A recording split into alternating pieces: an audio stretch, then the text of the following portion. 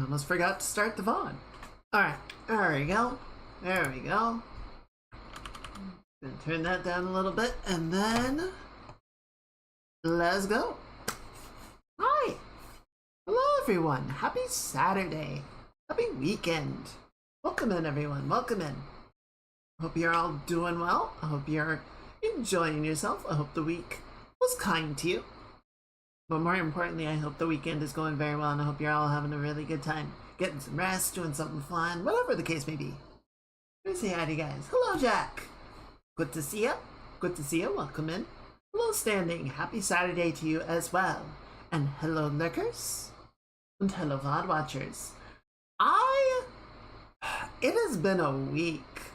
Man, it has been a week. Let me tell you. I mean, all the stuff that I've already complained about, so I'm not going to complain about it again. But, you know, yesterday, I had mostly off. There was a meeting I did have to clock in for, so I showed up for like an hour, so it was like, okay, let's just do the meeting. Because it was like, it's easier just to show up and not have to explain myself than to ask them to reschedule it. So it's like, fine, whatever. But I tried playing more Star Citizen. On that note, let me jump away for a second. So I was saying when we were playing on Thursday that there's a free fly going on at the same time as DefenseCon, you know, and that was a big part of like why they wanted to get DefenseCon and 4.8 out when they did.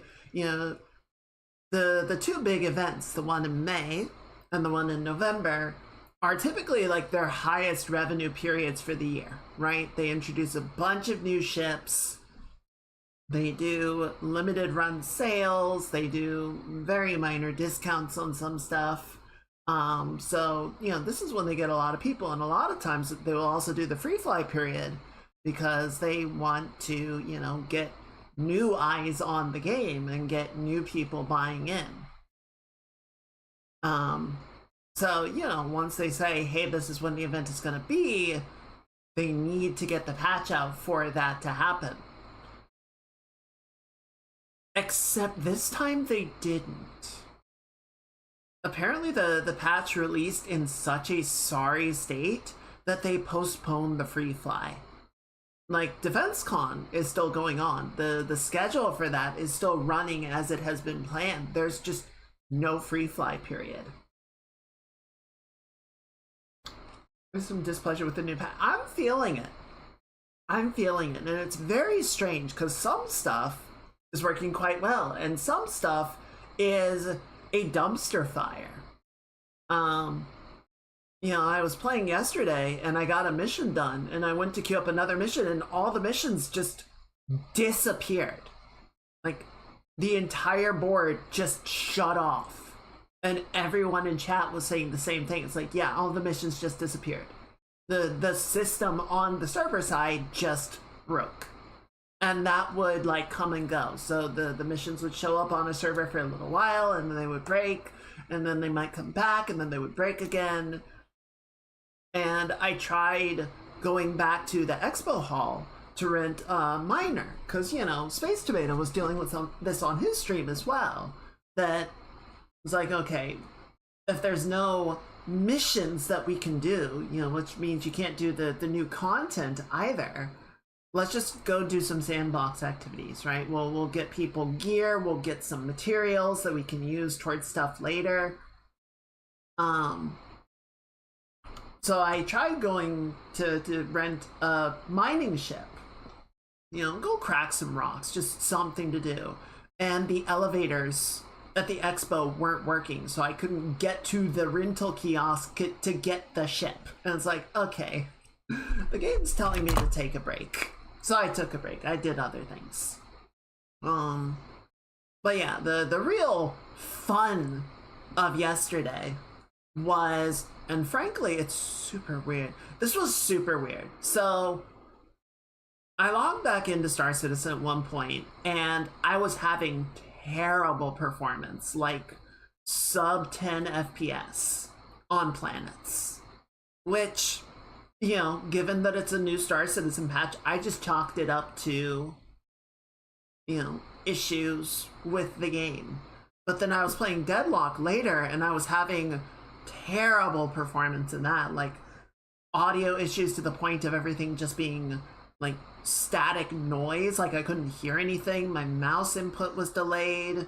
My frame rate was like half of what it should have been. It was terrible. And I was like, what the fuck is going on? So I finally updated my graphics drivers for the first time in like 10 months. And before you get on my case about that, I never update my graphics drivers because I never trust NVIDIA to make graphics drivers that don't break on their own. So I did it out of necessity, not because I was like, yeah, I trust that NVIDIA has done their work correctly now. But that unfortunately didn't fix it. And what I finally thought to do, because, you know, I'm like Googling my symptoms, trying to see if, you know, someone on Reddit or Tom's Hardware or something can suggest something that works.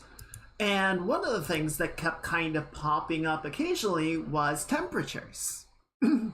So I had open hardware monitor on my computer, which I quite liked. But then at one point, Windows like considered one of its DLL files to be a vulnerability and just deleted it.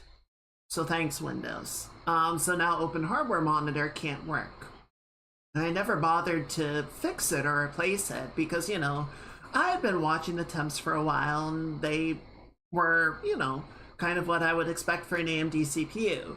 Kind of on the high end, but running consistently, stably. So I'm like, all right, this seems fine. So I went and downloaded Core Temp again, which I personally think isn't quite as good as Open Hardware Monitor, but it's like, I know that it works, so let's just grab that. And I grabbed it, I installed it, and I opened it up, and my CPU was like at its TJ max. It was overheating. Which, yeah, that kind of explains it. It was throttling, right? It was throttling to avoid going over the max temperature, and so the performance of the computer across the board was tanking. So that was fun. And so, you know, I did a little bit of diagnosing. I dusted the whole thing off, and it seems to be doing better now. Max heat since I booted it up today has been in the mid 70s. You know, we got the stream going right now. I've got Horizon running in the background, and it's hovering around 70 degrees. So it's like, it seems happier. I don't think it was, you know, running hot for long enough to cause any permanent damage. But, you know, anxiety brain is like, okay, so if the CPU is damaged, so like, what's step 1? Dust it. Step 2, replace the thermal paste. Step 3, replace the cooler. Step 4, replace the CPU. And then that could mean a new motherboard, that could mean new RAM. Do I want to get a new computer case if I'm doing all the, you know, snowballing. So that wasn't a lot of fun. And then, you know, last night I'm getting into bed, I'm dealing with all of this, and I felt like a shift. It didn't hurt, but it felt like something subdermal shifted. I'm kind of like, felt like a sprain. So nothing hurts, but I'm like, are we good? So yeah, just a lot of, I don't think I slept very well because I was just like, there was a bunch of stuff that I'm like, okay, I gotta potentially deal with this shit tomorrow. And yeah, that's why I put the message on the Discord of like, I might just need to cancel the stream. You know, especially if the computer was continuing to overheat, then it's like, obviously we're not going to try and run a stream while the computer is not capable of doing its job. But thankfully everything seems to be okay. I don't know about the sprain or whatever, the pulled whatever, but I'll keep an eye on that. Nothing hurts, it's just like, that didn't feel right. But yeah, we'll see. We'll see. So yeah, it's been an interesting like 24 hours. Not great. Not great, but it seems to be calming down now. Hello, Mage. Happy Saturday. Welcome in. Welcome in. Sometimes fascinates me how computers are now necessary infrastructure. They really are. You know, I was saying to my roommate, I feel like it is not unrealistic that like a homeless person would get a smartphone with a data plan before getting like their living situation sorted out, because being able to connect to the network is often like a necessary step for getting everything else stabilized. You know what I mean? Like having a computer and being able to access the digital social network is a requirement at this point. I hope so too, Mage. Yeah, after yesterday's scare, you know, I did some diagnosing stuff. I did see in the BIOS that the temperatures were creeping back up, and it's kind of seemed to unfuck itself right before I went to bed. Like it seemed to not be doing as bad, but I dusted the whole thing, cleaned the whole thing out this morning, and it seems to be happier. I played a little bit of Star Citizen earlier, and it was back to sort of the normal expected performance level. So it seems happier. We'll see it. I have my open temp open, or my core temp open, so I'll, you know, while we're doing the stream, I'll keep an eye on things. And if it seems like it's starting to creep back up into overheat territory, then we'll see what we want to do about it. So yeah, I don't know. It's been interesting. I've seen a lot of people picking up the early access for Subnautica 2, and they seem to be enjoying it, which is really good. I'm really happy for them. Could Star Citizen have left bugged activity in the system? It's not impossible. It's certainly, I guess, possible that something in what it was doing, like, upset the performance of the CPU and it was never quite able to recover. I guess it's possible. I certainly don't know enough about how those things would be interacting to say with any certainty, but it is definitely something that I could like keep an eye on. I have seen some people complaining about memory leaks, so that's certainly a possibility. It's possible that, yeah, something just sort of got left over and was getting like churned over and over in the processor. Again, I'm not a programmer, so I couldn't say like, oh yeah, this is a way that that could happen, but it does stand to layman's reason. Possible, yeah. But yeah, things hopefully seem to be kind of back on track right now. So like you mentioned last night, Windows 10 hasn't been updated because of the 11 swap. An update pending when I went to bed. I have an update. I do have. So in my taskbar, I have the update notifications. Like, your device is missing important updates. Select the icon for more info, but I feel like if I click on that, it's just going to say update to 11.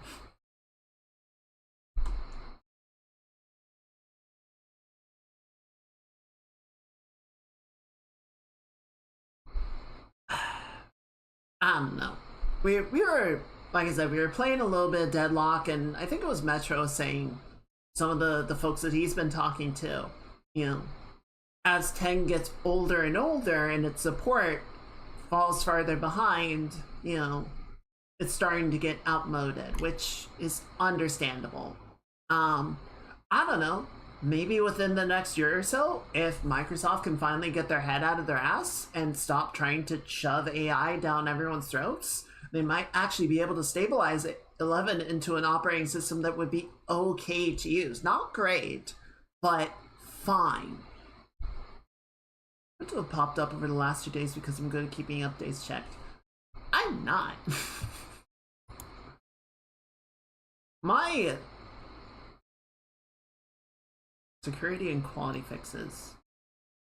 Okay, so yeah, it does seem like there's something to actually get for 10. Never mind 11. I'll have to look into that.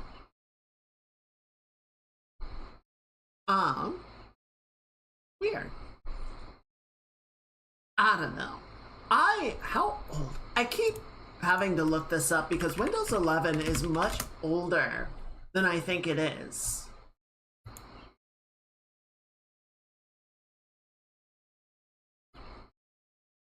Windows 11 initially released in October of 2021, so it's about 4.5 years old now. So it's too early to upgrade or to release 12 unless they just accept that 11's a wash and they need to redo it. It works, but that's kind of my feeling, is like, because the Traveler runs on 11, right? I bought the computer, it came with 11, there wasn't really anything that I could do about that. And like, it works, but I don't like it. There's not really anything about it that I like. It just kind of is. Someone on one of the Discords, we were joking about essentially using Linux to just make a new version of Windows. I would, if we did that, I would want to call it Frame or Frameworks. Right? Just no nonsense, no frills, no extra bullshit. Just, it is an operating system that runs a Windows environment and lets you run the software that you want, right? That's what I want from Windows. I don't need features. I don't need, integrated software. I just want it to be the platform. I want it to be the framework to run my software off of. And I feel like they don't understand that. Porthole, a window under the radar. That's good too. That's a good one too. Might be a little bit easier on the search algorithm as well. Porthole OS. And then you could call it FOSS. Okay, you know what? I'm more and more on board with Porthole. That's good.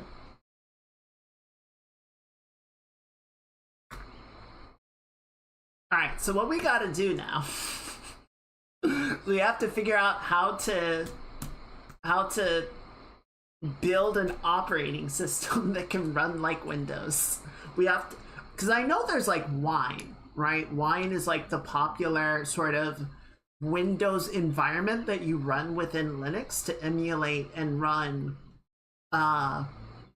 Windows software. And that seems to do pretty well. I've heard good things about that. I think the big problem is when I've seen some people, because I have done a little bit of digging into like, can I run Clip Studio? Can I run this? Can I run that? And it seems to do pretty well, but it's not perfect, and some stuff does break, right? So like some of the functionality in Clip Studio doesn't work very well, or there's like noticeable lag. There's issues. So I'm still very like hesitant on the idea of jumping over to that, and I would prefer something a little bit more like it just works, but my hope is that, especially over the next couple of years, so my hope over the next couple of years is two things. One Apple manages to put some real pressure on Microsoft, right? If that whole sort of speculation about the new CEO does bear fruit and we start to see more like consumer line Apple products, less premium pricing, more sort of apples for everyone. I think there is a margin of users that are like, I just want a functional, easy computer for a reasonable price. And Apple's providing that, Windows can go fuck themselves. So I feel like that could put pressure on Microsoft. And then, continual migration over to Linux as that, gets bigger, gets more support, gets more tools, gets more branches that, do the things that people want, could continue to have a snowballing migration. And neither of those are going to like pull away the majority of Windows users, but I do feel like they could eat away at the margins enough to really light a fire under Microsoft and get them to do something. That would be nice, but that might also be a lot of hopium on my part. We'll see.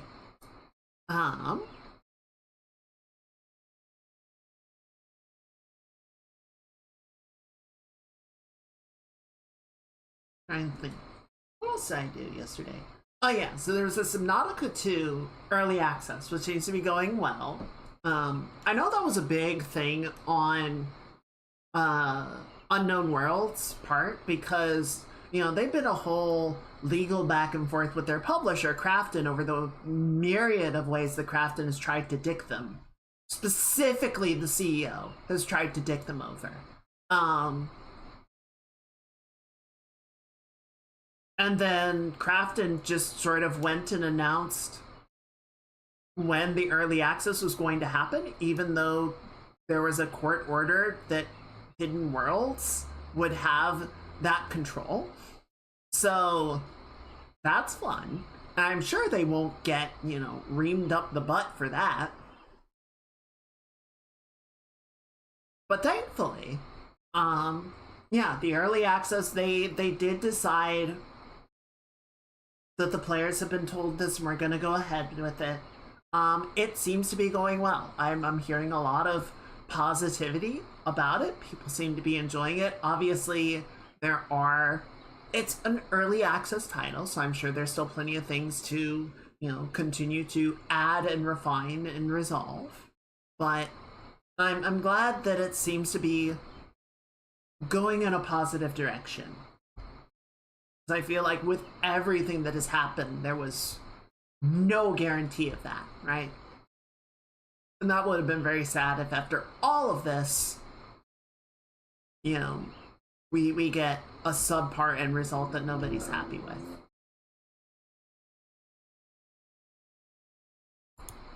That would be very sad. So yeah, I'm happy for them. I'm glad it seems to be going okay, and I hope Krafton, just gets it up the butt. Specifically the CEO.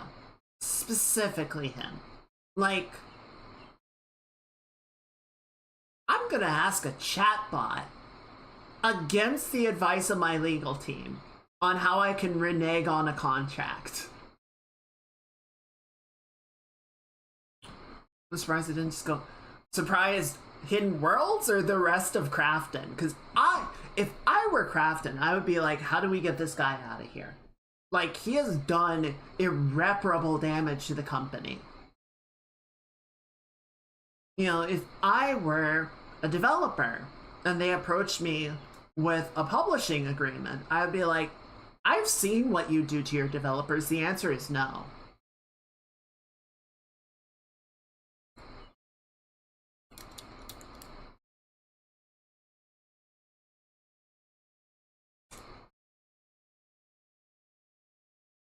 So, I don't know. I'm glad it seems to be going okay, but Jesus. I think that's about everything that's been going on for me. Like I said, yesterday was not a lot of fun. It's getting better today, but I'm sort of, You know, after you're done with a stressful situation and you're still sort of like recalibrating to a low stress situation, but you're still like kind of on edge, like, okay, but what else is set up to go wrong? That's where I'm kind of at right now. So hopefully nothing, but something could go down somewhere at some time. So look sharp! I did, in the midst of all of it, get a little more work done on the model. I did kind of get into a nice lock-in. The new outfit, been doing a lot of drawing on that. It's taken me a little while to sort of get the feel good. It's a bit of a challenging one. It's been an interesting challenge because it's simultaneously like, you know, I sort of got the block out done. I'm like, is this enough? Like, it feels very simple, but I think it's working. I think it's in a good spot, and I think I finally sort of got like the feeling of the fabric and everything in a good balance. So I'm happy with how that's developing. Though I was watching Aiko's model debut last night, and the Mad Lass debuted both a new live 2D model, a new VTube Studio model, and a new 3D model. I'm just like, you're insane. But she plays Beat Saber. And it turns out she's like really big into like VR and 3D setups. Like, she knows her stuff. She's cracked at it. So, you know, she's been doing some Beat Saber stuff, and I think she was talking about some of her plans to like make a full-on 3D studio and maybe do like animation capturing stuff for like not FMVs, but like SMF videos, stuff like that. So really interesting. But her new 2D model is gorgeous. It's so pretty. It is so well done. You know, the capture or the, you know, tracking settings are really good. So that's definitely something that I need to take into consideration on mine. It's like, you know, not just is everything well drawn and everything, but is everything sort of configured to be as high fidelity as possible. But then also it's like, fuck, those eyes are really pretty. So there's been a bunch of stuff that I'm just kind of like, I mean, this is working. This looks good, but now I kind of want to go in and be like, it's good, but can it be better?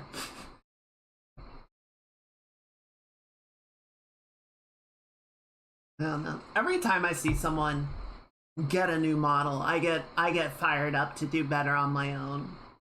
So, you know, I got the reference image for her new model.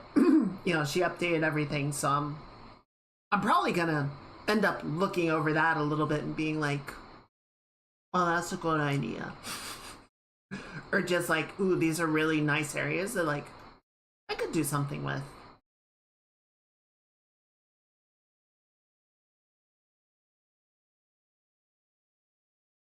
See, I already did updates to the hair. I'm wondering if I want to do another round of updates to the hair. Not like the setup of the model, but just like redraw it a little bit, make it really pretty. We'll see. We'll see.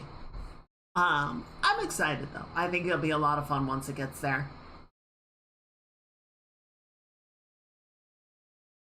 Alright, what do you say? We've got a game to play. Why don't we go ahead and jump into that?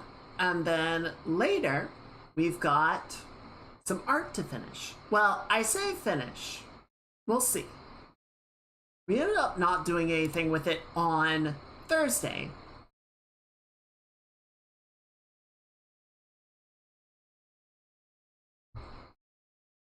You know, it was so strange. Like, normally, when things don't work in Star Citizen, it's because the game broke, right? Like, oh, I tried to do a mission and the mission trigger didn't activate. Or you know, I fell through the floor, or my ship won't spawn, or, you know, just anything like that, right? Normally it is some fault of the game that just interrupts your game flow. But when we were playing on Thursday, the game was surprisingly performant, right? Everything that stopped us from completing a mission is honestly kind of my fault, right? Going into a firefight without a gun, you know, having a ship that was too small to carry the cargo that I needed to, going to the wrong location. It's like, oh, this is all just user error.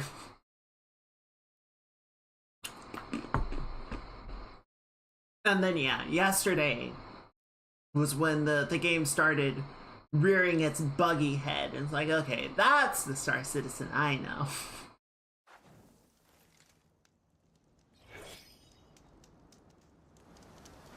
Okay. Yeah, she seems happier. And frankly, I think the updated drivers did actually, like, improve the frame rate of the game a little bit.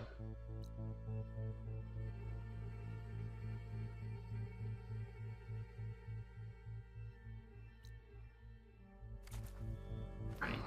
What I would like to do, let's go back down the beach a little bit. See if we can't find some... A fish! A bass.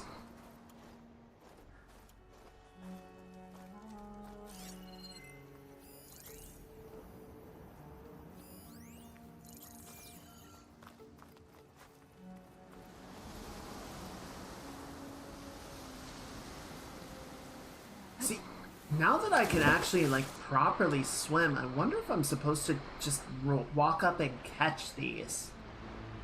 Is that a stingray? I suppose it's not necessarily a stingray, but it's some kind of ray.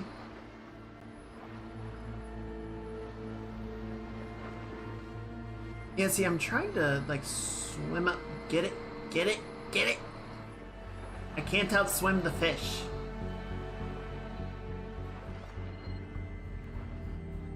Is that a moonfish? Spook me.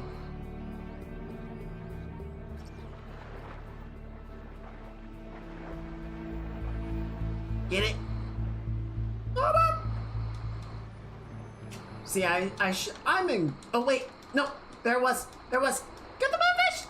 Yeah! I did it. That's the first moonfish I've seen. We need it for, oh yeah, precision arrows. Definitely want that. Hopefully there's no machines lurking out here, because that would be awkward. Okay. Oh, moonfish bone. I don't need no moonfish bone. I need their skin.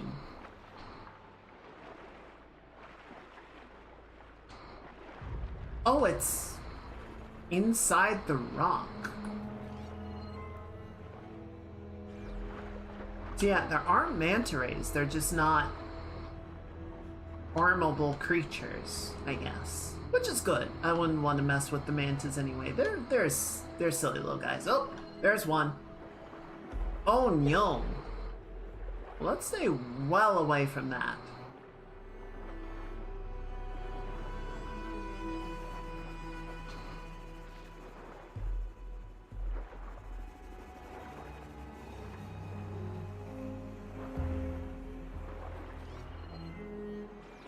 See, I don't think it's unreasonable to be like, yeah, you as excuse me, you as a person are not going to, no, that was the wrong thing. You as a person are not going to be able to fight underwater as well as a machine that is designed to be down here, right? That's fair. But I don't know, the end result is that, like, underwater gameplay is not a lot of fun.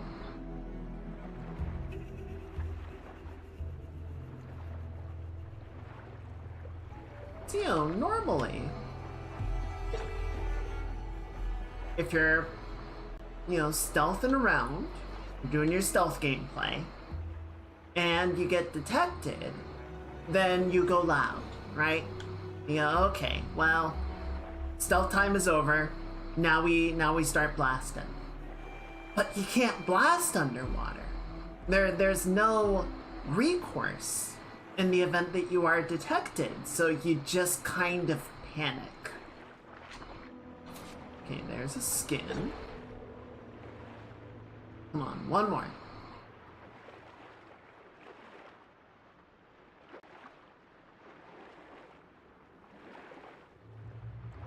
So it wouldn't be as bad if there was something to do about it, you know? There we go.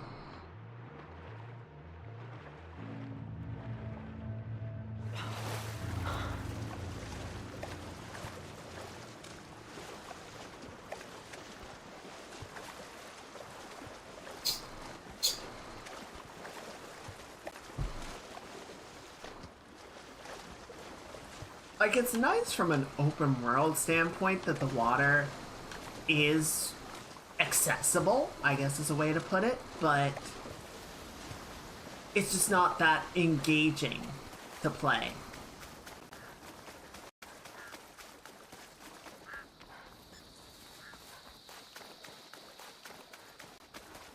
Mage, I think you were saying the number of people that are playing Subnautica 2 up around here. despite having thalassophobia is like, I don't know, that's kind of a testament to the quality of the game, I feel like. Outlander, will you trade with the I don't know. Do you have something that I want? Meanwhile, Steam has Subnautica 1 on sale, so I'm starting with that. Oh, you're getting it? Let me know what you think of it. It's a very neat game. You know, it's a, what's the word? It's a survival crafter, which is not my favorite style of game, so it's never really been on my to-do list. But, you know, can't deny that it is very good in that regard.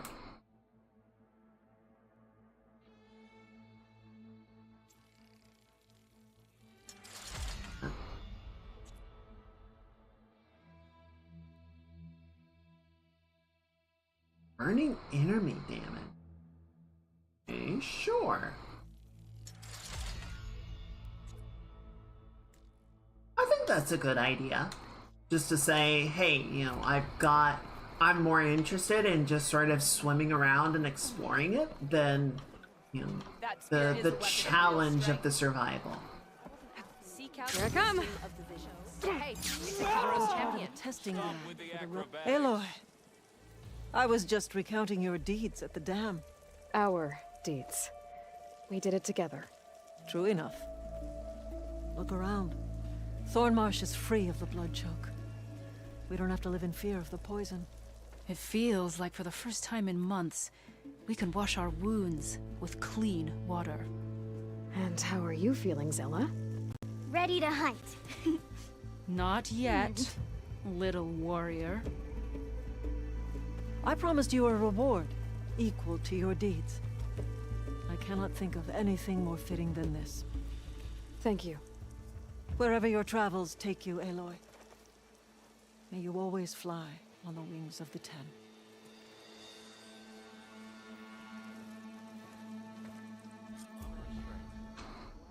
We did it. To knock the Reaver. Ooh. Okay. It's pretty. You guys can't really see it. It's a nice looking armor. Okay, where's that? Yeah, Delta Sharp Shot.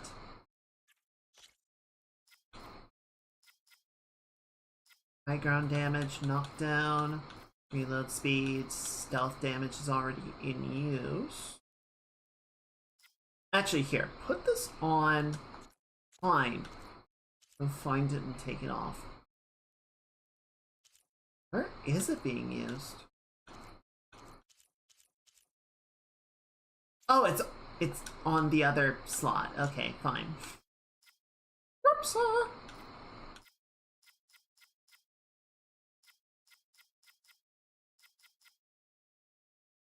I guess put that on for now. I wish the coils were more... I don't know what I wish the coils were exactly. I feel like the upgrade process in this game is so slow that you kind of just don't really make a point of using the coils, and by the time you actually start getting stuff that you can apply them to, you're just not thinking about it. That's my experience with the game so far.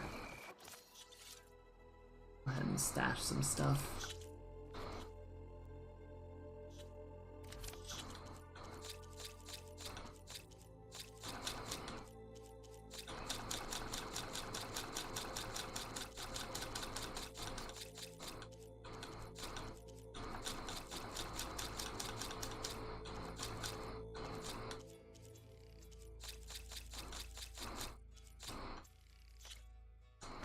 There you go.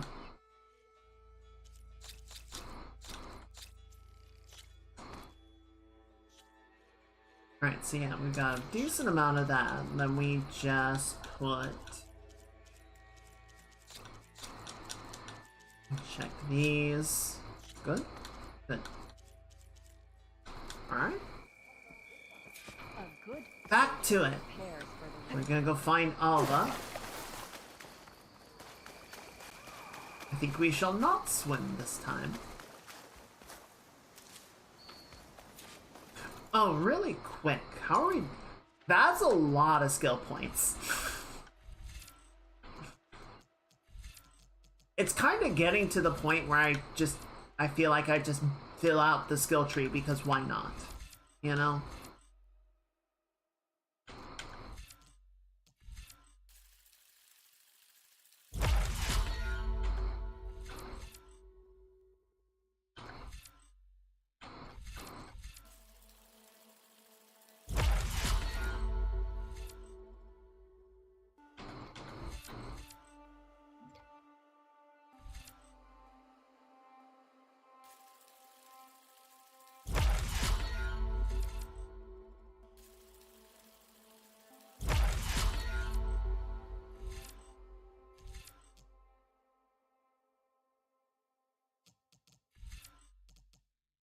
Why is this glowing like this?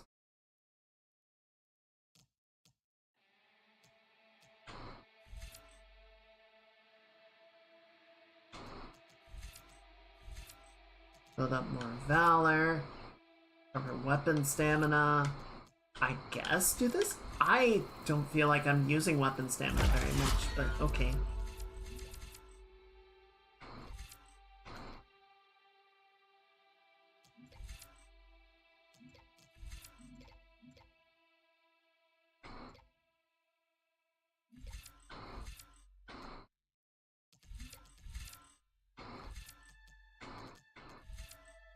Recover weapon stamina and during additional valor when using silent strike. Sure.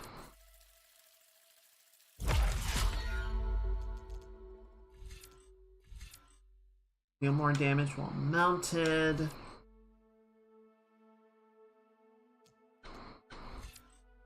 Take less damage while mounted. You see, I don't really care about these. Is the problem.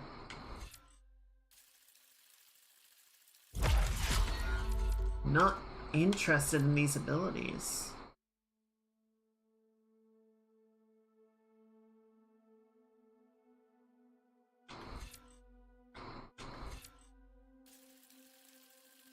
Do that, why not?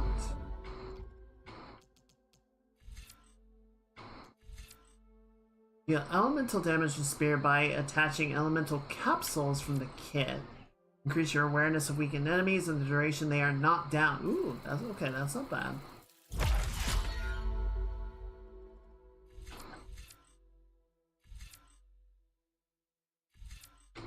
And then yeah, this is all just melee combos, but I don't care.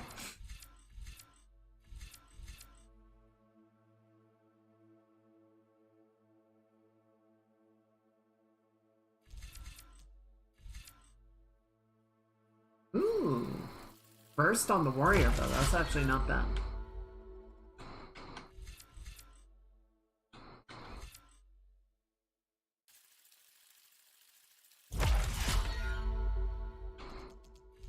Okay, and then where are like these I can't upgrade.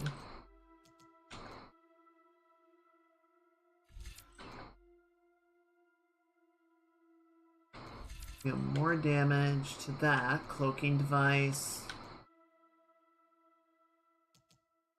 Powerful shockwave. Chargeable damage absorbing shield. That's probably worth getting.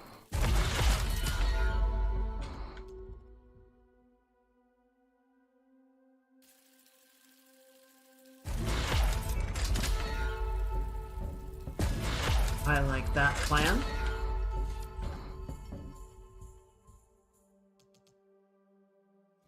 Okay, so let's just back out. So, where is that option though?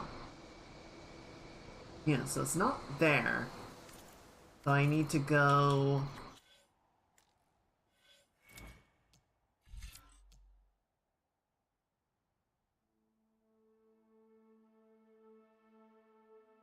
Activate Valor by opening the left bump, the wheel, and then tapping right bumper. Okay. Well, we'll try that next time we get into a fight.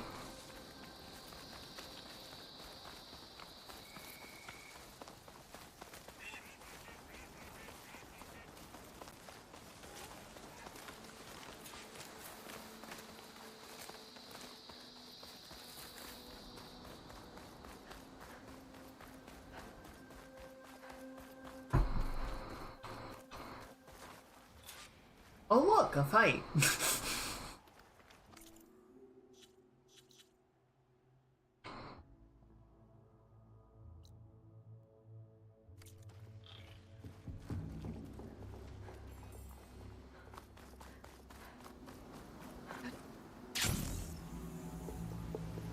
I think I'm actually just gonna swim it.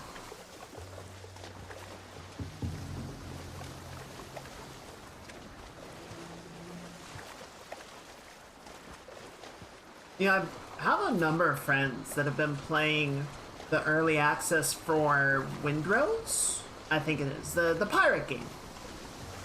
They seem to be really enjoying it. I haven't heard much lately, but they've been busy with real life stuff, but I don't know, it seems cool.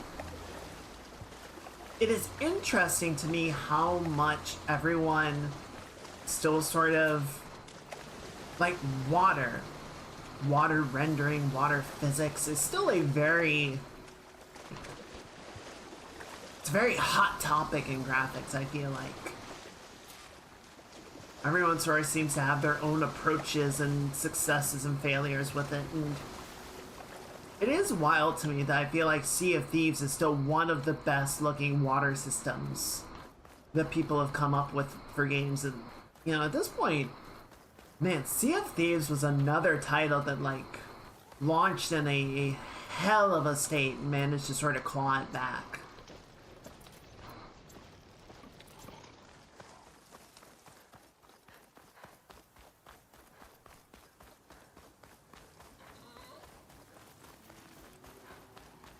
But I feel like even at launch, no one could deny the... Oh, fuck. Slaughter Spine. I don't think I've encountered a Slaughter Spine yet. I want to scan it.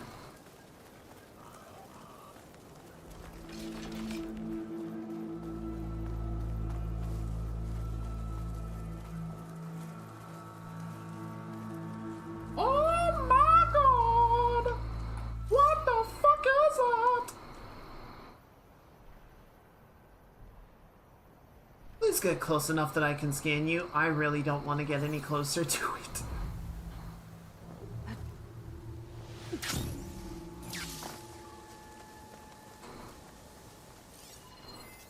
There it Frost goes. will make it brittle.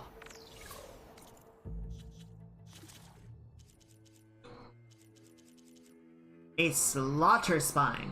Formidable and deadly combat machine. After its plasma energizers charge up, its attacks are enhanced with plasma and it can unleash devastating special abilities.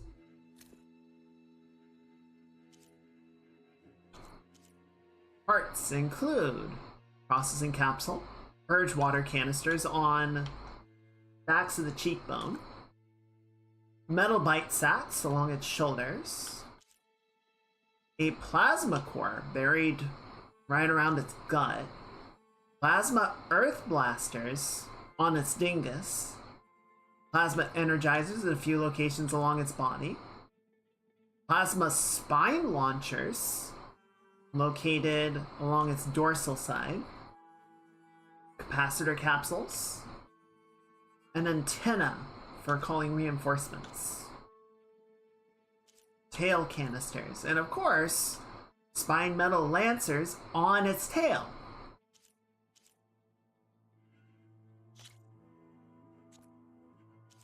Can be pulled off and used as a weapon. Same for the lancers on its back. Any special components?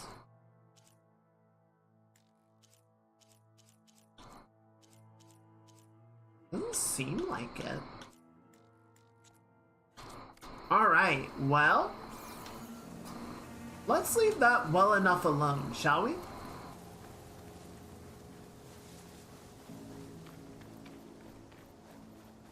Okay, time to cross the water and look for landfall and Ulva.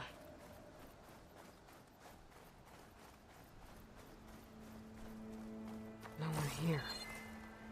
That's strange. Well, nothing's stopping me from taking a boat.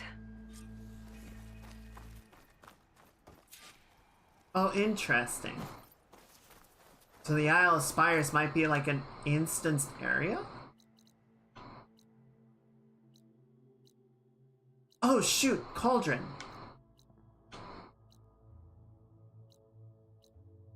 You know what? Let's focus on the main thing for right now. We can come back to that later. Unless it says like point of no return, in which case... No.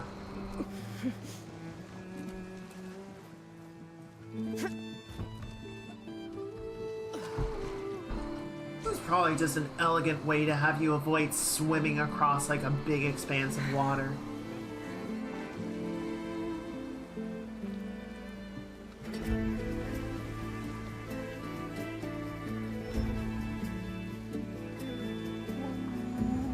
Of course it's raining while I'm doing this.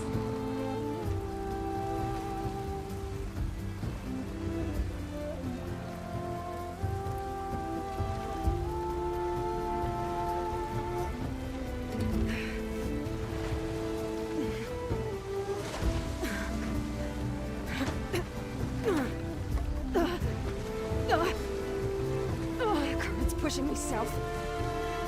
There's no choice but to head for that beach.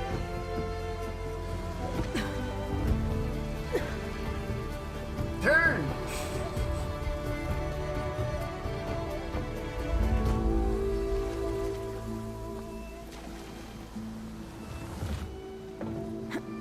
Not bad for her first time with a boat. I'm assuming it's her first time. I mean, she grew up in the mountains. I don't think they did a lot of The boating. ferry either. Where are the Quen? Concerning. I guess. I better go find it. Should be to the northeast. That's a cool structure. Frickin' trees are like, yeah, we can work with this.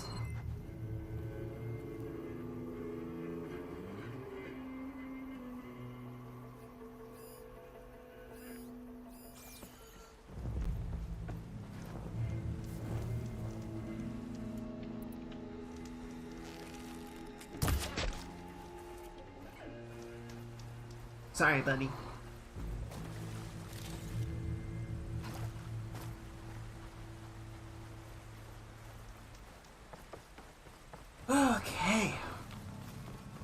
Well, this seems very lovely.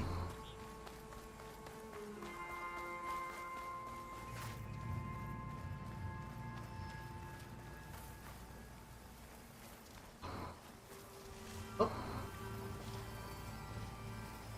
What is that?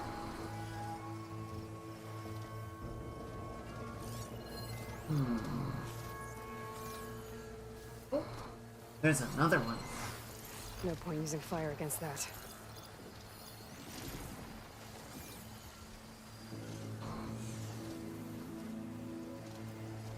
Let's let him wander off.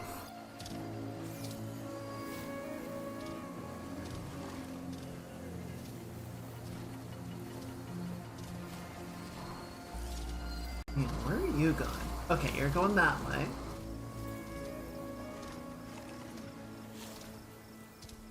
You could do a little turn right here.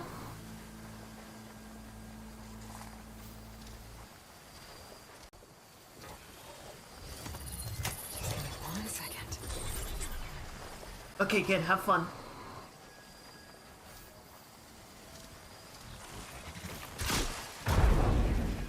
I've released a menace.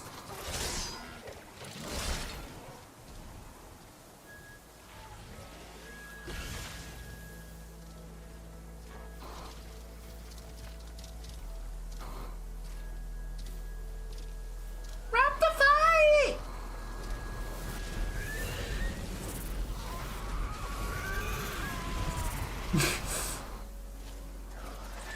And then they were both fire resistant.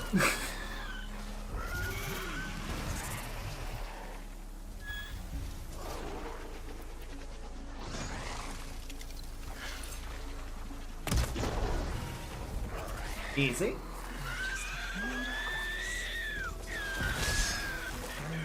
My God.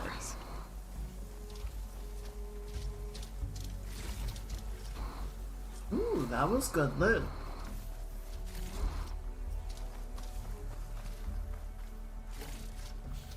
See, the cooldown or the duration of the override on this one isn't expiring, and I don't know why some of them expire and some of them don't. It seems somewhat inconsistent. So it's telling me I should go that way. I suppose I will. No, I didn't want to get on. I didn't want to get on. I would like to get off now.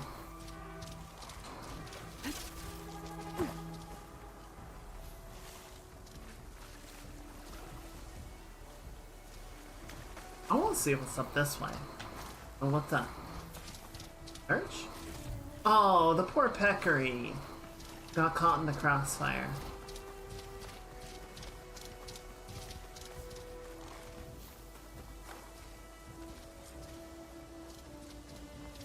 So granted, there's a lot of time period where, you know, stuff could continue to happen. Oh!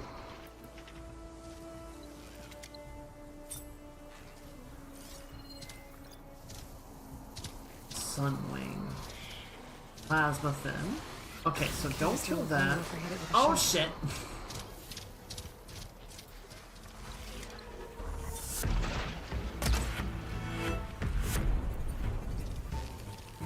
Alright, well I guess it's on.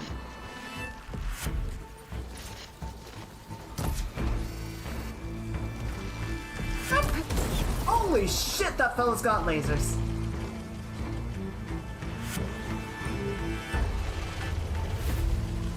Or no, he's just throwing balls of plasma at me. Well, both, I guess.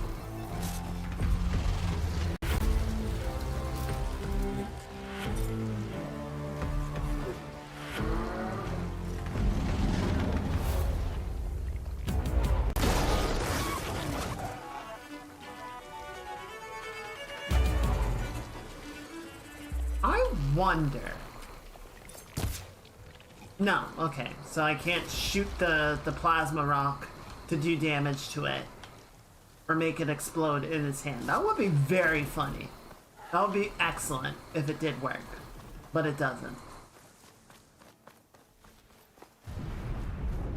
I'm wondering what this tower is. I'm trying to remember where in San Francisco something like that exists.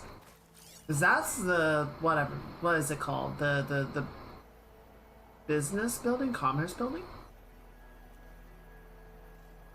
Hello, Sonic. Happy Saturday. Sorry you've been having a stressful day. Hopefully you're feeling better.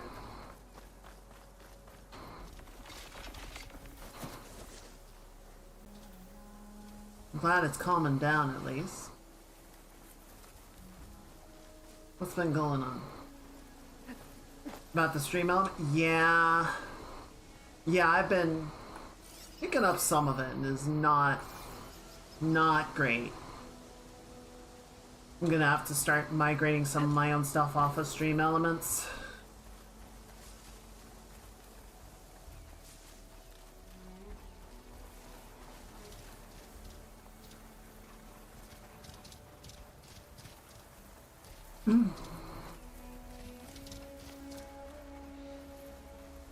You know what? I want to get rid of this Claw Strider. The fact that I still have him is somewhat not helpful to being able to stealth around, because he's just gonna engage anything and everything with a pulse.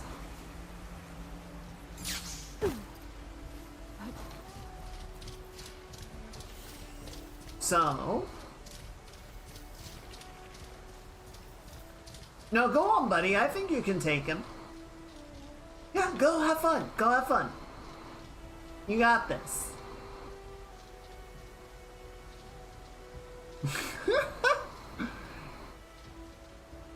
No, go for it. Go for it.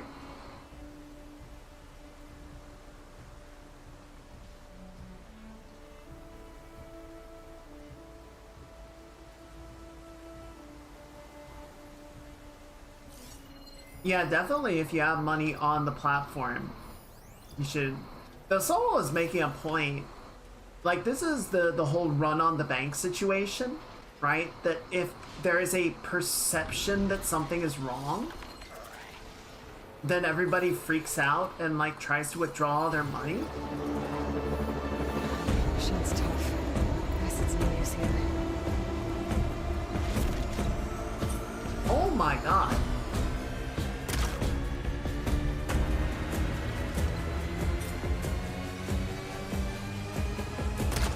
This was a mistake on my part, I feel like.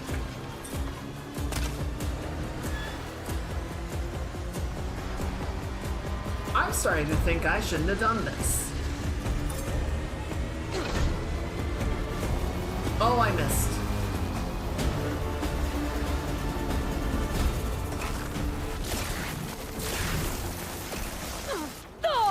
Ow! I'm sorry, he could just throw plasma through the ground?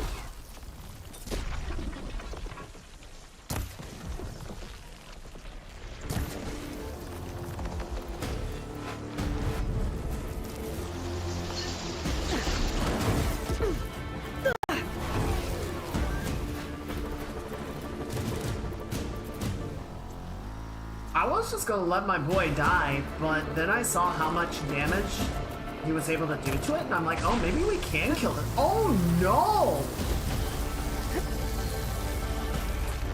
Why does he have fucking Gundam satellite lasers?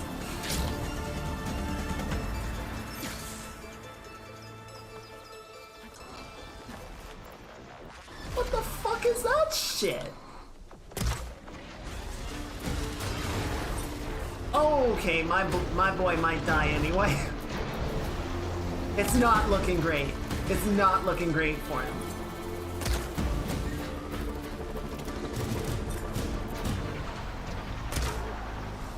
Oh, I missed. It's down! I don't think I'm gonna get to it in time.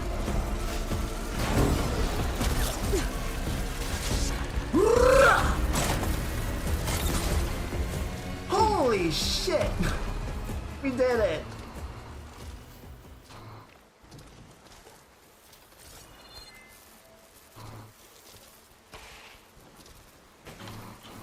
I'm gonna be honest, that went a lot better than I thought it was going to.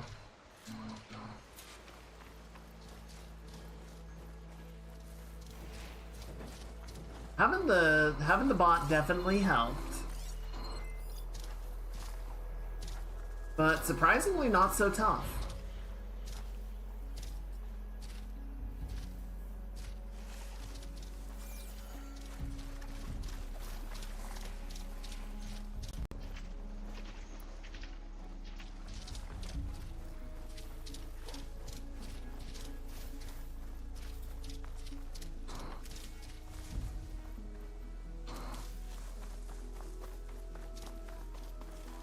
I'm glad that a lot of like the additional weaponry and stuff that they added is not necessary, right? Like I never feel like I have to use the slingers and the this and the that and the everything else. Like it's fairly opt-in terms of added complexity. I think the main thing is just I wish they didn't nerf the tripcasters so much compared to the first game. I don't know, one person was saying about the whole stream element situation of why didn't they just like make a subscription model? It's like, because subscriptions suck and we've already normalized them enough. Gotta find the right cauldron to learn how to override that machine.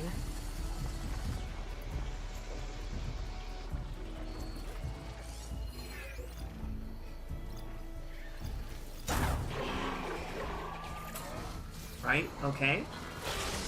Right, okay.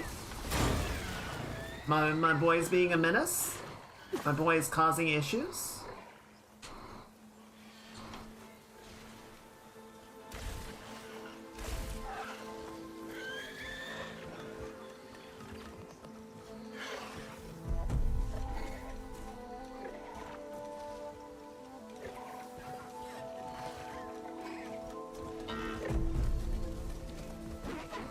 Is this where he meets his end? Yes. Yes, it is. You did good, buddy. Now you may rest. Oh, now I feel bad, though. He's suffering.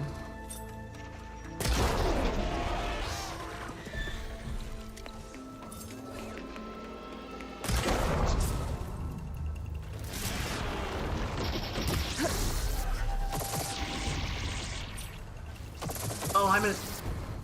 Oh, his friend woke up. His friend woke up.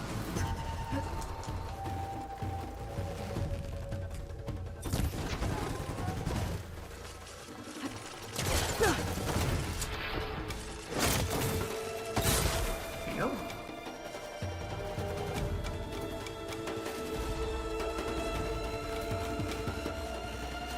Where's the part?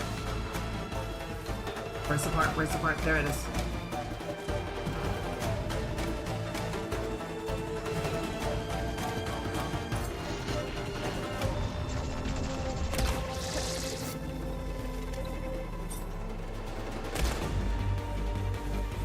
That was a lot of damage.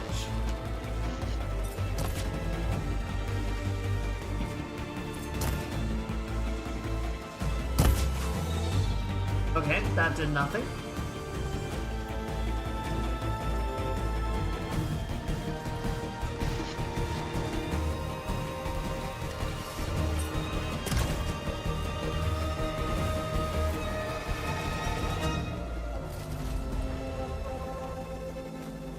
Alright. Nothing too bad there. I'm just kind of wandering at this point. Just exploring the zone. It's a very nice area. But I do kind of have to wonder what happened to make... Like, San Francisco is hilly, but not like this. I have no idea where I actually am.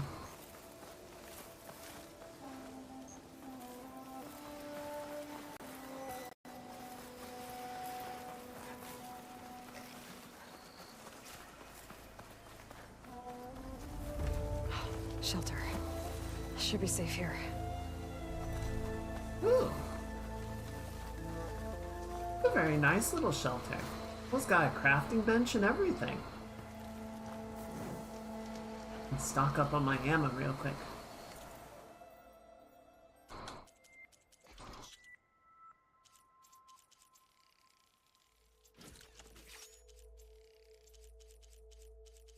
You were actually pretty good. And arrows. Yeah. That all looks fine.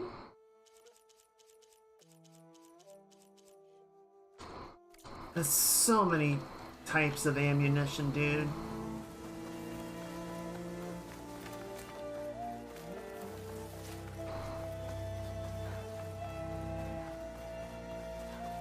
A monkey!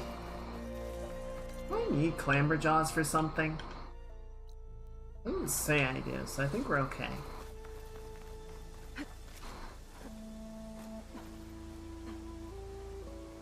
Okay, game, thank you. Uh-oh. Okay, good. For a second I thought I'd gotten stuck somewhere. Oh, there's ruins. So these are the ruins of San Francisco. An entire city of crumbling towers. And somewhere buried out here is Thebes. I hope Alva and the Quen can help me find it. I mean, it wasn't always crumbling towers. Water in my boots. Wow. It's pretty out here. Let's see, so we got some stuff over there. Okay, there's the monkeys. There's a lot of ruins out here. That broken building looks interesting. I wonder if there's something inside. Well, there's a crate. But how to get to it?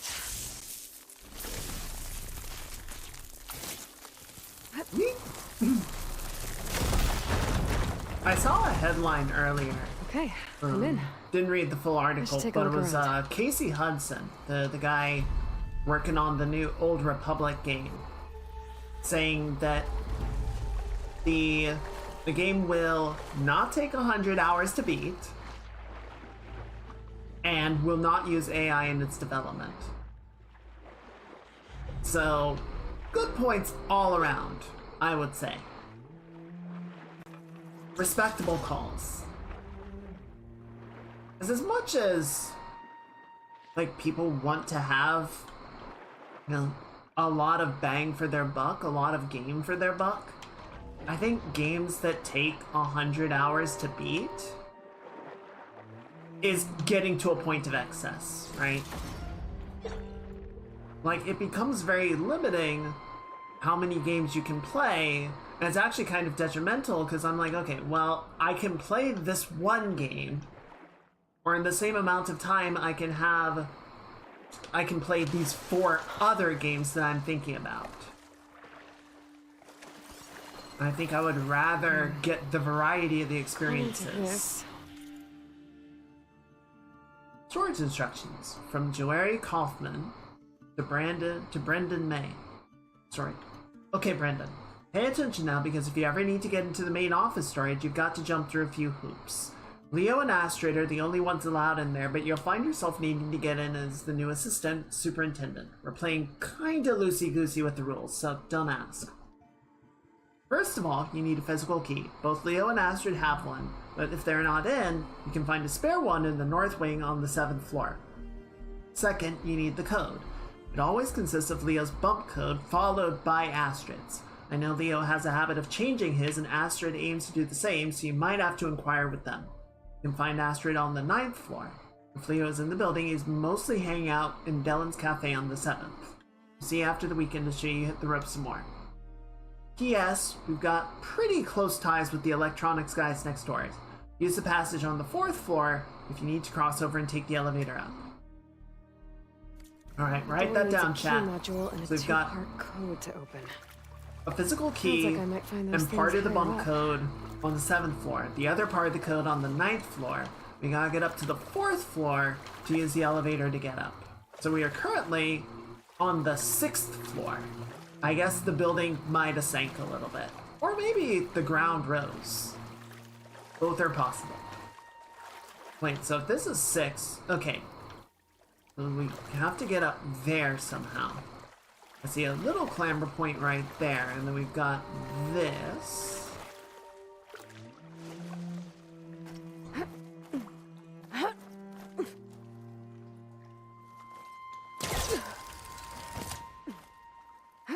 Okay, so now we're on 8.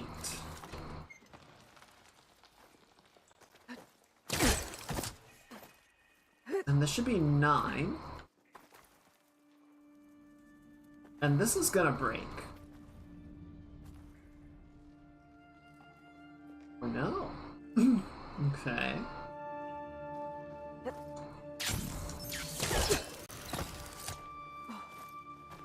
Alright, so now are we? Okay, this is 8th floor.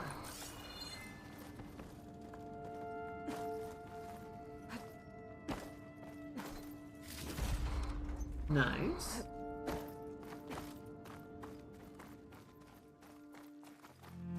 Okay, there's the elevator.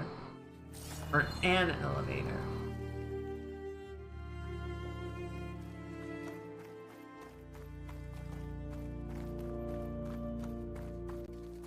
Okay, and there's a crate.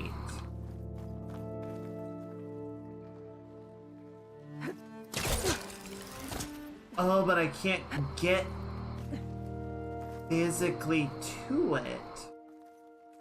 Okay, fair. I think the only thing I can do is pull it down.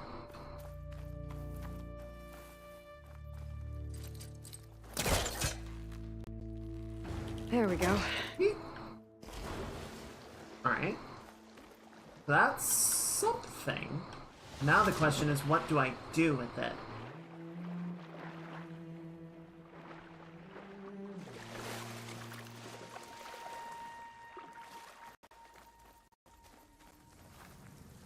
A relic. Okay. How do I There's the get to it? relic.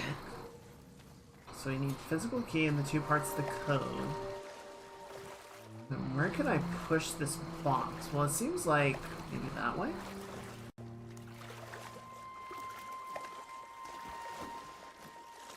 Yeah, but I can't push it in the water. So what's over here?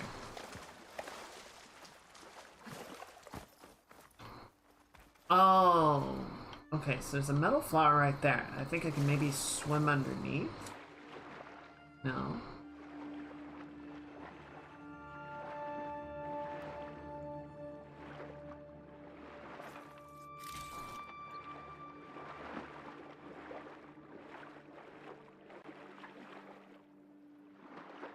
I think I was just here.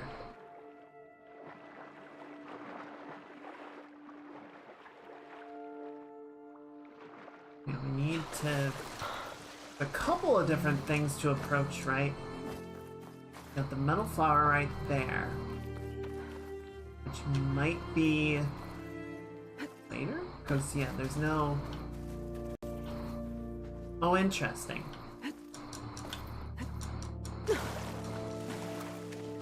Bunch of stuff that we can climb on the outside of the building, so that might have something to do with it.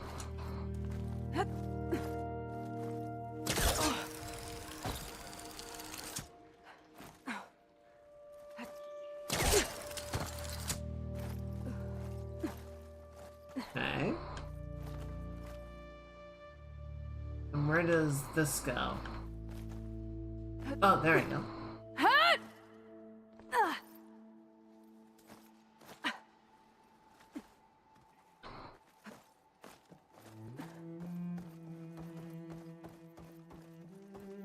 Okay, nice. Okay.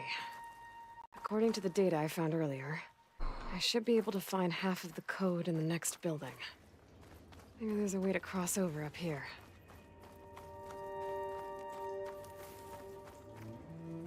Alright, power cell.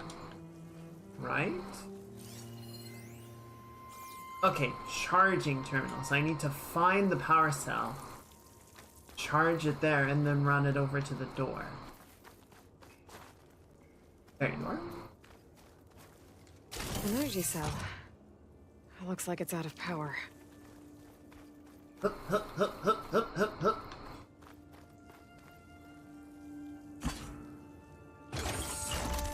There we go. Energy cell's charged up. Of course, it looks like it's unstable. Where do I plug this in? Hup, hup, hup, hup, hup, hup, hup, hup.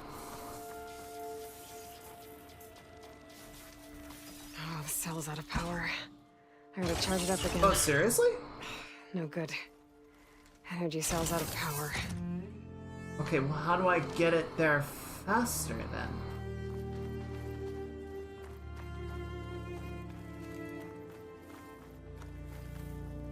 That's a dead end. Can't run it.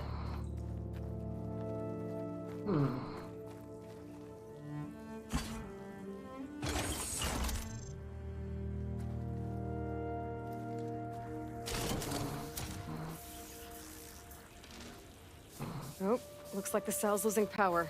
Yeah, I got that. I'm working on it. Ah, damn. Too slow. Okay, so Oh, good. just barely. Energy cell's out of power. Too slow. Well, what can I do that would be faster? There's the other building. Past that big hole in the wall up there. How do I get over to it? Aloy, I honestly have no idea what you're looking at. Oh.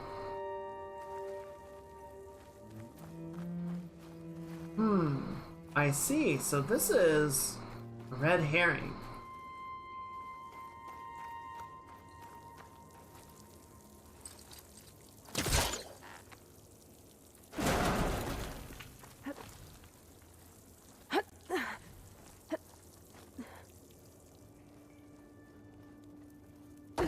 This is the charging station I need to actually use because it's a shorter route to the elevator.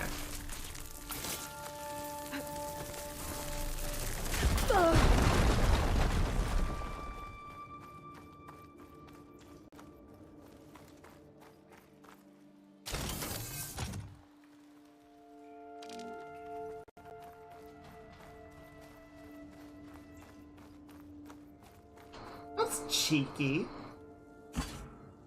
I think I can make it to the elevator from here.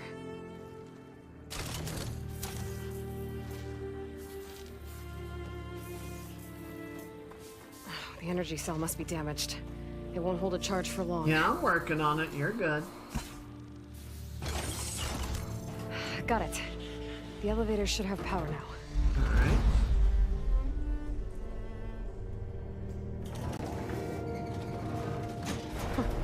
Can't believe this thing still works.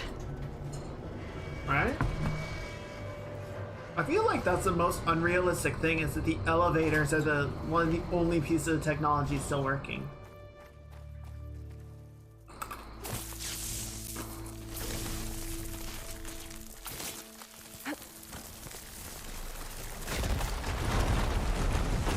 Okay, so crate here. Pull it out of the water.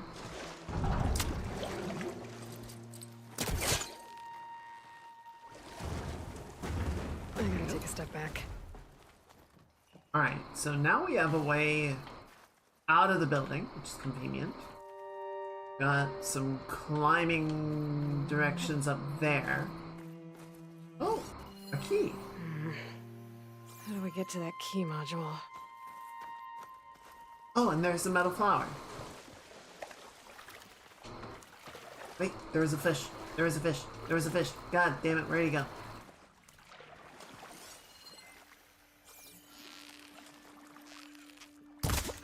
Haha! You're mine, fish. Hell yeah.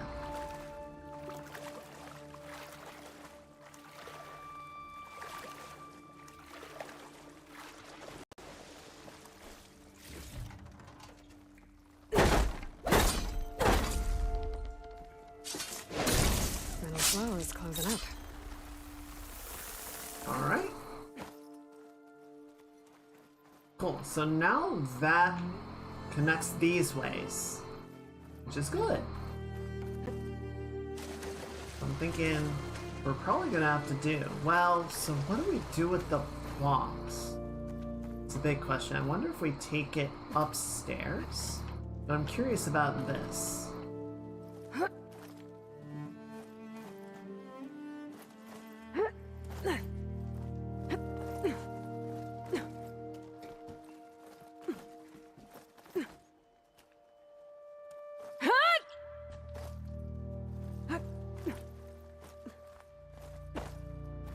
Okay, so this is where I was. Oh, there's a cable bullet. Oh. Well, I'm Ow. not getting up to the other building that way. Ow.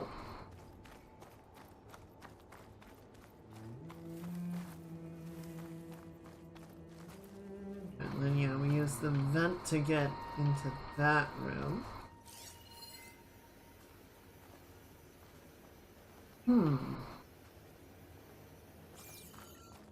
I might be able to... Oh, you know what I can probably do?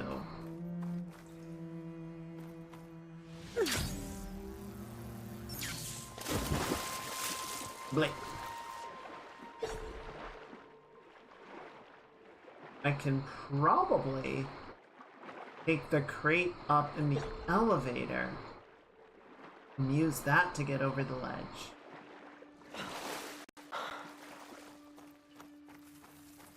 Assuming it'll fit. It looks like it'll fit.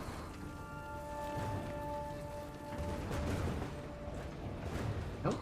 That's a big elevator.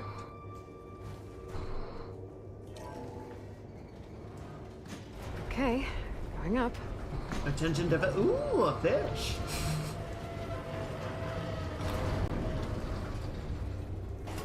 I feel like open world games so often are just like ADHD traps. I'm like, okay, I'm gonna focus on the main objective. Ooh, side quest. That should help. Ooh, collectibles. There you go. Okay, I should be able to make the jump to the other building. Made Nope. it. Do not I think jump. the office I'm looking for should be around here. Okay, that looks promising. We got an access console. My chest.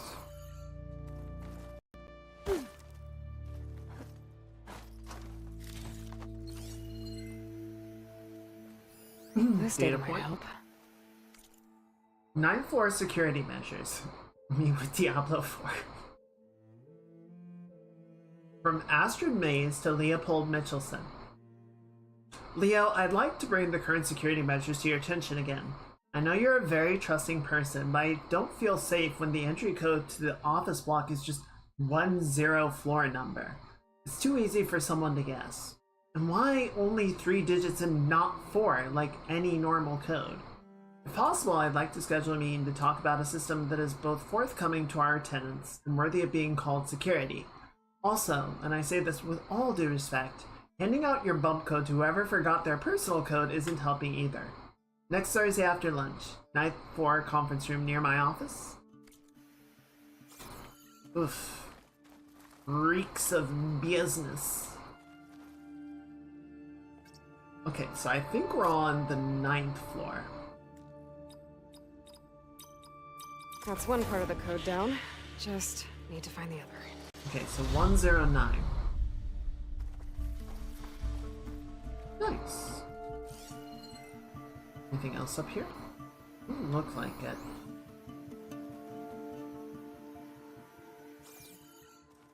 So we can put... Oh, careful! Alright, so I think that goes all the way back down. I don't want to do yet. And that's where the crate was, I believe.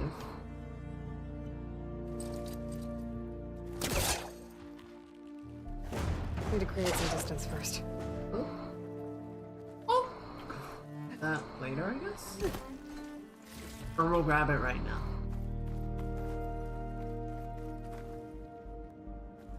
Okay, so... Now... we need to find the key module, which is going to be on the 7th floor.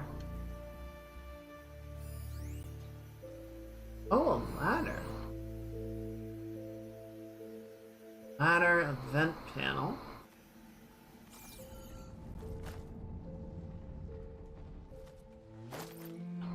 Ow. Where'd that ladder go? That ladder Right could be there. useful. Just Right gotta there. find a way to lower it.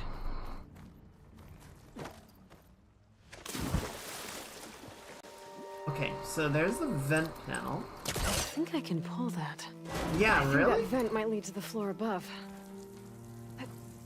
Oh, and then I need the box to get to it. It's too far away.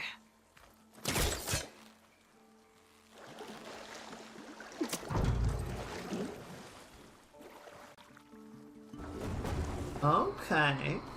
We're putting it together.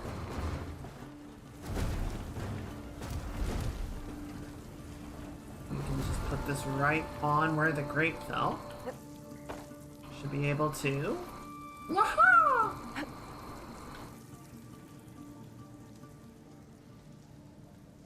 Other way.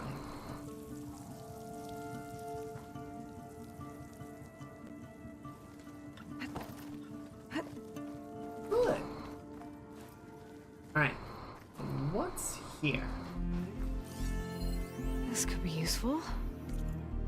Regarding Locked In, from Leopold Mitchelson to Dellen Wells. You're lucky you can cook, Dellen, because by all that's holy, you were last in line when they handed out the brains. I've told you 1,000 times that I don't know your access code. Even if I did, I couldn't send it to you. It's against regulations. But I can't leave you stuck in there either, so here's a compromise. Use my bump code this time. Open the radial interface on the console, start with a 2, and from there, just hit each number counterclockwise. So from right to left. Delete this mail and don't tell anyone I sent you this, especially not Astrid. On the other hand, doubt you'd even remember if you tried. Damn. Leopold's getting a little testy.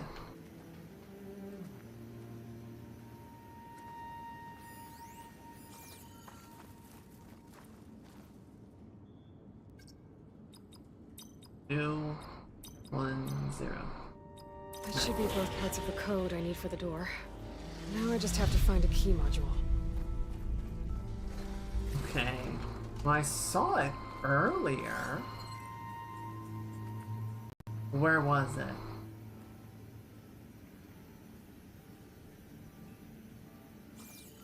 I think they said it's on this floor. Right? That's the elevator back down.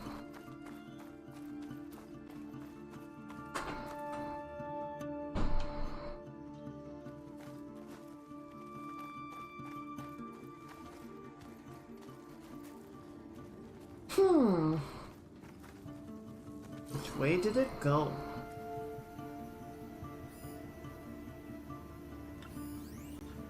No, I think that's the relic.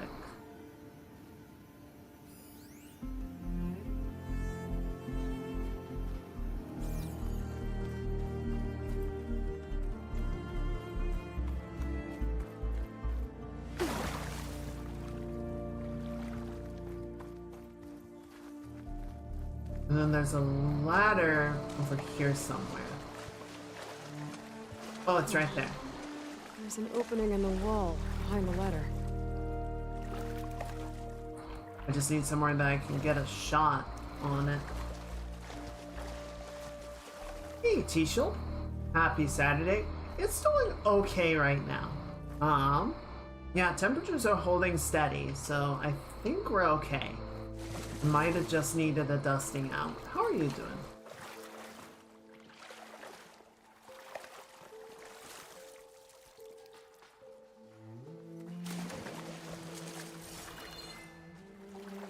Okay. Yeah, I don't have anywhere that I can stand.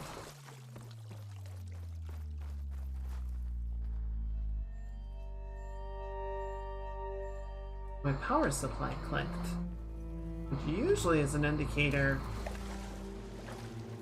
of an event. Is the stream okay?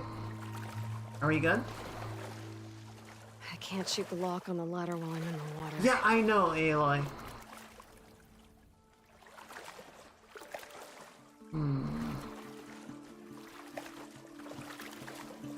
Okay, so if I can get up there, perhaps?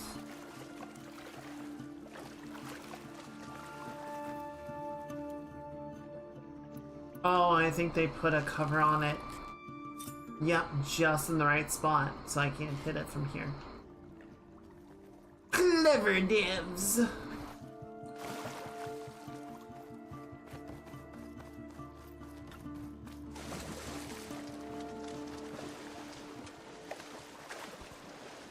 there's the elevator. There's the key module.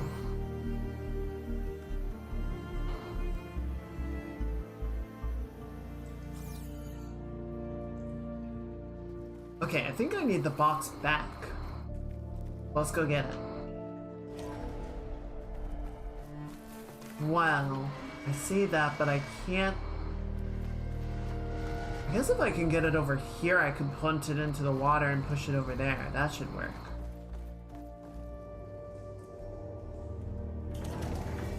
Oh, that coffee. You should fix that. Coffee makes any day better.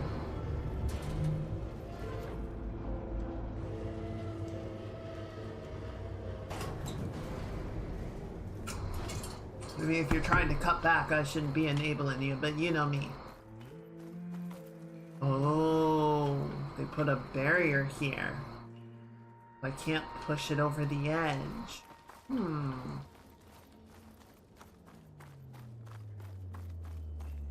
push it that way.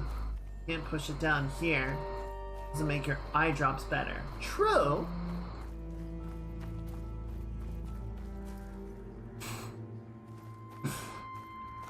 I used coffee for eye drops and now my eyes are vibrating.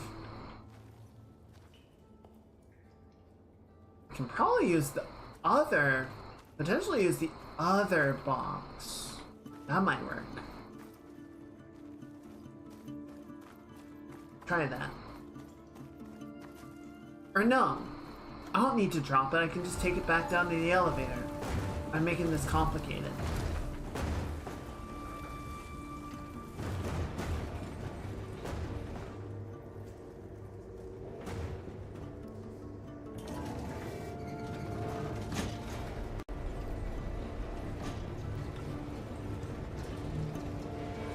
I can see the future of worlds that never work.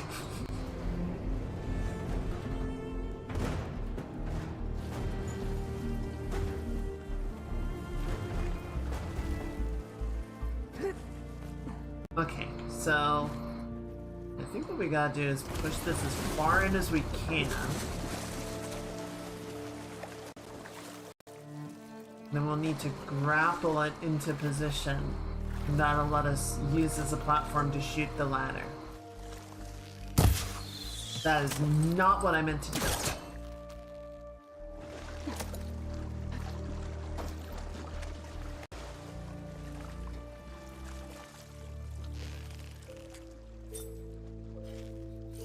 Where is it? There you are.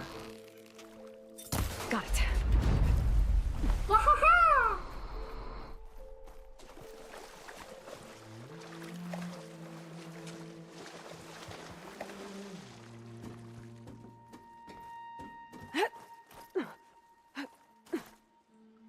Alright, and then...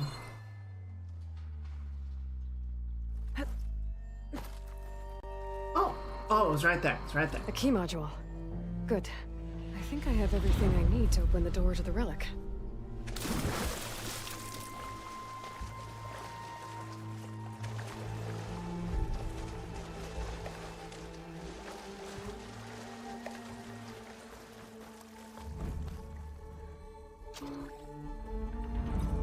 So we got that. Okay, now for the code.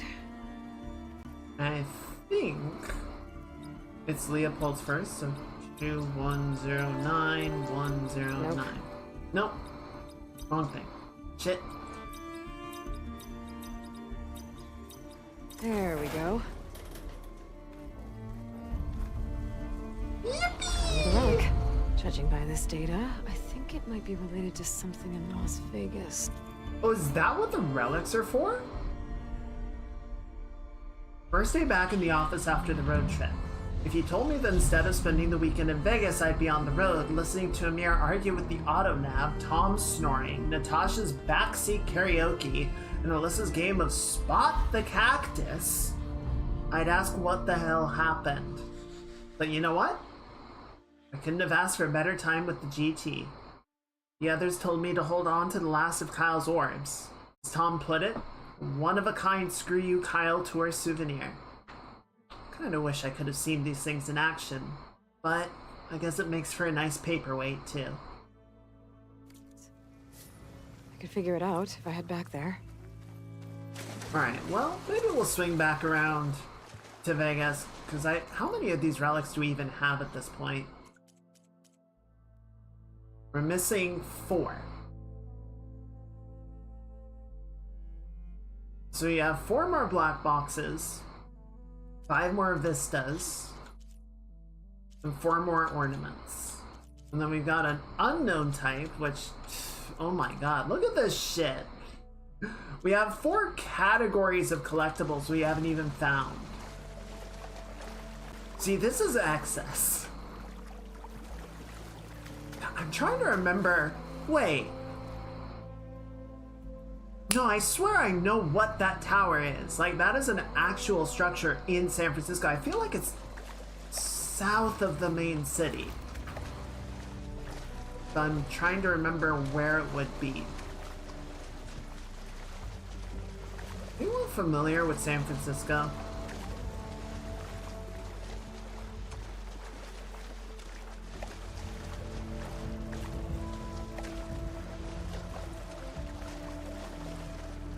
I swear it's like a big radio tower to the south of the city.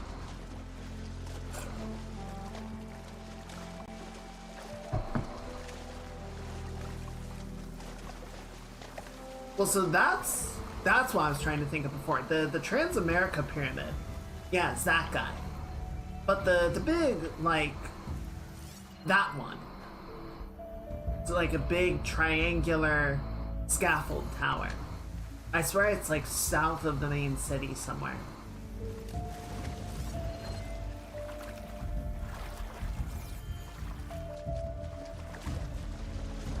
Suture Tower? The fuck? Oh shit! Shit! Shit! Ah! Get out of the water! Get out of the water!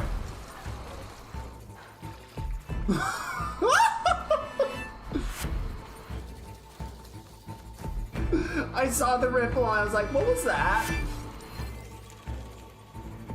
Holy shit! Is it the Suture Tower? Let me look. Yeah, that's it. It's lost a little bit of its mass. It's like missing the top third, but yeah, that's it. Thank you, Tisha.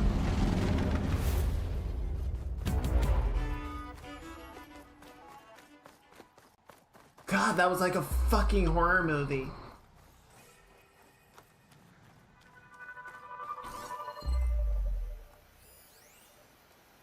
It's like Jurassic Park. I was about to just get sucked under the water and never be seen again. A drone keeping watch on the biosphere. I should grab its data. But how am I going to get it down?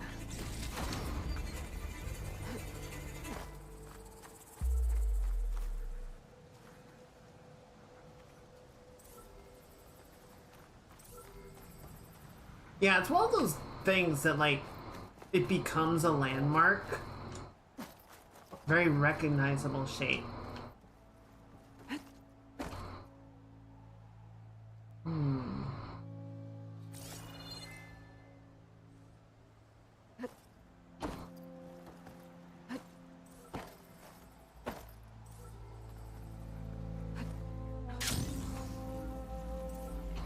Wait. Haha! Eileen!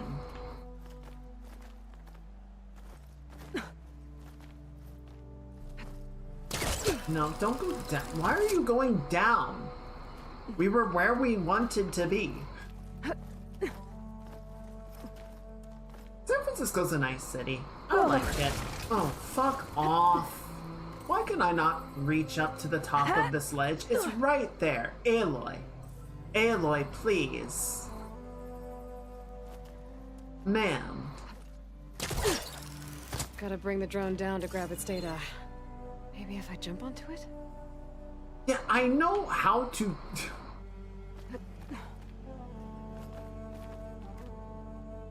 Seriously, why can I not do this? It's right there.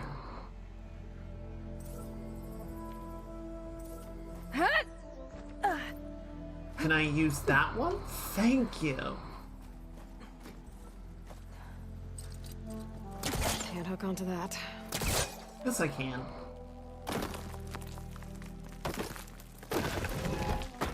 There we go. Alright, looks like this is gonna be my vantage point. Unless I can get up here. Oh! Quickly! That sounded precarious.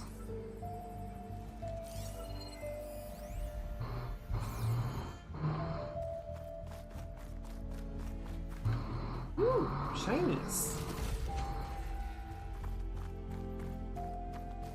Okay. That's where I need to be, I guess.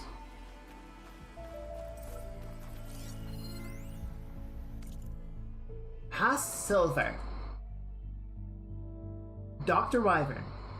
I'm telling you, man, it's still out there. There's too many similarities between all the ENCs. ENCS? Encounters, maybe? Cable Guy. So why would the MIE say they nullified Vast Silver if they didn't? They know it had a tendency to reach out to people on the HoloNet. They can't cover that up. Of course they can. If I told you I met Vast Silver, would you believe me? No. Exactly. And of course the MIE would say that they nullified it. It's the cover-up of the Millennium, man. They may have captured it, but kill it? Nah, man. Why would you destroy something that powerful? They forced it to solve the CC in an offline bunker or something. No con to the outside world. And then weaponized it.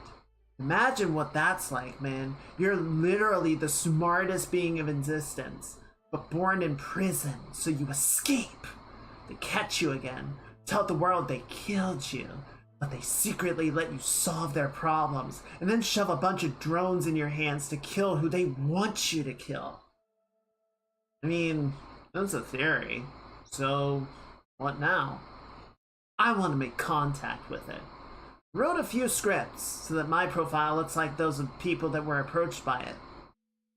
Don't get your hopes up, though. That's just a bad attitude if you want to talk to the Singularity. That's crazy, man. Anyway, you should buy my supplements.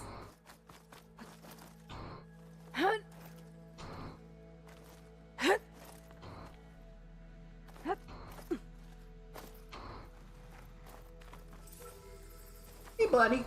We're just gonna go for a little ride. Easy, easy. Is that a fucking pirate ship? Well, I think I found where I need to go. How to get the data from the drone. Nice. Good drone. Alright, off you go then.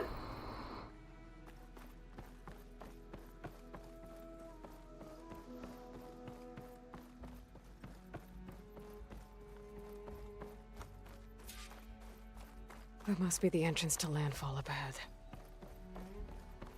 Looks comfy. Hey. Is that her? The living ancestor. The diviner wasn't lying. She looks peaceful enough. This is landfall, right?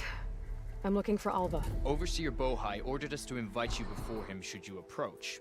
Please, come with me. Go. Let him know we're coming. Hopefully this is fine.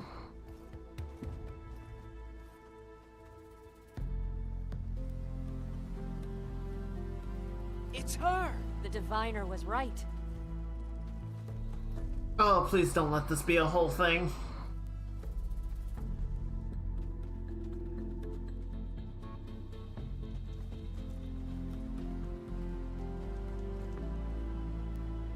Ooh, pretty. Overseer Bohai. A stranger just walked through the gate. I knew Alva would not dare lie. You do look like Sobek. Is Alva here? I need to talk to her. I will consider your request once it is determined what you are. A living ancestor, as Alva believes, or a threat, lurking in such a guise. Of course. I am no threat, okay? Back on the mainland, your soldiers fired on me without warning. So you say, infidel. None of those you engaged survived to bear witness. Yeah, well, because they on our suck. squad when...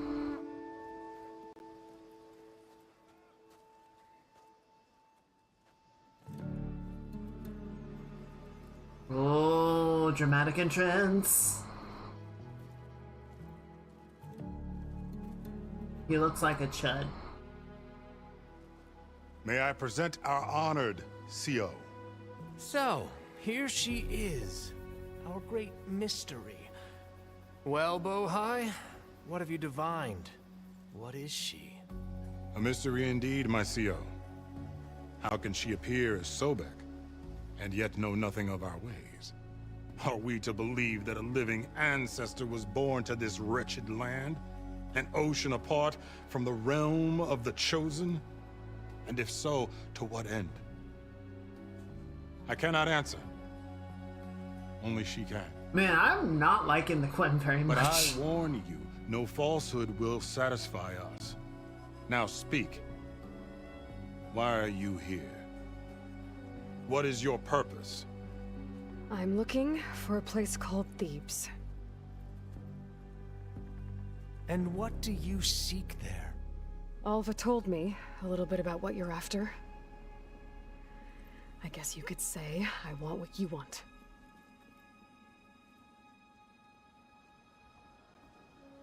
A way to heal the world. As I suspected.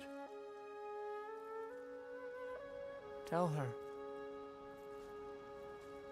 We found Thebes, the final resting place of Ted Pharaoh's secrets. Oh, that's convenient. It isn't far, but the way is closed to us. Machine attacks have cut us off from the site. Diviner Alva is there, along with a complement of diggers and soldiers. Is she all right? Our scouts tell us that a machine has our people pinned behind their defenses, but they're holding out.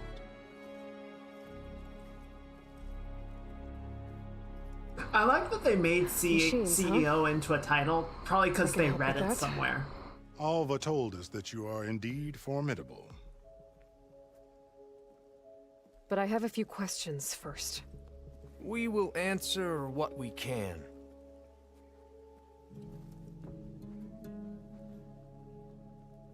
It's kind of amazing that both in our world and in the Horizon future, the CEOs and the COs are both fucking chuds. So you found Thebes.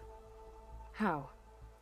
The ancestors revealed it to us not long after we made landfall, almost a year ago. Through a scrap of ancient data Oh my discovered God, by you're Alva right! and verified by myself. It contained details about the construction of a great underground palace. Where, exactly? Close. Beneath the Great Pyramid and the Great ruins Pyramid. beyond. Figures.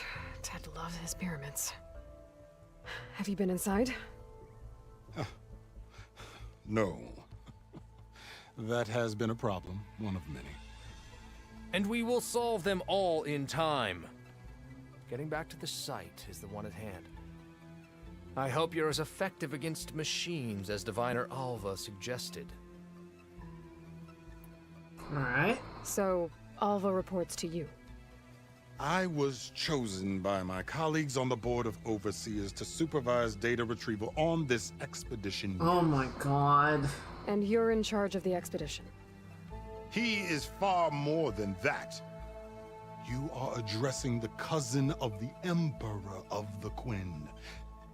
Heir to the vast holdings of the Great Delta, the first CO in 5 generations. All she needs to understand is that I am the authority here, and my will is to attain the secrets of Thebes. Mine too.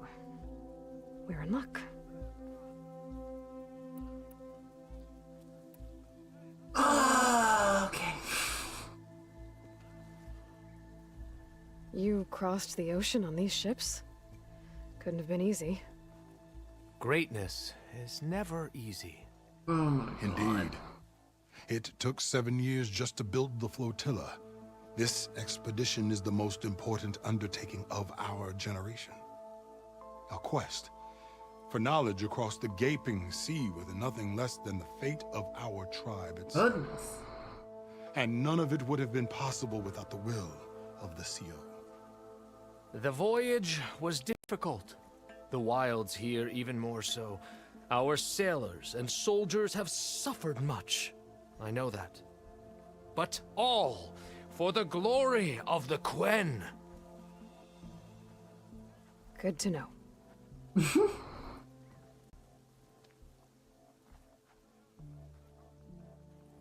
So it would not be like thematically appropriate at all.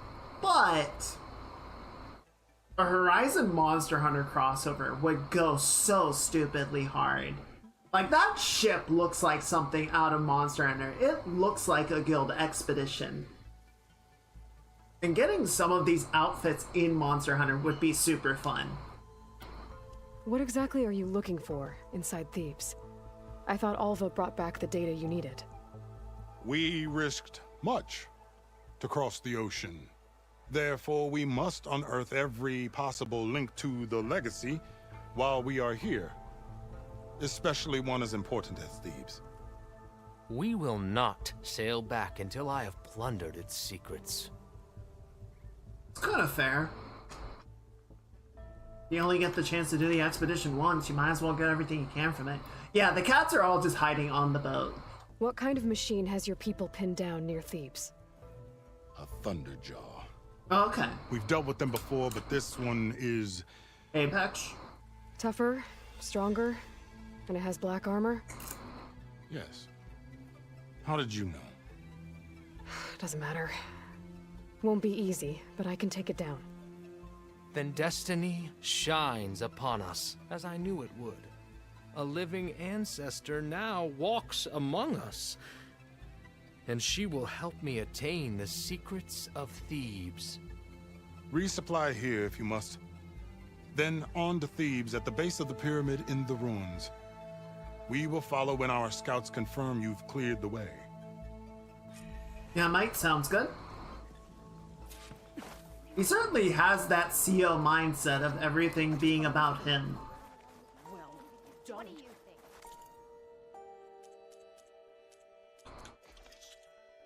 Like our ammo.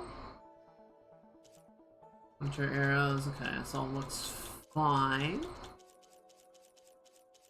Certainly well enough to take down the Thunderjaw. So it's, I'm guessing it's one of Hephaestus's make. No, I believe in the wisdom. Alright, so we've got the Utaru gear. The Noct Dragoon, that's kind of cool looking. Here, let me move over here so you can look in the chat window. Okay, hang on. Where's that? I want you guys to be able to actually see these. There we go. Got the Utaru, Noct Dragoon, the Nora Valiant. I don't know why it's so dark.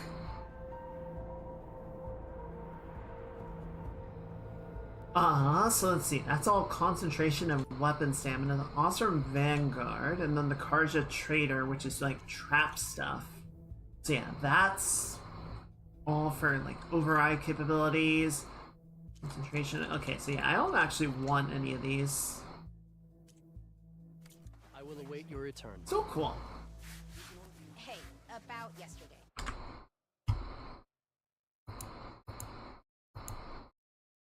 Actually, let me look at these again really quickly.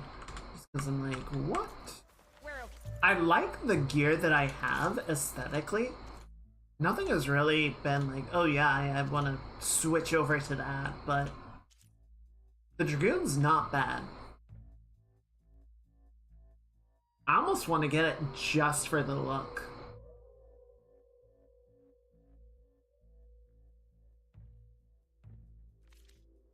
Let me check one more thing. Is there a setting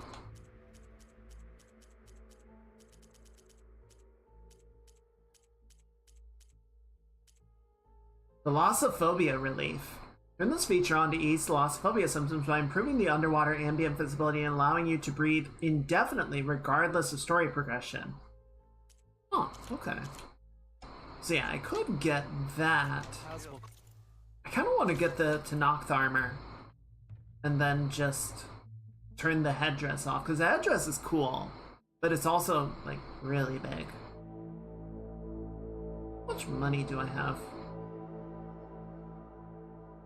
Yeah, fuck it.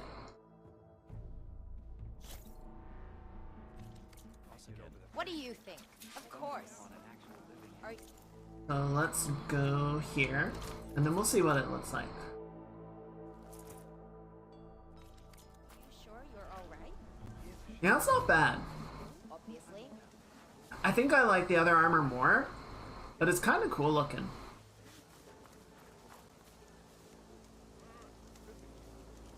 Alright, let's put the other one back on though. I like that one.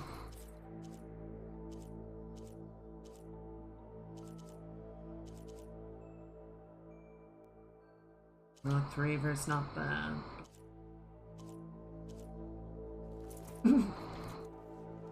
Yeah, I like this one. Alright, and then got a few other people we can talk to. So there's my stash. Is there a weapon merchant here?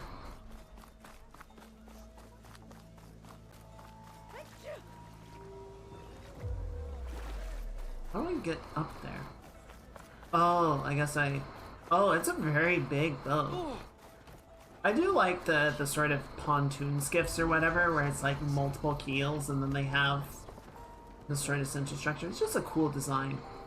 Cool way to build a boat. Excuse me? Pardon me? Sorry. Coming through. There'll be a weapon fella here somewhere. Back here, perhaps. Excuse me. Just gonna walk up onto your pavilion. Okay, chef. I imagine that guy's mostly busy providing for the CO. Alright, gameplay. Alright. I guess there's no weapon merchant here. That's fine. I feel like I have a lot of the weapons that I'm gonna carry to the end of the game anyway, so it's like, whatever. We got a rumor monger? It's true.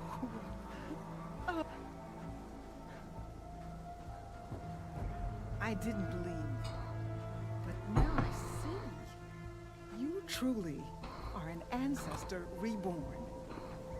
A good omen if I ever saw one. I'm a scout for the expedition.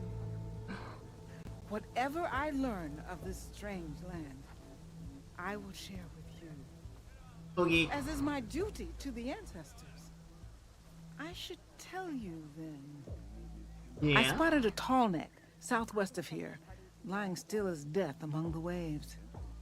They said glinthawks were stalking its remains, so be wary if you're out that way. Thanks. Cool. The landfall tallneck.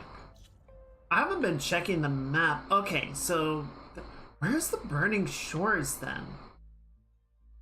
Is this the Burning Shores? No, this can't be. This is like main story content.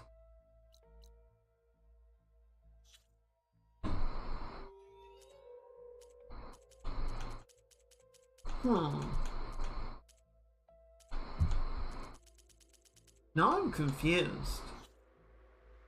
I figured this area was going to be the Burning Shores. Unless it is? It's possible. No, I'm so confused. I don't know what I'm looking at. I wonder if it's dead. I should have a look when I get the chance. Yeah, let's go do that. Absolutely. Okay. Off to the big pyramid to fight the Thunderjaw.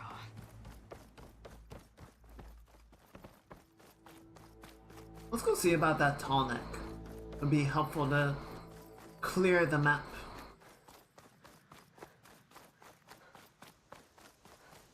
Can you imagine those two guys are just like standing guard and they see, you know, the drone's just kind of doing its rounds, whatever, it's just part of the scenery, and then someone just like leaps off of a building and grabs it out of nowhere and they're like, what the fuck?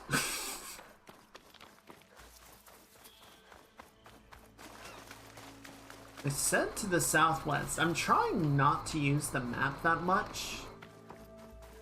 Just because I feel like that kind of limits the feeling of exploration, you know? What the fuck? Ugh. No, shit.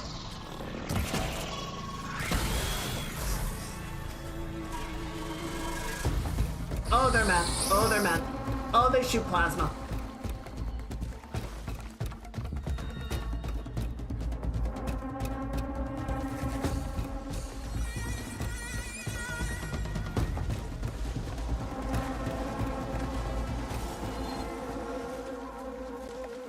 I don't think they can swim, though. What is that? Another tall neck. Has to be the one I heard about. Oh, there it is. Let's go get it.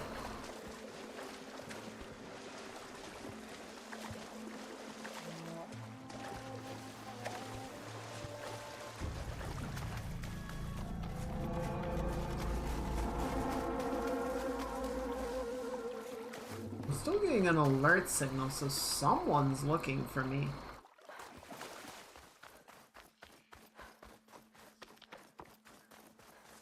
There it goes. Oh, there he is. How did he get all the way out in the water like that?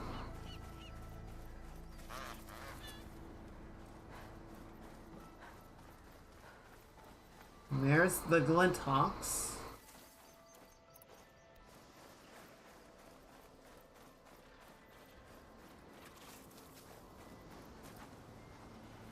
Another tall neck sending out a signal.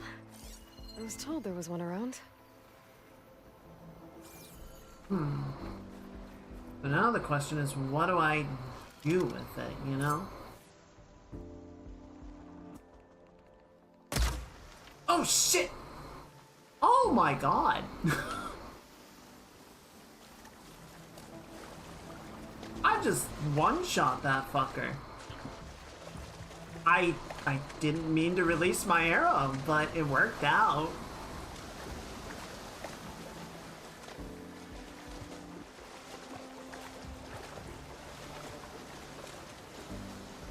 We got a snap maw there.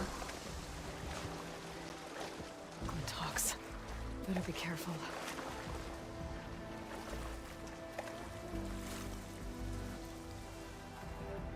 Plus one, he flew away.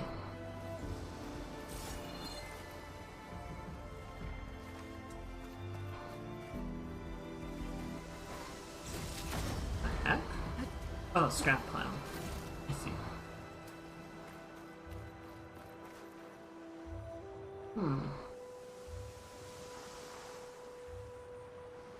I know there was a Glinthawk back that way. And there's another one that was bothering him. Was pecking at him, but I don't know where he went.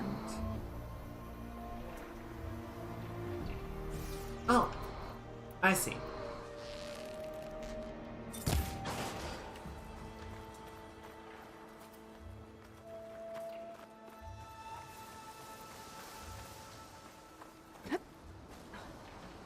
Oh, okay.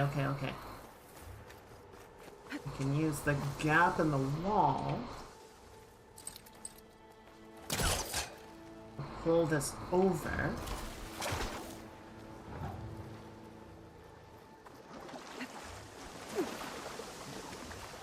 Wait for it to finish bobbing up and down. Eventually. And then jump. There we go. Nice. Get some stuff out of there.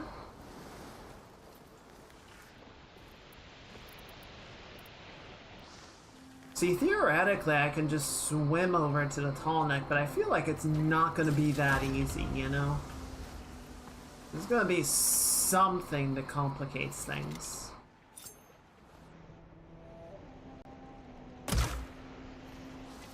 What the?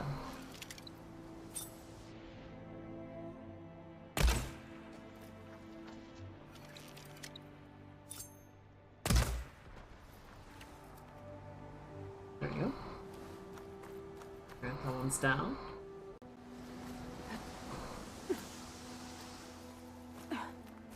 Oh, there's one. I wonder if I can sneak up on it. That would be cool. I mean, I think it's looking in my direction, so probably not. Okay.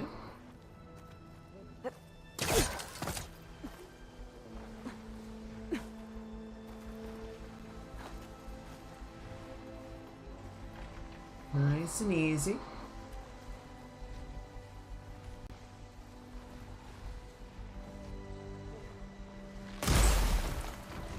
Or I can just do that.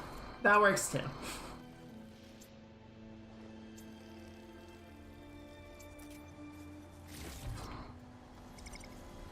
Never seen a part like this before. Power converter. We didn't even have to go to Tashi Station for it. Alright, let's head over. Alright, standing. Sounds good. I hope you have a good time at dinner. Eat well, enjoy the company. We'll see you later.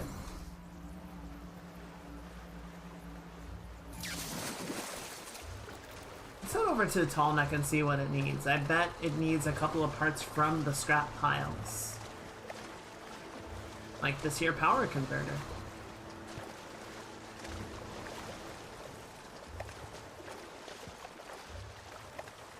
Doesn't look like the tall neck's working. Maybe my focus can tell me more. Something Impact seems to damage have knocked the sustained. tall neck down. Power converter overloaded emergency injection Better take a trigger. look at the damage.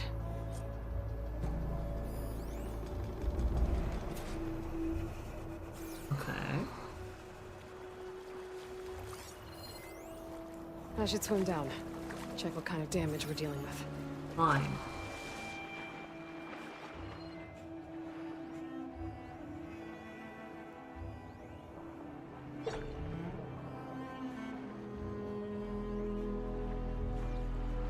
Do I have to, like, physically examine it? Yes. 2 parts are missing. That's what the Clintock was carrying. Good thing I Okay. found one of them at their nest. Maybe the second one's still there. Alright, so Tashi Station's is 7-Eleven. Might be. There we go. One more to go. You might be right about that. Got something valuable right here.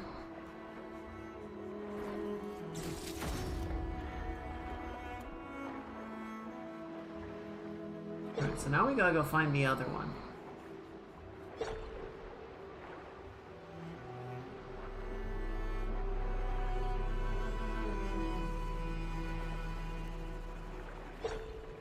That tall neck part must be up there somewhere. I just have to get to it. Well, so he took out most of the Glint Hawks already. Unfortunately, it wasn't in the scrap piles that I explored. So it's probably down at the other end with that last one. Because of course they would make it as difficult as possible.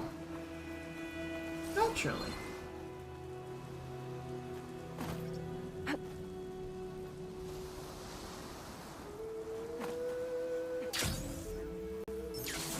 Trying to keep well away from the snap maw. If I am gonna fight it, it's gonna be on my terms. And by terms, I mean land.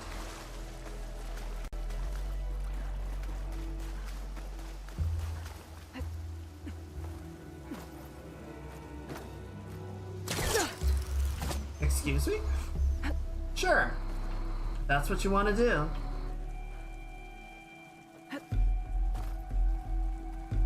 Alright, that's probably it.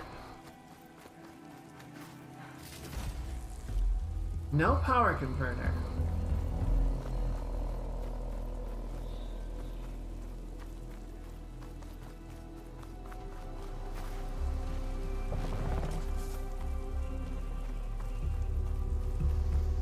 What is this place?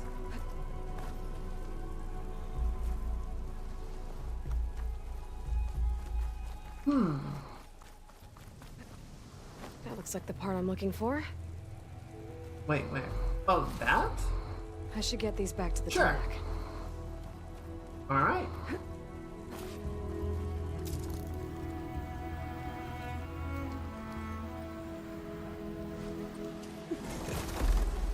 Easy.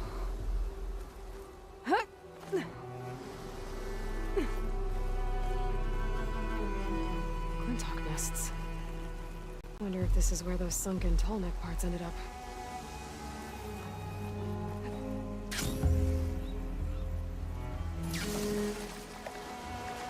So is this thing just gonna be trudging around in the water once we get it powered up again?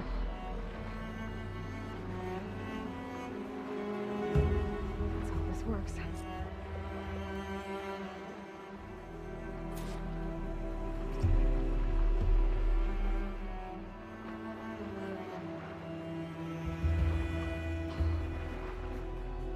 Come on. There you go. That should do it.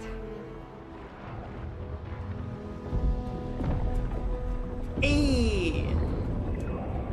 The boy is back.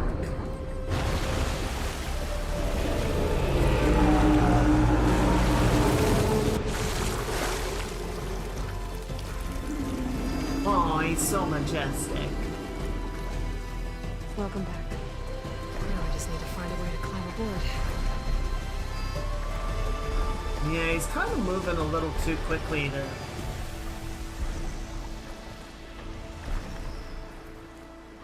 Yeah, I don't think I can just walk up to him. Or swim up to him. But maybe if I go around onto that island? Maybe I go back to the Glinthawk nest. Curious what's over here, though. If anything.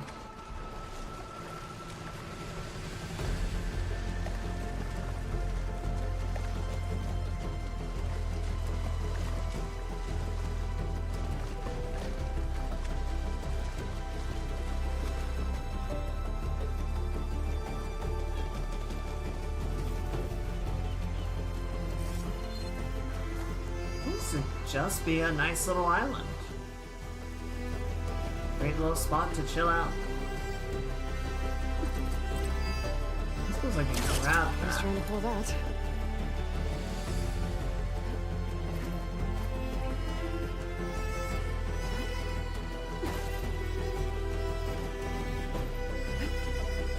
Oh, there you go.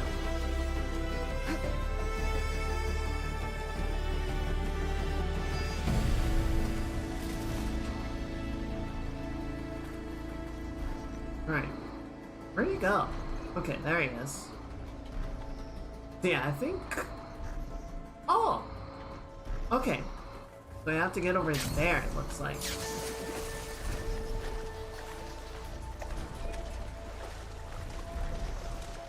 I see a ladder. I don't see a way to get it down. Oh, there's fire gleam under the surface. Or is this just coral?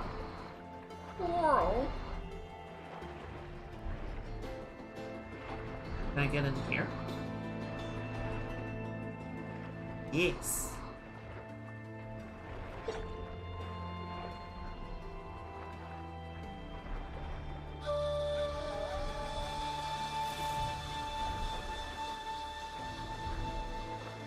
Alright. Got the tall neck going around there.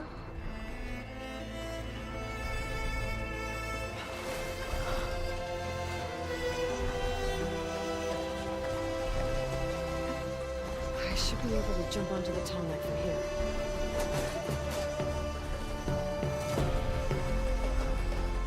From here?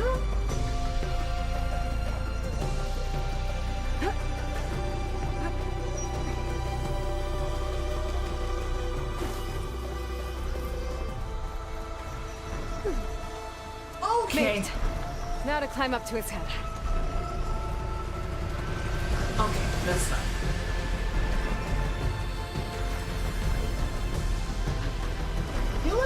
done a proper tall neck climb for most of this game.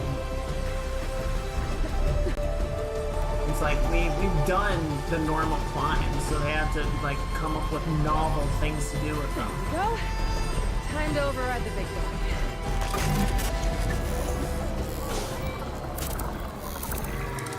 It's all right. I'm almost done.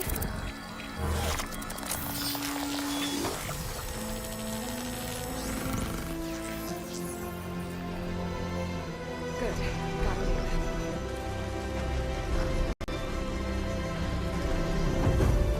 Nice. Alright, so that's 5 of the 6. I think the only one left is back in the desert.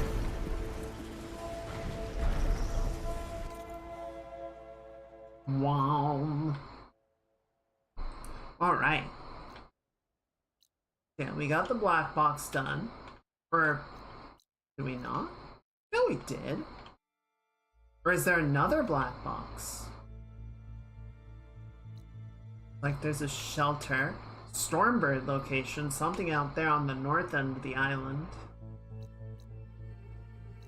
Yeah, we gotta make our way back through or fall along the east side of the island. And that'll get us to the pyramid. Just gonna ride this guy for a second, let him take us home.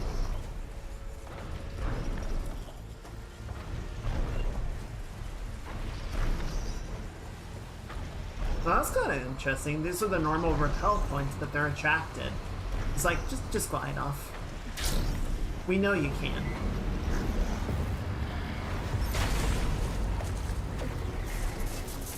Shablamo!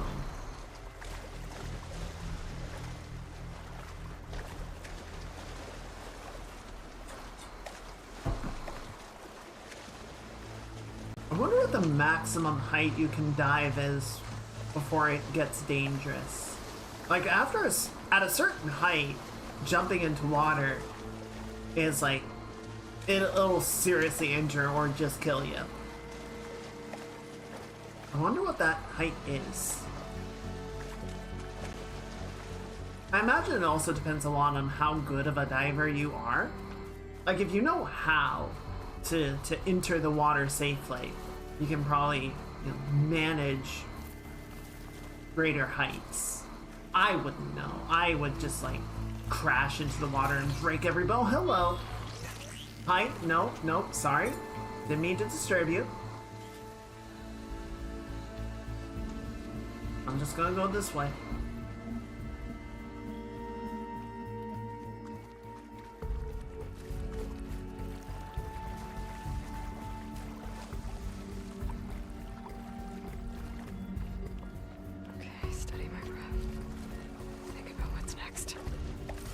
Oh, I really hope there's nothing in this water. There's that guy.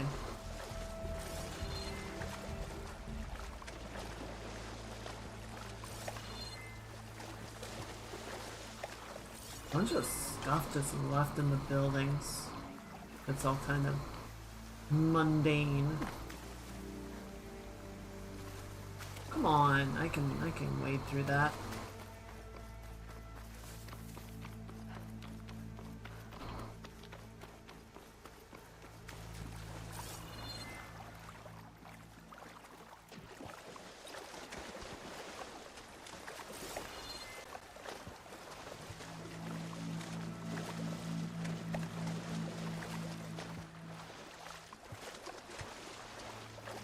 Alright, that's where we need to go.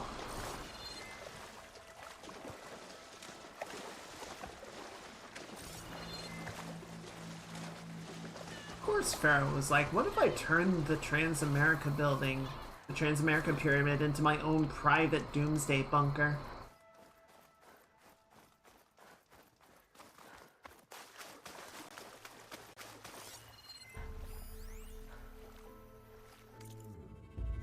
Oops.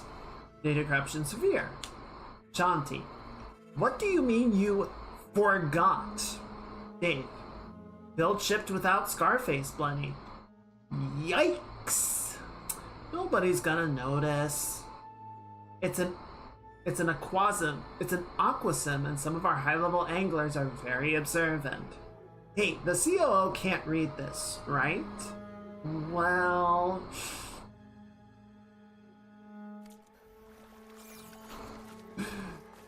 classic shipping without content. Oops.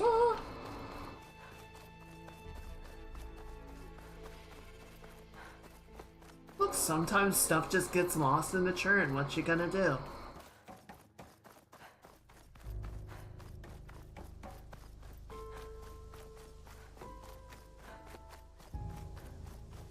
Oh, this looks like an arena.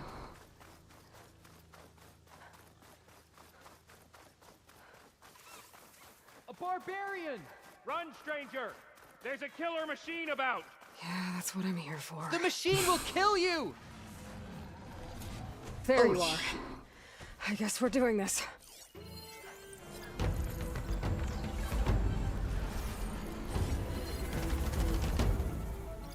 Ammo drone, rapid fire cannons, tail.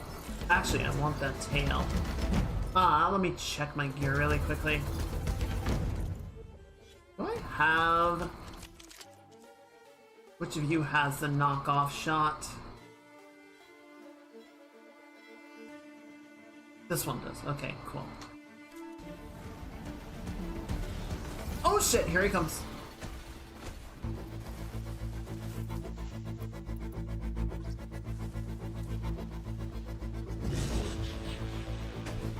Okay, cool. So he's already damaged pretty substantially.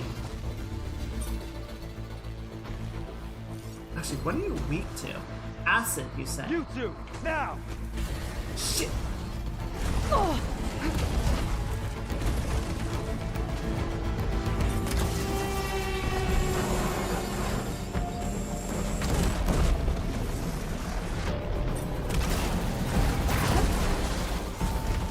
Cool. That felt good. Just keep running, just keep running, just keep running, just keep running. Oh. Ow! Still in the There was one more.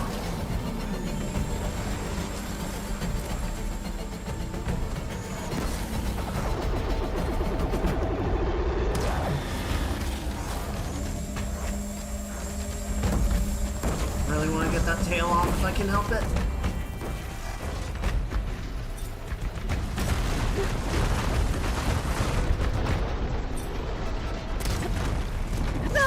Ow, fuck!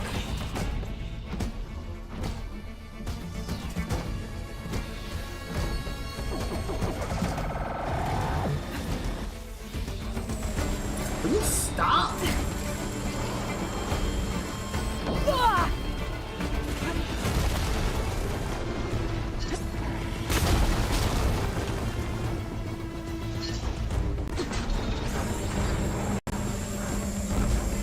Alright, fine.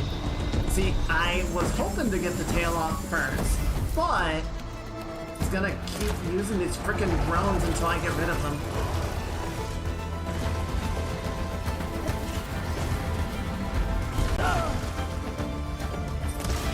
Got it!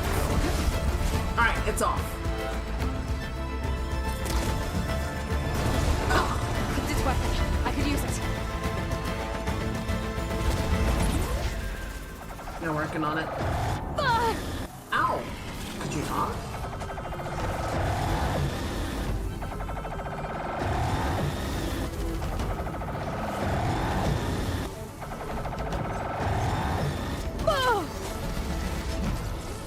Okay, that's not actually a usable weapon.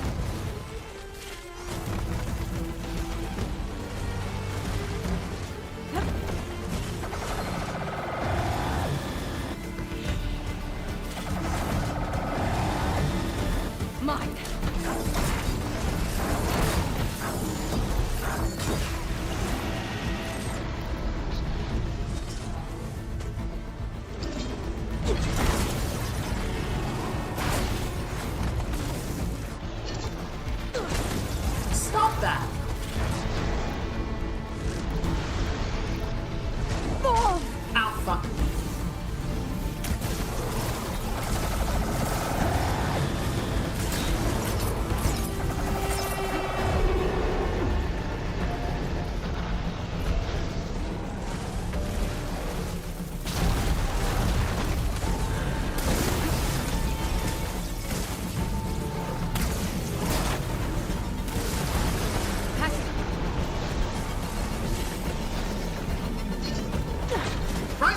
baby.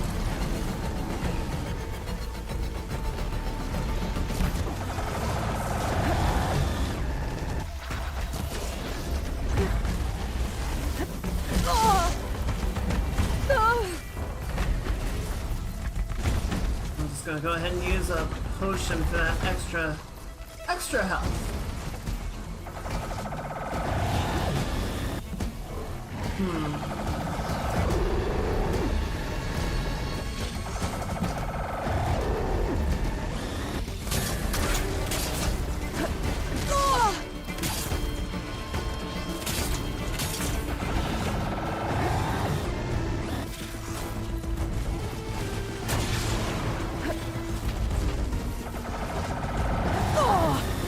Ow, could you stop? Oh, you blew my trap up. Rude.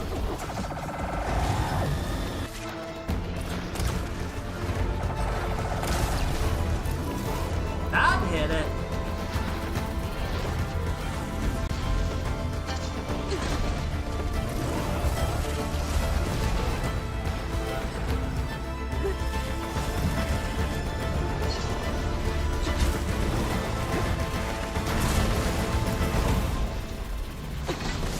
Oh, I missed the heart. Look upon the heart.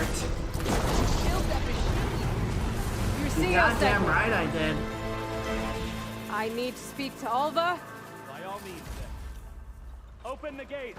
Open the gates a little. Oh, my pack's full. I can get it from my stash later. Hail, Machine Hunter! Speak with us! Yeah, in a minute.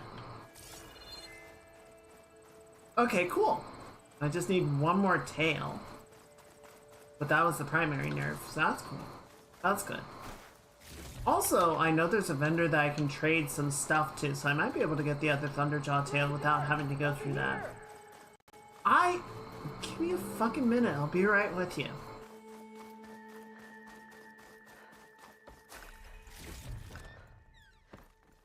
The dig site. Hello. Hey. Good to see ya. Alva, I'm glad you're okay. Oh, you got rid of that machine. But what are you doing here? There's something inside Thebes that I need. I went to Landfall. I met your CEO. We came to an agreement, kind of. And you're going to help us get in? I guess so. That's the whole plan. thing was a little tense. There's something off about that guy. And I don't understand what he wants from Thebes. I thought we found the data that your people needed back on the mainland. That data will take us years to sift through. The CEO wants faster results. Of course he does. Aloy, you have to be careful. He's... There they are. The legacy tells us that Elizabeth Sobek helped the ancestors cast aside all obstacles. And so it has been today. You have been true to your word. I'm pleased. Thebes awaits us below. Shall we? Sure. Yeah. What's the worst that can happen?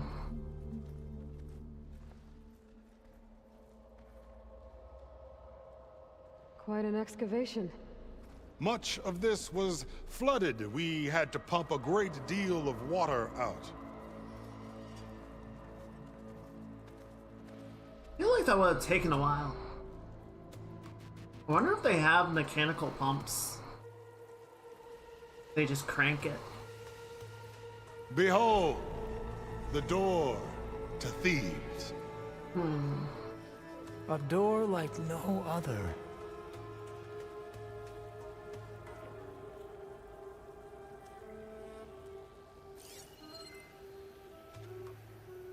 Gene locked. Well, you're right about that. It's designed to open for only one man. Ted Farrow. But the legacy tells us that he worked closely with Sobek. He trusted her. Surely she could open the door, and so surely can you. Not gonna happen. At least not from this side. You said she was a living ancestor with Sobek's eternal essence. If I may, Pharaoh, great as he was, did not build his palace alone.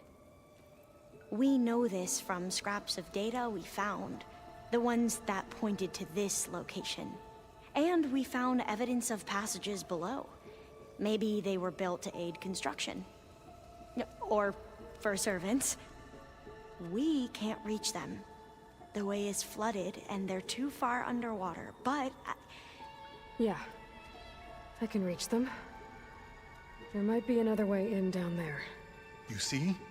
With Sobek, there is always a way. Then do what you must to get us inside. Man, I don't like this guy.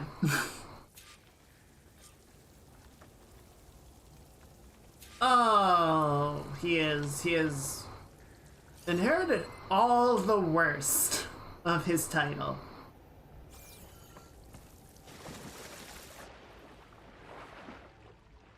This water's warm. That door. It's almost like a hot spring. Between me and destiny.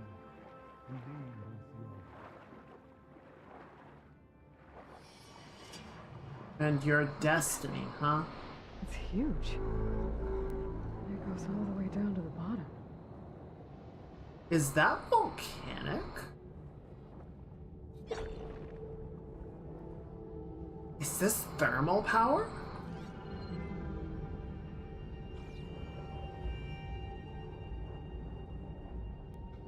Shit. Maybe this is how he's powering Thebes.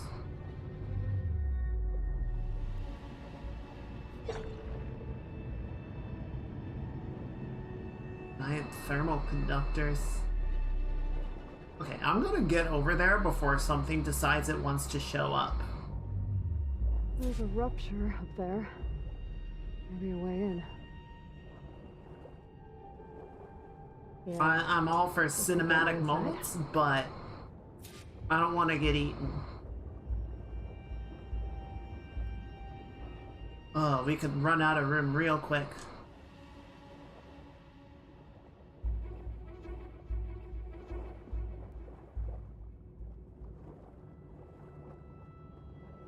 Well, if this rupture's been here, it's possible that machines will have gotten in. But we'll deal with that when we get there.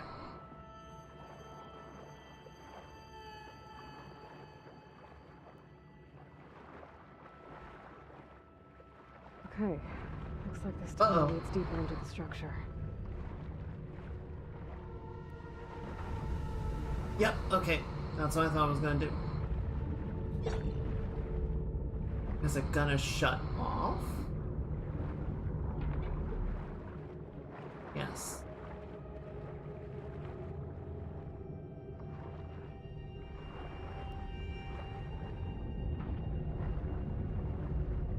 Strange that it's not like generating a current that I have to fight against. There's gotta be a way to stop that turbine around here somewhere. Also, how are there no data points in here? This would be like a great position for a lore dump.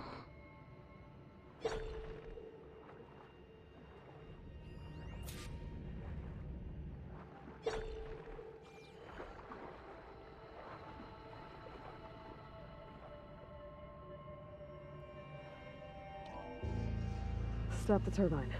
Good.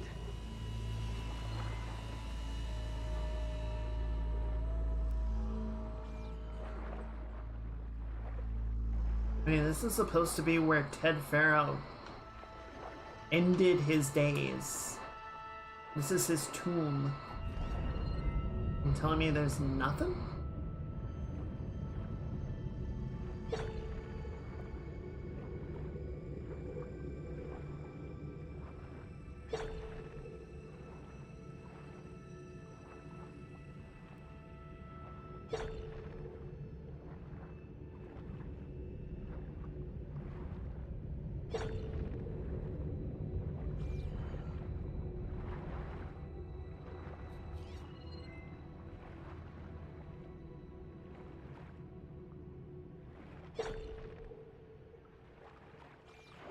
Okay, I'm inside, but how do I let the Quen in?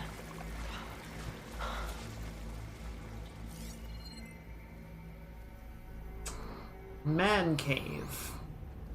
Here I am again. Hiding in the gym. Writing to stay sane in this crazy place. Exercise room? I can't believe Grigori's dead. Our so-called spiritual leader was fine yesterday, and then suddenly passed away in his sleep, and no one will talk to me about it. They treat me like a child, whispering behind my back, as if I can't cope with death, even after the end of the world. So Ted had other people in here with him, including a teenage girl. Ew. Ew. Oh no.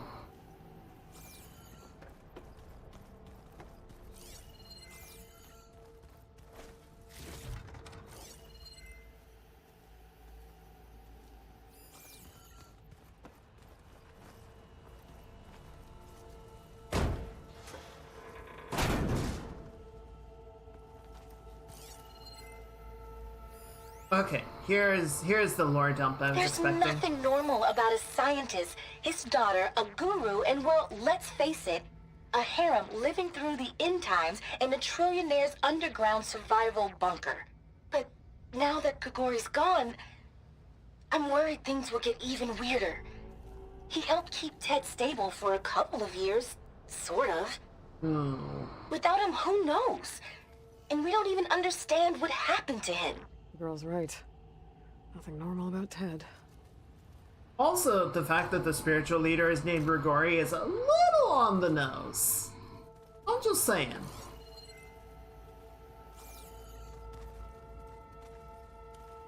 I'm just saying.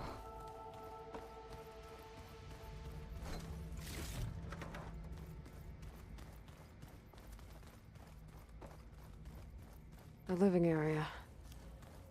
It's pretty big, too.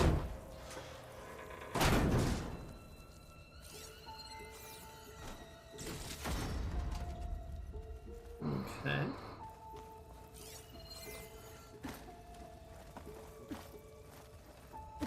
Ew, I stopped jumping on all the counters.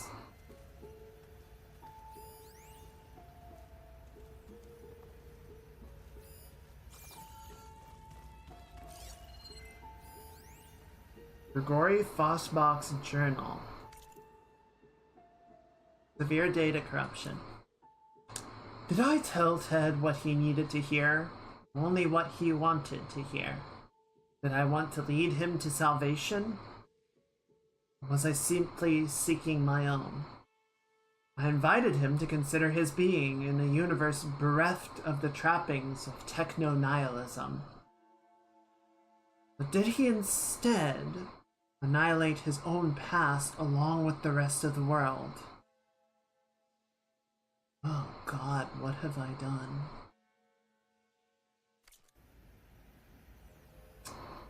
Oh, you might have fucked everyone over, Grigori, I'm sorry to say. I mean, if he's the one that sort of led Ted down the line of thinking to purge Apollo, yeah, kinda fucked it all up.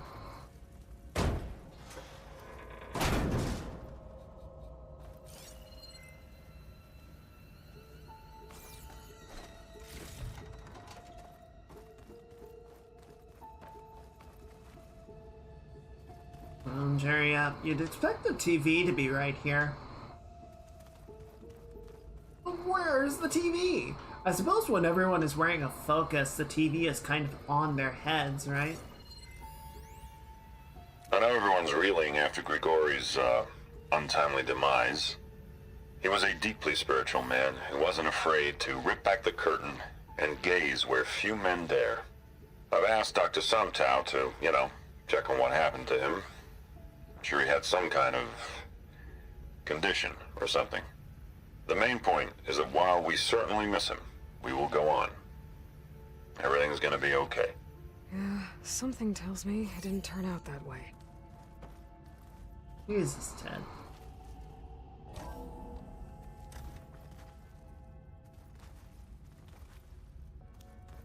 Let's hope this is the way to the main door, so I can let the Quinn in.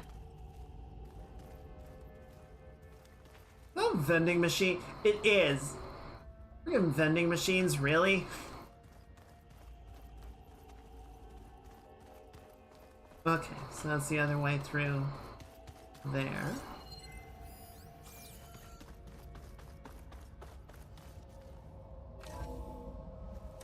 Look at this place. It's pretty fancy for a survival bunker. Jesus. Frickin' doing much? Most of Ted's women repulse me, okay? They're like contestants on a housewife sim preening for the hubby's attention.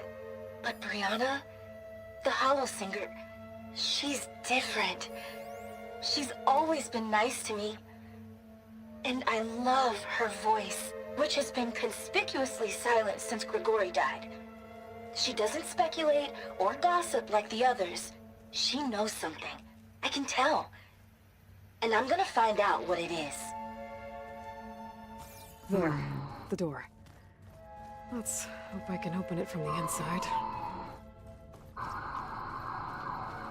Oh, this is shaping up to be a fight space. This is looking like some kind of fighting space. I don't know about that, fellas. I don't know about this one.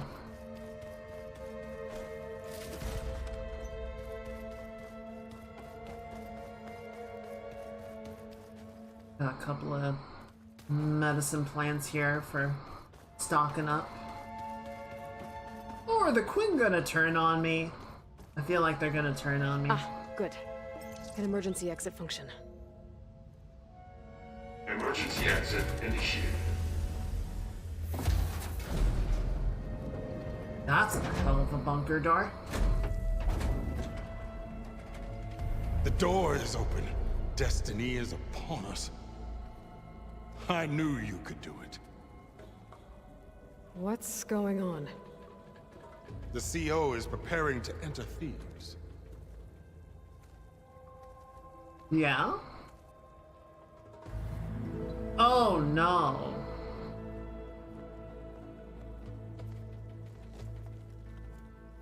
Oh, why are you dressed like Ted Pharaoh?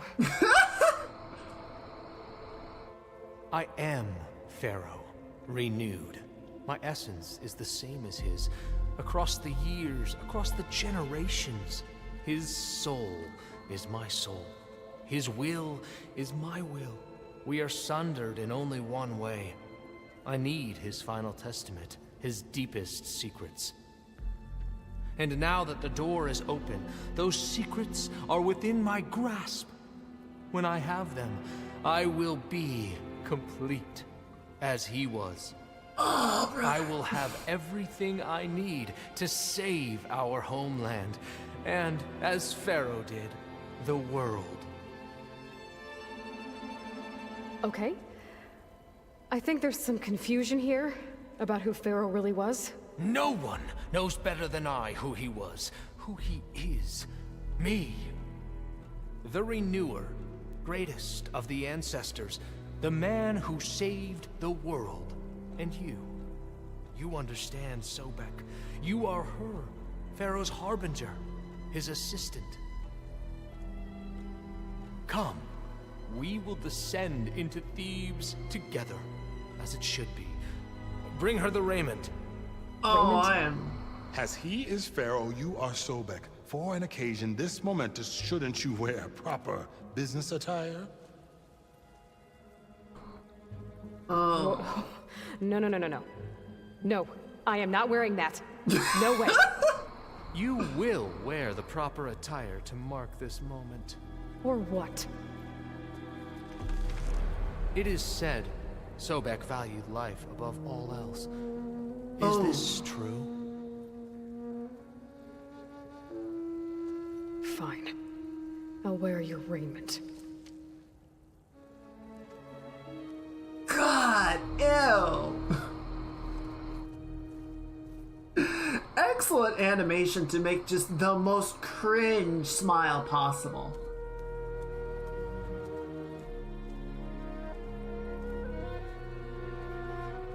Excellent.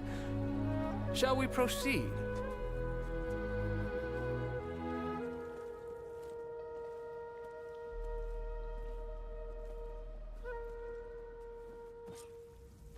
Look at this place. The grandeur. Pharaoh's domain. Simply breathtaking. Excellent. Somewhere in here, Pharaoh left his secrets. Let's go find them. Your Magnificence, perhaps we should leave guards behind to cover our exits? Indeed. And let it be done. Oh, I don't like it. I don't like it. I mean, this is a really cool space, but I am definitely gonna... Why do you have Deathbringer guns? Preserved for the ages. Oh boy. As destiny intended for me. That's gonna be a problem.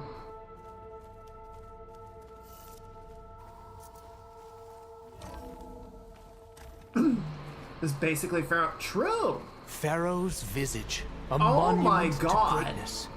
Truly, my CO. Oh, monument to something. God.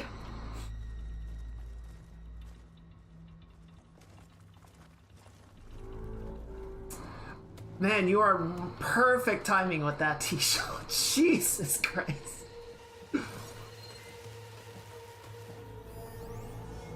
Brianna didn't wake up this morning. She's gone. Uh-oh. Just like Grigori. I'm looking up at the giant, hideous statue of Ted in the Great Hall. At his eyes. And I know now that he's watching me. He's watching us all. He's always had power over us. I just never knew how much. Did you discover some data? Yes. You might put it that way. Oh, this is gonna get worse before it gets better. For this, my CO. Great risks bring great bounties, Overseer.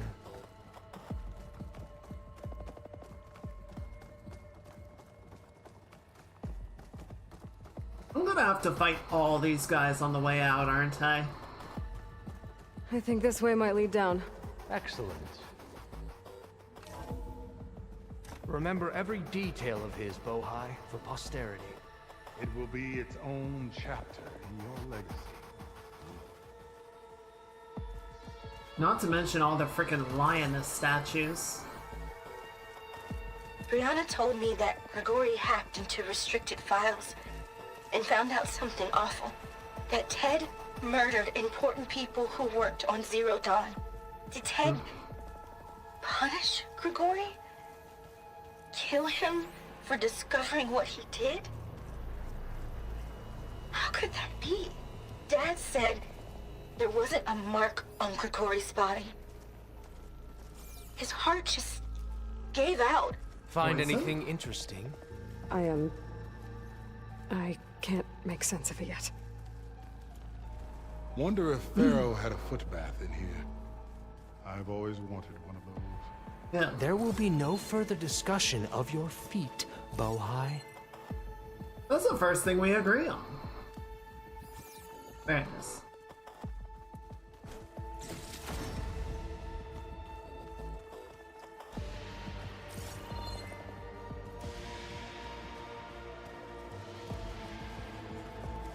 More medicines.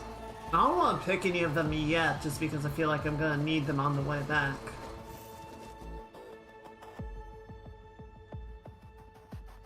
So hey, this is weird. Yeah, I tried to warn you. Yeah, sort of. I'll explain everything if we survive long enough. I hate that that's up for Those debate. certainly look threatening. Statues. The guardians of Pharaoh's domain.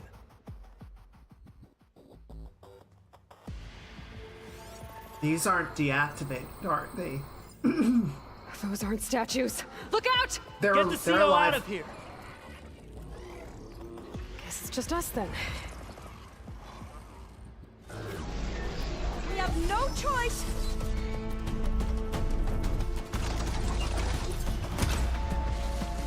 Fuck you.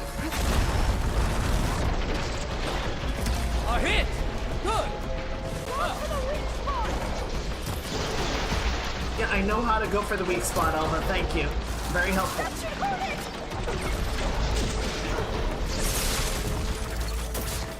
There goes a piece. Don't let up.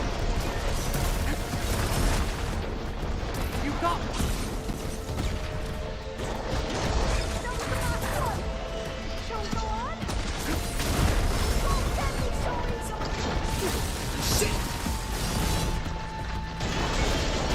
Well struck. The ancestors show us the way.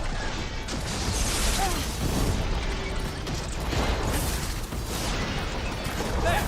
It is done. Okay. Why do they have plasma feet?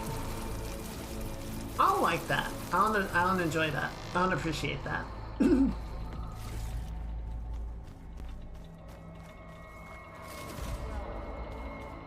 Thanks. Where's Overseer Bohai? He has decided to return to the surface. A wise choice. We can't afford to lose any more diviners than necessary. So, no more delays. We must proceed. Then necessary? Why do I get the impression Alva is considered expendable in this situation? I mean, he did threaten to shoot her like 3 minutes ago. So, I guess that kind of checks out, but still.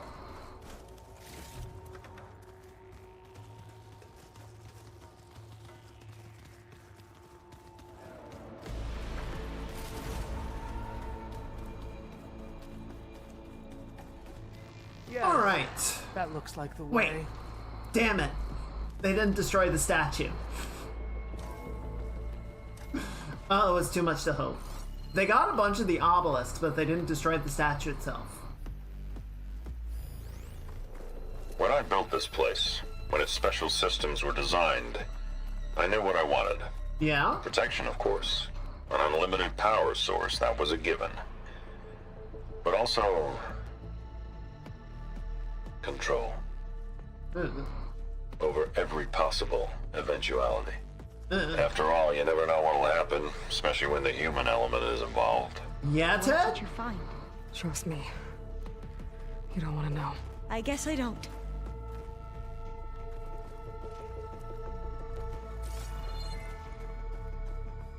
Oh, he's just getting worse and worse. For a second, I thought those were fists. No, they're pharaoh visages, but they look like fists.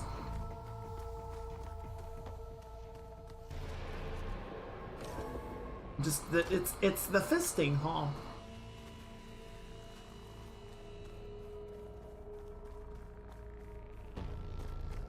Ever deeper we go. Wait, is it just the three of us now? Looks like it. No more guards. Oh no, there's a guard.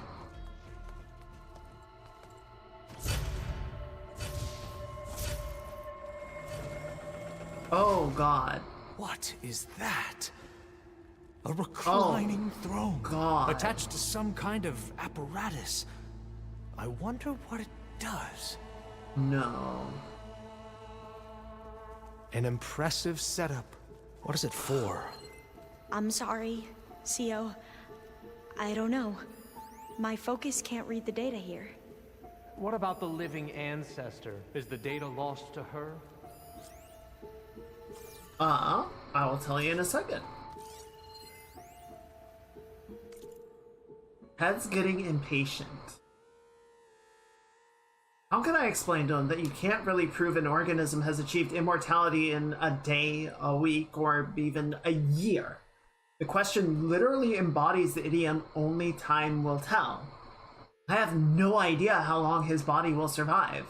All I know is that it will last a lot longer than mine. As far as the therapy goes, we've graduated from 2 steps forward, 1 step back to 2 steps forward, 1 step sideways? With each treatment, his cells regenerate more effectively. Oh, God. At this point, I don't think they're aging at all. But mutations keep popping up, and each one has to be treated individually. So far, my strategy of pharmaceutical whack-a-mole seems to be working, but for how long? With what side effects? The irony is, I've probably achieved more for the field in these last 2 years than the entire industry did in the last 20. No one's around to appreciate it. Ted sure doesn't. These days, he doesn't seem to appreciate anything. Dr. Sumpto. Oh God, is Ted still alive down here somewhere? Is he some kind of freakish, lifelong mutant baby? Did he actually achieve what the pharaohs of old sought? Fossbach. Or, no, about Fossbach from Dr. Sumpto. Never thought Ted would actually do it. I assumed the whole thing was just to scare me, keep me under control, show what he might do to Kanya if I stepped out of line or screwed up his treatments. Certainly kept me motivated. What does it say about me? About us? So few of us left, and we're still keeping secrets from each other. Such terrible secrets.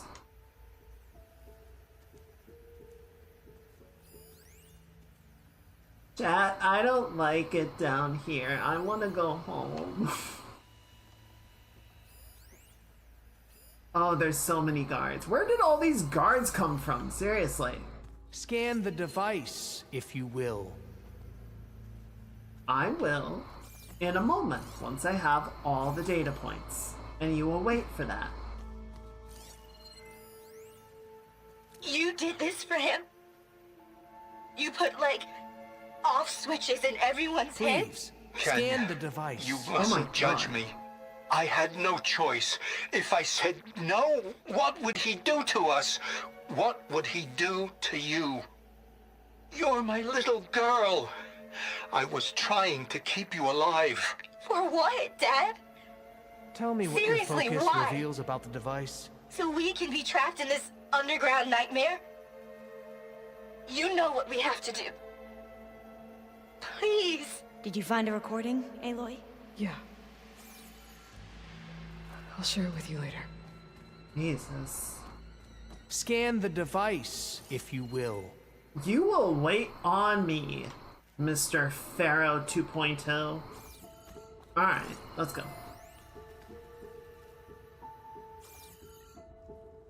Made a minor adjustment to the gene therapy regimen and added a new cocktail to treat the symptoms caused by the mutations. Hopefully, there will be some stabilization after the next treatment. God knows what Ted will do to us if there isn't. The early results were so promising. No signs of aging, no cellular degeneration, but now... Oh, if only I had access to my old lab in Bangkok, or my old colleagues, or my old liquor cabinet. Stop it. Got to stay positive. For Kanya.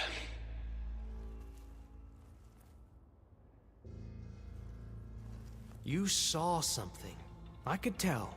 Did the data explain what Pharaoh used this device for? I think he was undergoing treatments to live longer.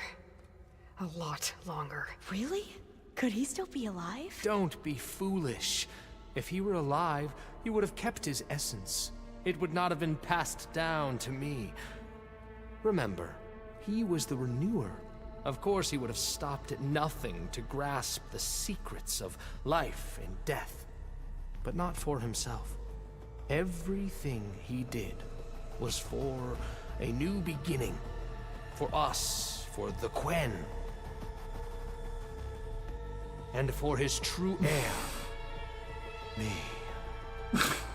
You know, I'm starting to think you're right. You do have a lot in common with Ted Pharaoh.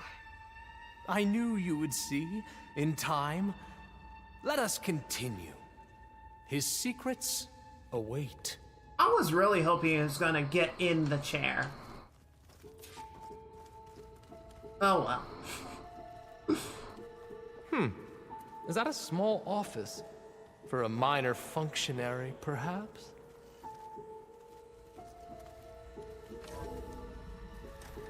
Okay, this place is extremely uncomfortable.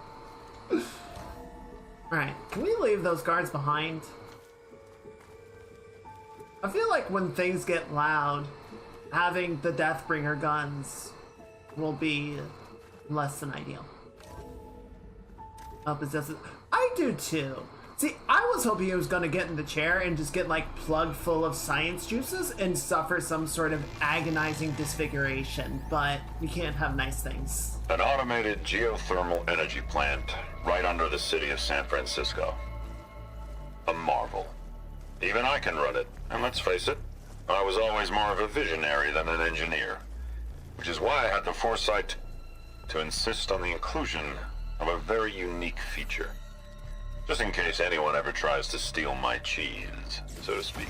Uh-oh. Some manner of failsafe. Reactor report. Minimal data corruption. Reactor status weak 50,844.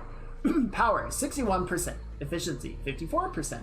Structural integrity 41%. Base temperature 1,876 degrees Fahrenheit. Core temperature 541 degrees Fahrenheit. Condition nominal. Safeguard operational. Warning. Structural integrity low. Core vulnerable. Any disturbance may trigger safeguard protocol. Yeah, maybe building a geothermal reactor on a city on a fault line? Not the best idea. San Francisco Look at all this has had we are getting no closer less to the heart of this place. than 2 notorious earthquakes that did incredible damage to the city. And that's in the past 100 years. 100 and change. Not the best plan for visionary. No. But see, the funny thing about visionaries is that they frequently... I'm going to look for another way in. Good idea. It's worked before. Very well. Frequently imagine...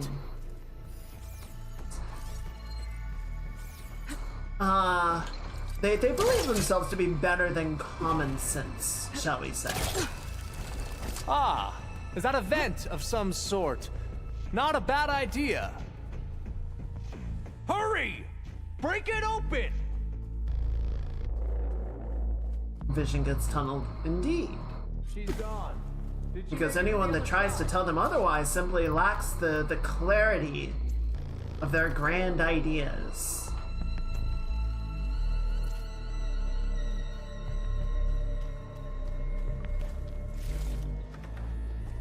They simply don't see it A console. as he can. Maybe I can access Ted's files from here.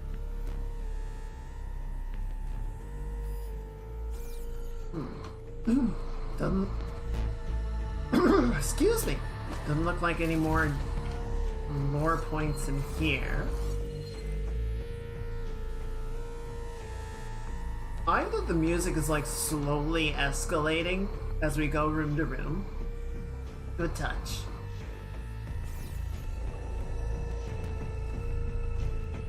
Aloy. Aloy.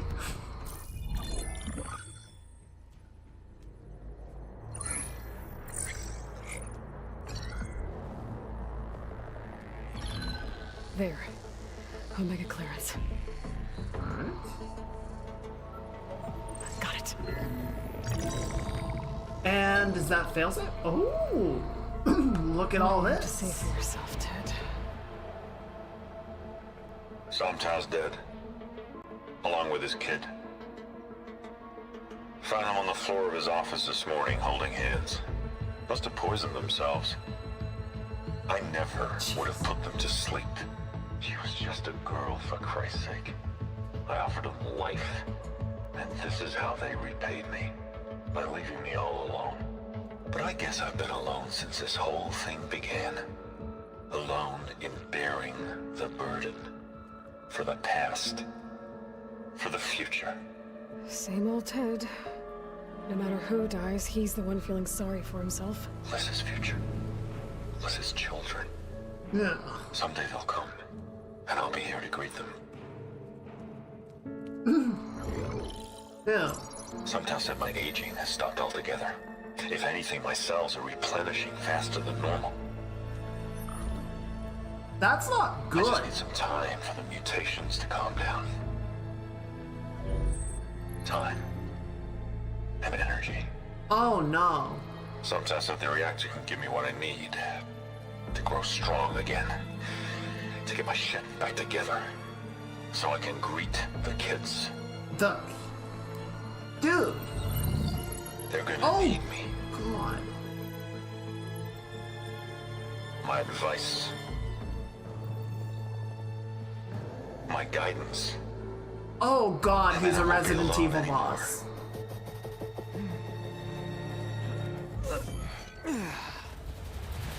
Oh Pharaoh's no. secrets. Are they here?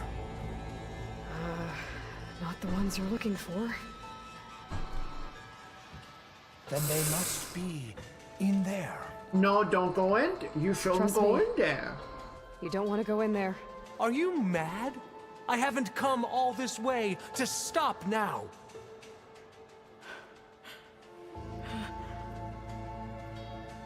You don't let him go in there. I think that'll be fine. You have fun. You have fun, CEO.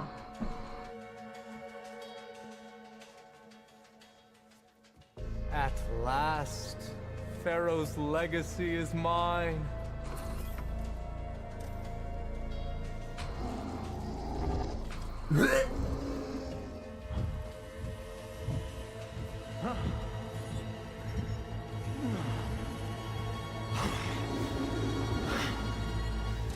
Is that?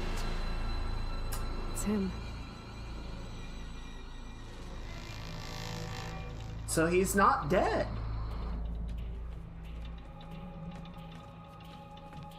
Burn it to ash. Wait, no. Pharaoh has it rigged to melt down if... Kill them too. No witnesses. They spotted me. Into battle! Okay. Yeah, there it is. Because they're chuds! We won't surrender, Outlander! Ammunition! I'll do my best!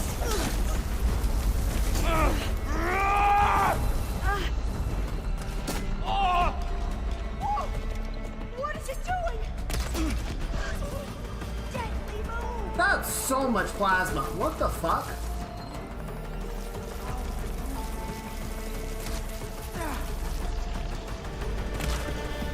Punk! Good choice of weapon! He thinks. Pharaoh rigged the reactor to overflow if he dies. We have to run. Oh no! Okay, that's cool. That's great. Ow, ow, ow. I'm on fire. I'm on fire.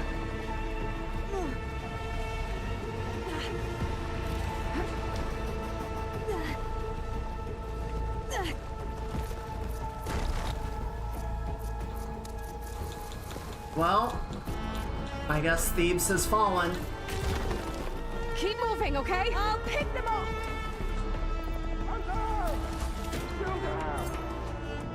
Can't see that guy. Where are they? 1, 2. Okay, I guess it's just the two of them. I missed. That sucks.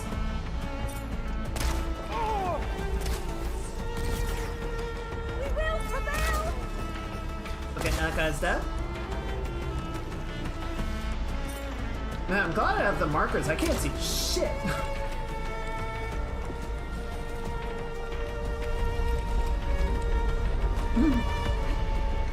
Okay, this place is like actively filling up with fire. We should keep going. Yeah, see, that guy was just burning to death in the fire. Alva, let him go. We gotta leave. We got a plan. We gotta focus.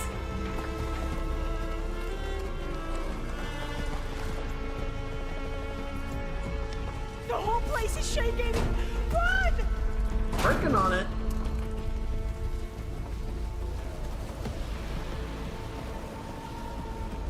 Okay, okay, More okay. soldiers up ahead. We are firing! Interloper! You do not have Where are they? 1, 2. You guys really want to do this like now? Here? You hit the head! Yeah, I do that a lot. These guys are done. Get moving. Just gonna take that, thank you. Man, these guys got shit armor for how well they're dressed.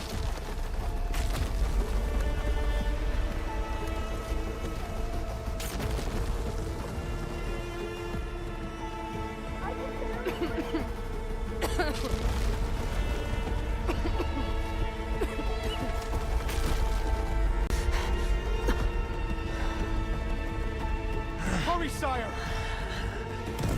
Can I shoot him? Come on. Out of my way! Dude! Oh my god. Oh! Oh! Oh!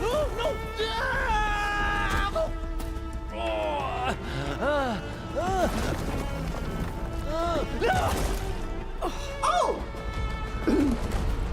Oh! I'll take it. There's some poetry in there.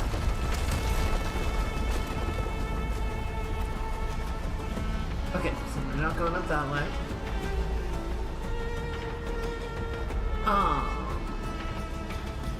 Oh, but don't. Okay. See, I don't think I can do that. Okay, good enough.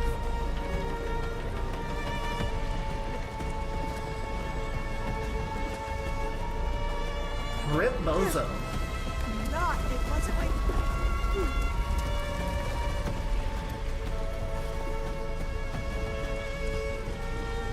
You know, it's probably for the best, but I am a little disappointed that we didn't get to see the actual, like, tumor itself. I was hoping we would get to enjoy that a little bit more, but, you know, it is one of those things of, like, whatever we imagine is probably worse than what they would have actually been able to render, you know? You really want to do this right now, buddy? Don't stop. Come on. We're almost there. I'll wait here. Don't think I can manage that. What? Alva!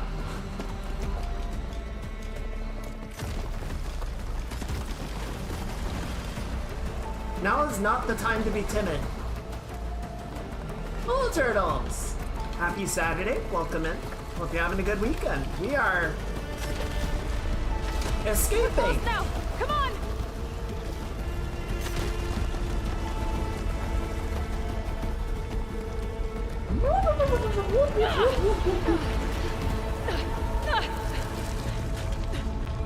Okay, can I have my stuff back now?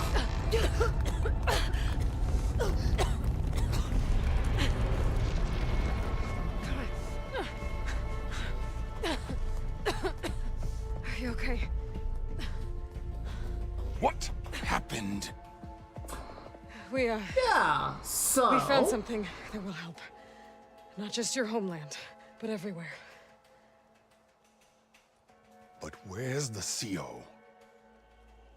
He's gone. I guess you could say he gave his life to help us attain the secrets of Thebes. I see.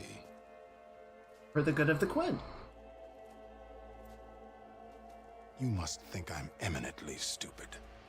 What? No. No. The CO was an entitled egotist who twisted our beliefs into a sickening, self-serving fantasy. And you expect me to believe he sacrificed himself for scraps of data? It's time for the truth, and it better be convincing.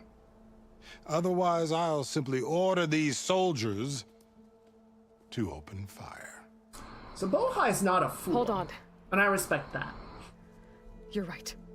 To be honest, the CO screwed everything up. He brought Thebes down around our ears and died like a gutless coward. But we really did find something down there that will help your homeland. If I can take it and use it. Now, if I have to, I will fight my way out of here, but it doesn't have to be that way. You can just let me go. And then take credit when things start to improve.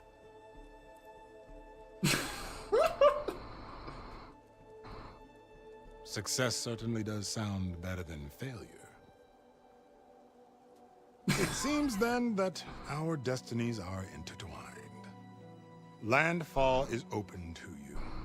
If it will help your cause, you may come and go as you please. But Alva must join you and report back on your efforts. Fair enough. Thebes is of no further value to us. Obviously, we're going back to the flotilla. Alva, I expect your reports to be thorough. Oogie. I don't like I thought he was the going Quen. to have us killed. And instead, I get to join you. Glad to have you. But you're going to need a little help to reach our base. Varl, I made a new friend. I need you to meet her at the Quen Ferry and escort her back. On it. Can't wait to meet her. Thanks, Varl. Trust me, you'll love it there. Varl will give you a better focus and all the data you could ever want. Head to the ferry. I'll join you back east as soon as I can. A diviner must follow the truth, wherever it leads. I'll see you there. I feel like the Quen could be a problem at some point. I don't know where to get the parts I need. I'll have to go exploring.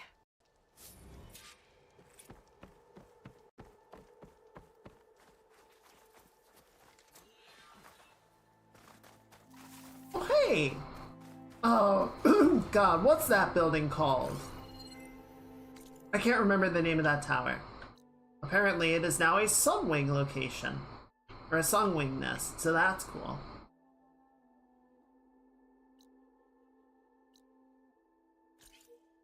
Look at this black box, and I think that'll be a good place to call it. How's your weekend going, turtles?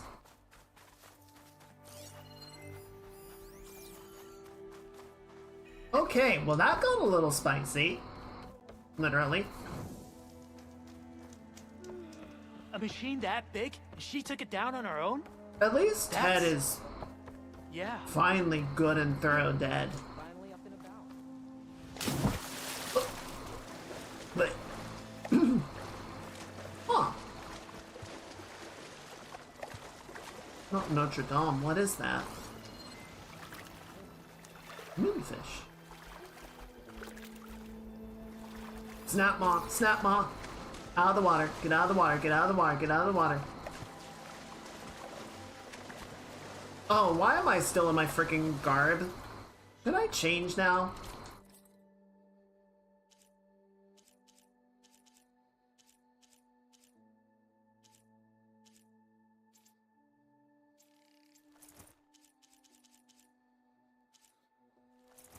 There you go. Alright, that's how it should be.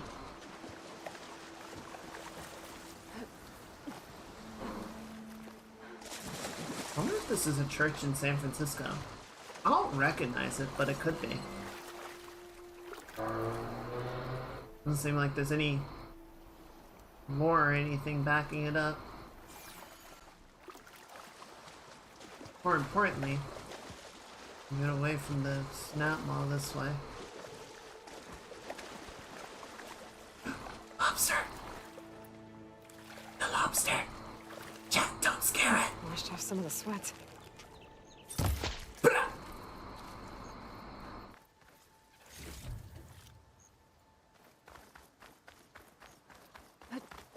That the wrong type of lobster? I thought we needed the shell.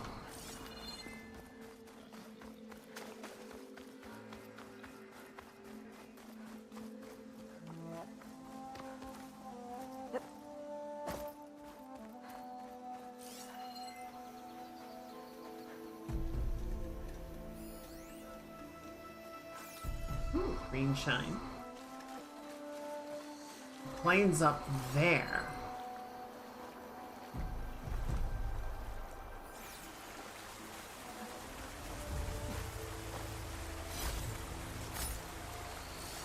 Okay, so how do we get up? Not gonna scale the waterfall, that makes enough sense. A freaking streetcar.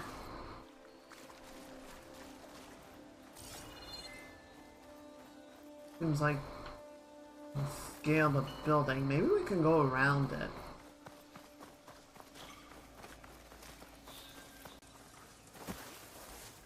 I hear machines.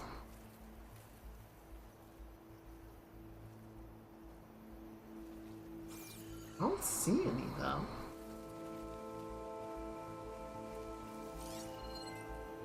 Oh, I saw a blue glint off in that direction. Yeah, nothing above. Nothing besides. Right, well, we're almost on top of it. Of course, there's a bunch of undergrowth here blocking our way. But able to go this way. I can find a voice recording here. Oh, careful.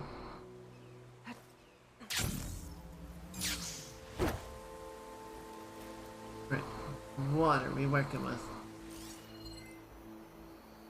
Where is it? Oh, right here. No, they just cut the Harrison too. The remaining ships are concentrating their fire on the lead Horus, but there must be 6 more coming in behind it. And there's several ashore and moving inland further up the coast. Copy that. We'll keep eyes on it. But whatever this Zero Dawn super weapon is, you'd better use it soon or there'll be nothing left. Calling the final secret.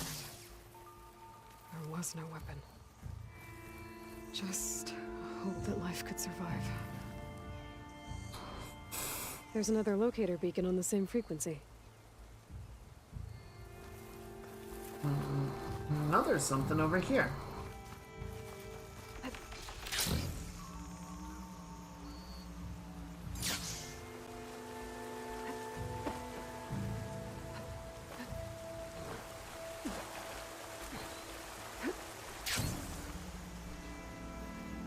I feel like 100% speed run of this game would still take an absurd amount of time.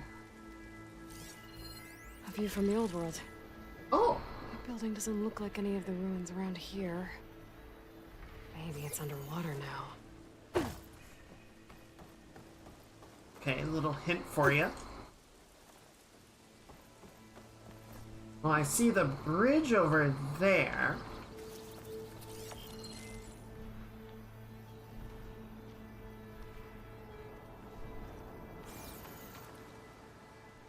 Oh, hello. Seagulls.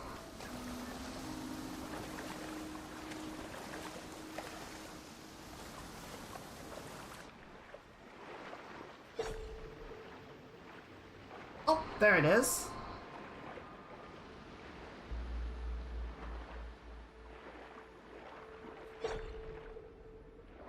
Keep an eye out for any machines roaming the area, but we seem to be alone.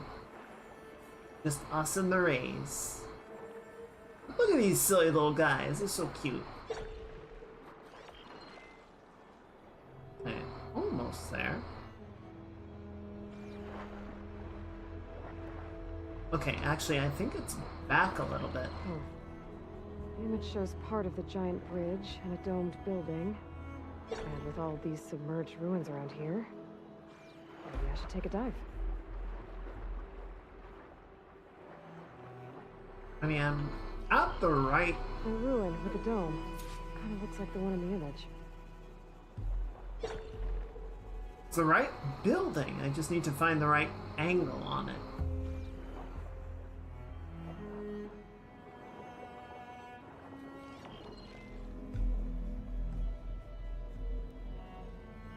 Here?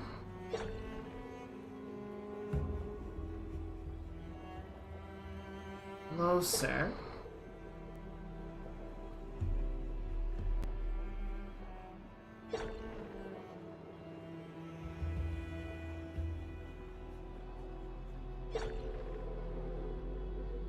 You know, I bet it's around to the side.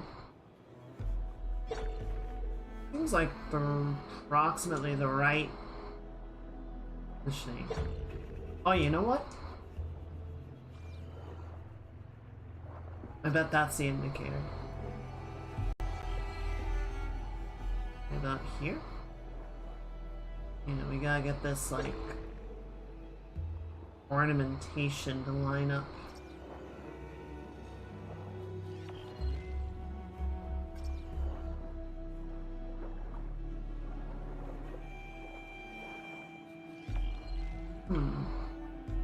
How is this supposed to work exactly? Because the bridge is up there, and then there's another prong, or another tower further back. How does this fit?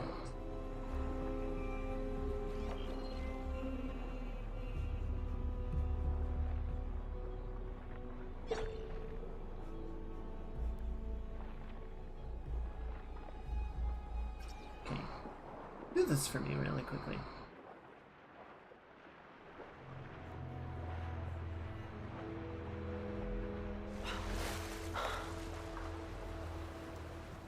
Oh god, that's a Horus. He just crashed into the bridge. Jeez. Okay, so I feel like that's the tower that shows up in the image, right?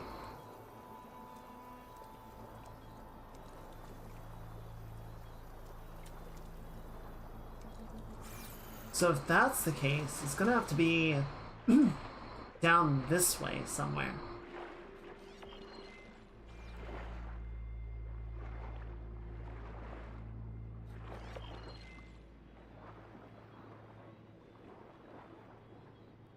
Right about here, I would think.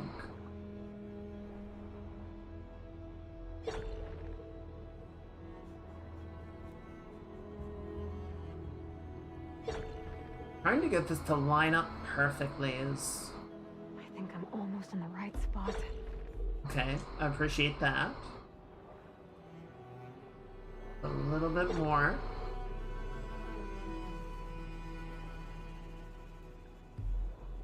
Yeah, see, this is getting farther off, I think. We're losing the angle in the bridge.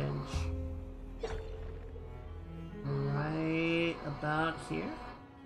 Come on, line it up.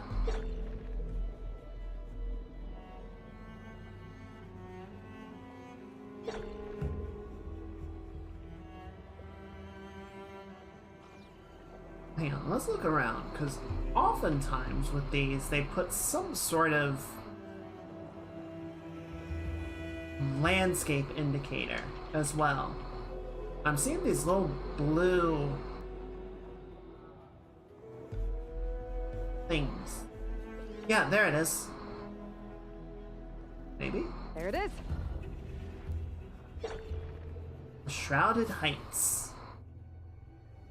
Welcome to the Grand Gate stop. The Grand Gate stop on our Vista Point tour. Brought to you by Miriam Technologies and Coalition for Environmental Regulation. The Grand Gate Bridge. Its span acts as a gateway to San Francisco, while the water below is a conduit to the Pacific Ocean, which by 2040 has reached critical levels of human-made contaminants. The clawback era saw massive reductions of seaborne plastic pollution, and Miriam Technologies is proud to continue that trend. In fact, the new roadway atop the bridge was made with repurposed petroleum-based waste products dredged from ocean waters by our machines. Nice.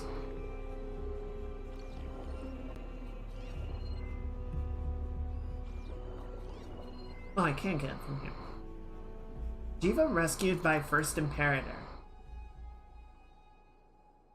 Hyderabad, December 22nd, 2059. The daring midnight rescue of teen heiress Sonali Jiva from the hands of labor extremists might sound like something from an action holo, but Eric Visser, First Imperator's CEO, is quick to assure us that the reports of his human-led raid are completely true. Our employment of specialized human operators is what makes First Imperator stand out. Sure, a team of hunter-killer bots could have eliminated all those activists like we did, but could they have gotten the girl out unharmed? I don't think so. Dressed in night fatigues, Eric's rugged looks sell confidence as he goes on to explore what sets his operations above the rest. Technology plays its part. True combat is about courage, adrenaline, and hot blood. In those situations, it's the man, not the weapon, that Data corrupted.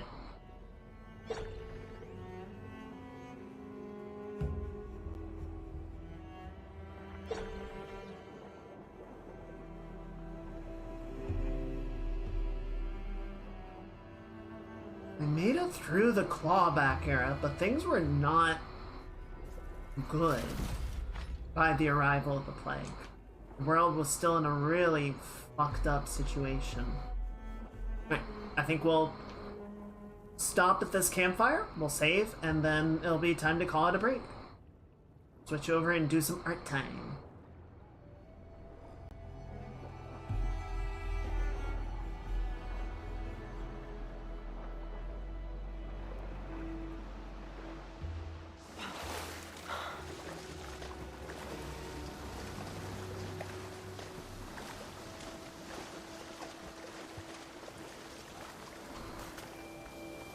Where's that campfire? There you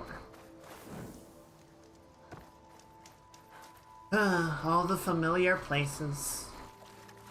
The old San Francisco. Yeah, now I'm really interested because I don't know where Burning Shores is located. I thought this was going to be the DLC zone, but doesn't seem like it. Maybe around... I feel like around this point is where it might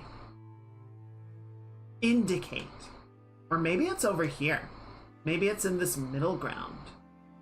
That could be. In any case, let's go ahead and do our full save. And... oh, this is going to be a good opportunity, everyone. Oh, to take a break! Oh, excuse me. So yeah, everyone go ahead and do those human things that you gotta do. Use the bathroom, get something to eat, something to drink, stretch break, whatever the case may be. Do some self-care. I'm gonna run some ads while we're doing that, and when we get back, we're gonna switch over and do some art time. See if we can't finish up this this piece for Connor and Mouse. Find something to put on for you. What guys want gone? What should we do? What should we do?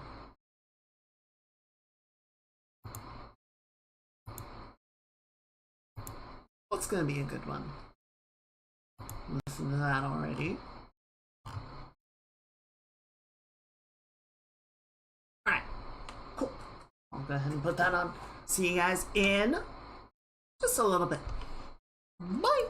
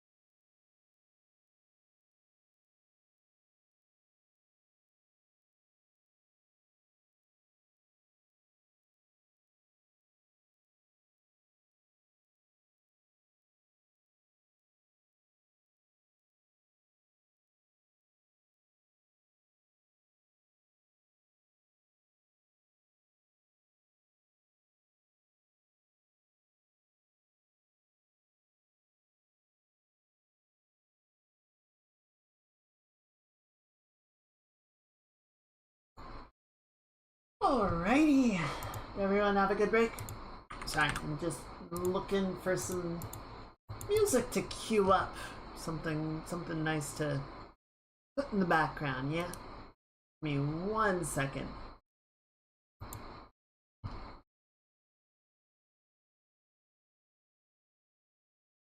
Alright, this looks like it'll do.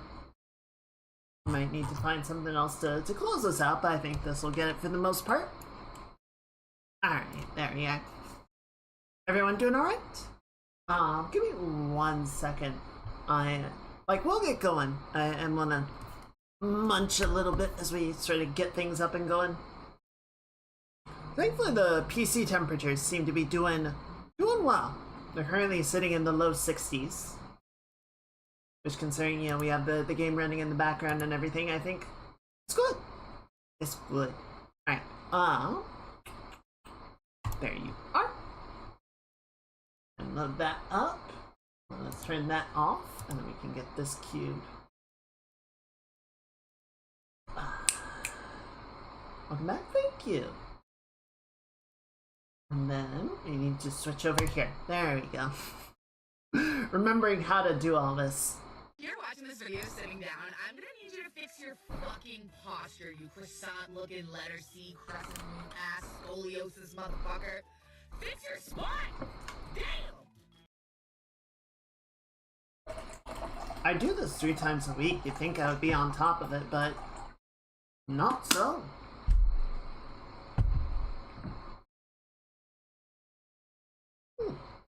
Yes, thank you for the reminder. I'm doing okay. Did some stretching during the break, so I think I'm in a good spot. I got my tea, I got some chips, I got a burrito for later. Life is good. Life is good.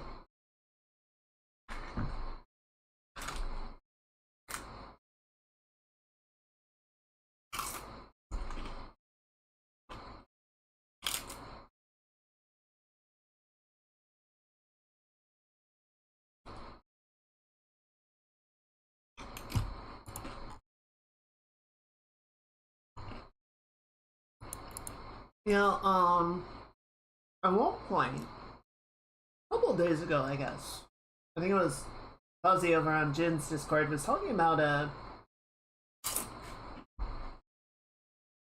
little MMO that some folks are putting together, something memory, like Monsters and Memories, something like that.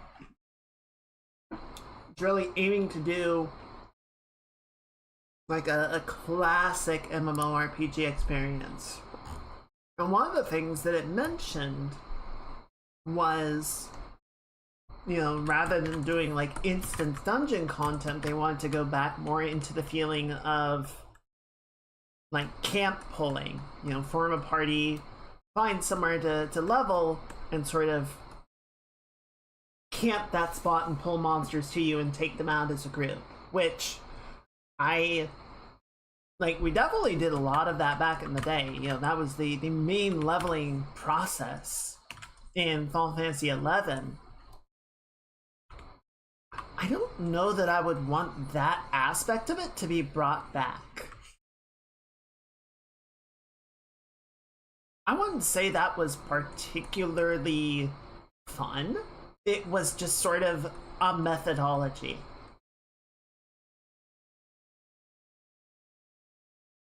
I don't know. It's like WoW's main leveling methodology is questing, right?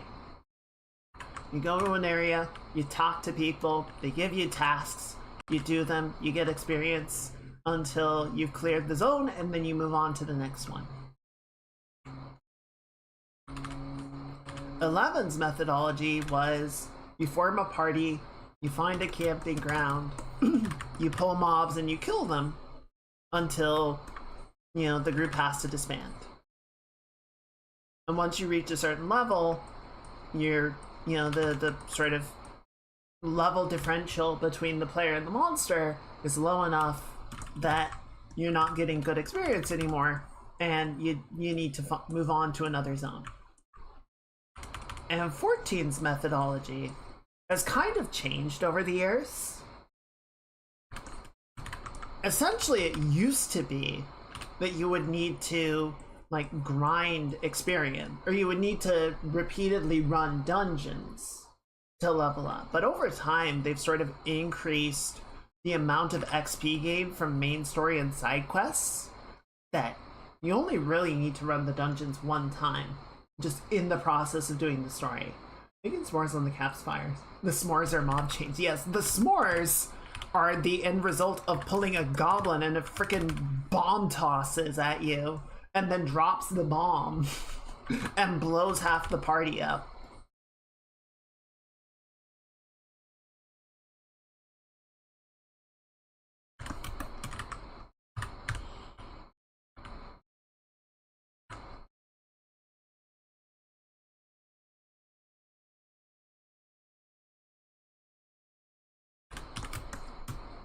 Okay, before we do all this cleanup stuff, what I actually want to touch on first is I want to do the pattern on Connor's jersey.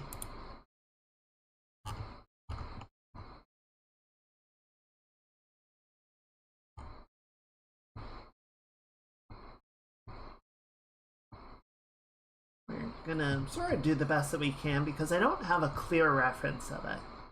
It's just some screenshots.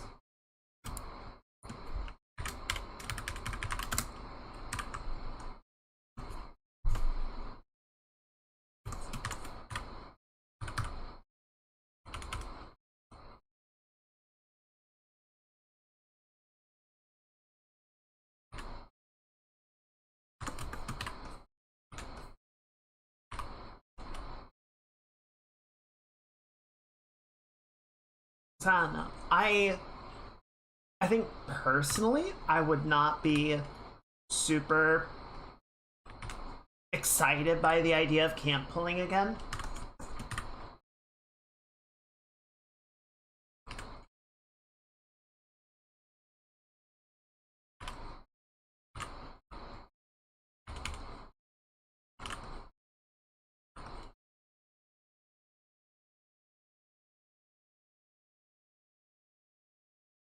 But, I don't know, they're trying to go for that classic aspect, and I guess that's just part of it, at least in their view, so...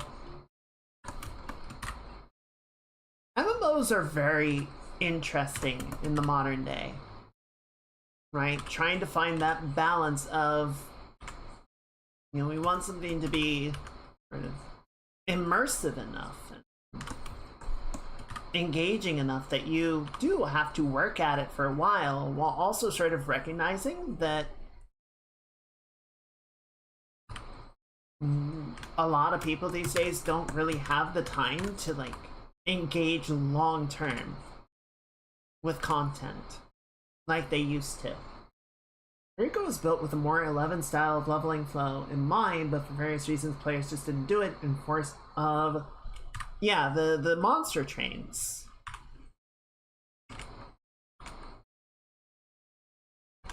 Which was an interesting sort of experience in of itself. And I think like especially the first zone, Animos or whatever, was very much trying to do like the 11 style party leveling. I feel like by the final zone, they kind of realized it's like, okay, this is what the community is going to do. So let's like pivot the design a little bit to sort of acknowledge and build around that. Right? We can try and brute force them into leveling the way that we intended the game to go, or we can just accept that this is what they're going to do and cater to that experience. I think part of it, frankly, comes down to the fact that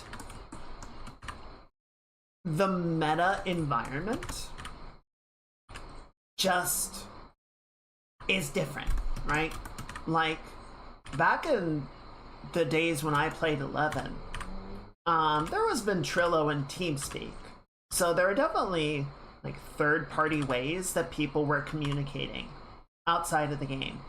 But there was no wiki, right? There was no massive database with like every item and every enemy and, you know, all the information that you could possibly need to play the game. The internet was just not at that level yet.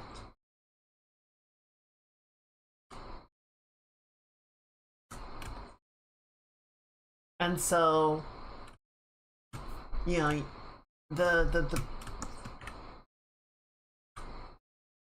you get to Eureka, and it's like, okay, we built this in a very similar way to what 11 did, but the way, or the speed that people are able to relay information to each other and coordinate is so different that it doesn't behave the same. I don't think that's necessarily a bad thing, but it is, I think, sort of a challenge that's like, how do you make this work, right? Let me see if I can find a better image of this really quickly. I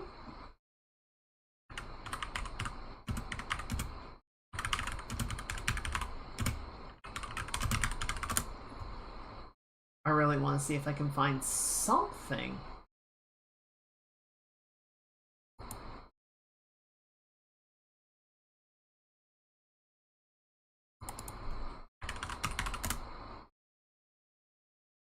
See, I'm not sure he ever sold this one is the problem, or if he did, like, it was a limited run and it's not available, so it's not really showing up on image results anymore.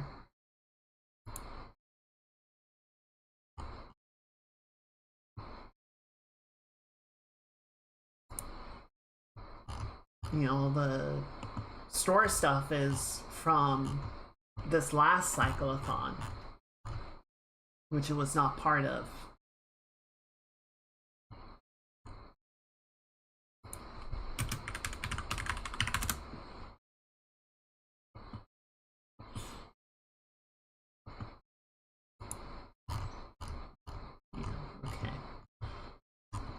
It's fine. If it's a little inaccurate, it's not gonna be a big thing. Grinding. Level +6 in Eureka was always the fastest way to level, but I think the lack of level sync and various misinformation about the item rewards gave the training. I think so. And for me, you know, the way that I typically played was I would have it open, right? And I would just idle in camp until it was time to run the train, and I would draw, or I would work on projects, or whatever, right?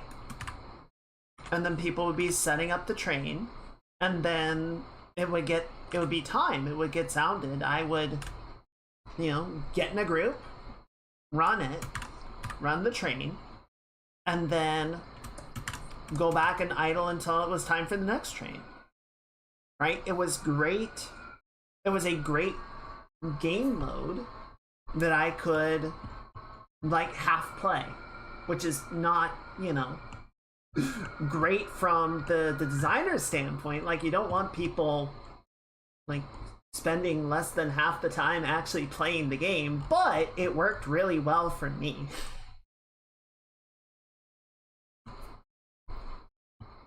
I'm trying to figure out, there's like a weird design on the side of the shirt, and I can't figure it out from here. So I think we're just gonna simplify it a little bit to something that I can make work. It's fine. Oh, you know what it might be, actually? It might be the monkey design has sort of these cheeks, but the hair, like, comes in on the side.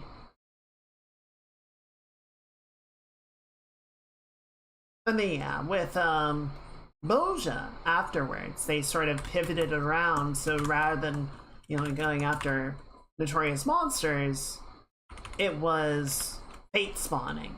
So it's just like, yeah, just run around the map forming fate groups, or just sort of pick them up as they arrive. I think that was fun. That was fine. I enjoyed that. And it worked well enough that, like, if I want to take a break and sort of do some other stuff, do some drawing, or, step away for a little bit, I could do that.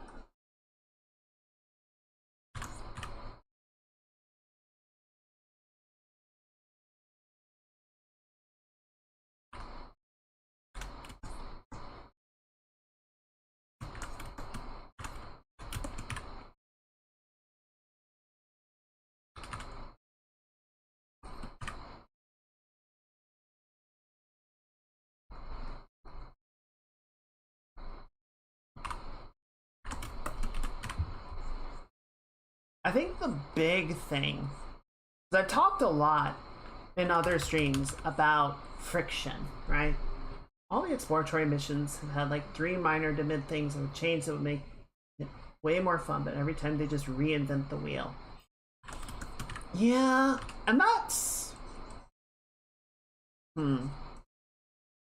I think what you're saying is fair. I think it's true. Like, stop trying to do a completely new system and just iterate on what you have going on.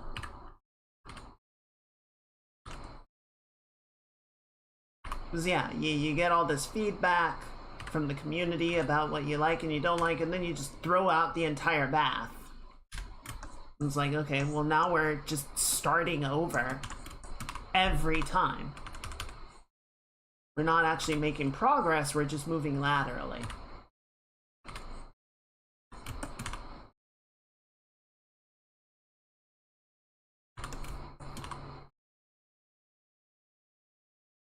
To be fair, I think if they had done, like, say they had done that with, let's see, Boja was Shadowbringers. Yes, because Eureka was Stormblood, and then Boja was Shadowbringers. So, suppose they had done a Eureka 2. Right, they had done the same sort of system, but sort of refined it over where they had gotten in Stormblood, and made it better. I think that would have been fine. That would have been good, right? And then they probably would have gotten to Rika. True. True and correct. I think that would have been fine. As you say, gives them an opportunity to sort of refine the system and build it up and, get to a final position. Though, I will interject really quickly. I can kind of see someone looking at it like, well, the development process over the course of that expansion is how we want to grow it. And by the time we get to the end of that expansion, it's time for something new. Do you agree? Well, that's your opinion, but I can see someone looking at it from that approach. I think my point is, if they had done a Turika in Shadowbringers, they might have tried to then do one in Endwalker. I think by that point, people would have been tired of it. Even if they were improving the system, I think it would have gotten to a similar place that I think a lot of the endgame grinding has reached. That's like, okay, but we've done this for 2 expansions already. We know how this works. It's not interesting anymore. It's just tedium. It's just grind.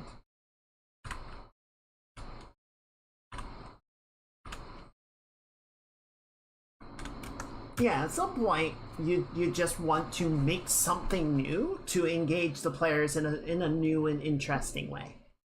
I think that's fine.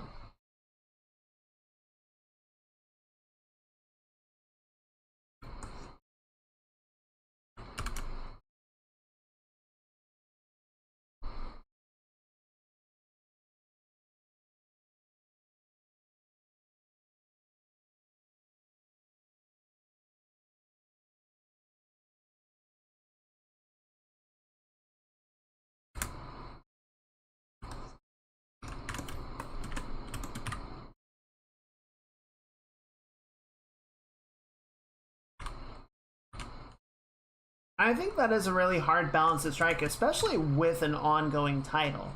Hell, even not ongoing titles. Like, I have criticized Horizon Forbidden West repeatedly as we're playing it, of like, you guys added a lot to this game that didn't need to be added, right? There was just a lot of annoying extra content, right? Like additional weapons and more collectibles and, you know, melee combos. And like, the game didn't need this. But, you know, someone was like, we have to make it more. We have to make it more engaging than the first one. We have to make it bigger. It's like, I liked how the first one felt. You know, some of the changes are good. I think the sort of greater reward system for targeting weak points and everything, as opposed to just trying to brute force every enemy, I think that's good. I think that's a great change. But there's a lot of it that I could absolutely leave. And like I was saying earlier, I'm kind of glad that a lot of it does feel very optional. Like, you don't need to learn to use every weapon to be able to survive a fight. You can really sort of lean into strategies that you enjoy. It just adds a lot of bloat to the game. Alright, I think that works. I can't find a more accurate depiction of what his jersey is doing, so we're just gonna roll with it. There's something that goes around the side, I can't make sense of it. It might actually be like a repeating pattern of the monkey. I think it is.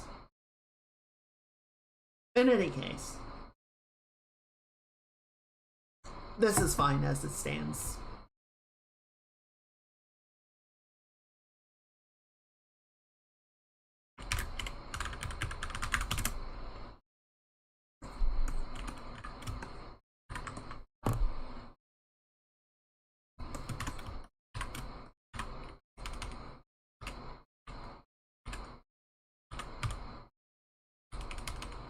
You know, now they're doing like a complete combat overhaul, which, you know, like I was saying before, I dig the general vibes. I dig the direction that it is going in. But I also want to see how they're planning to update fight design. I want to see, like, what are the bosses going to do that is new and interesting and sort of plays off of the new combat modes, because I think that's the other half of the equation, right? It's not enough to just make the players do new interesting things. I think the encounters need to be revitalized as well, because they have some cool encounter designs, but, you know, if the monsters are still sort of playing the same general direction, then it's not going to feel that different, you know?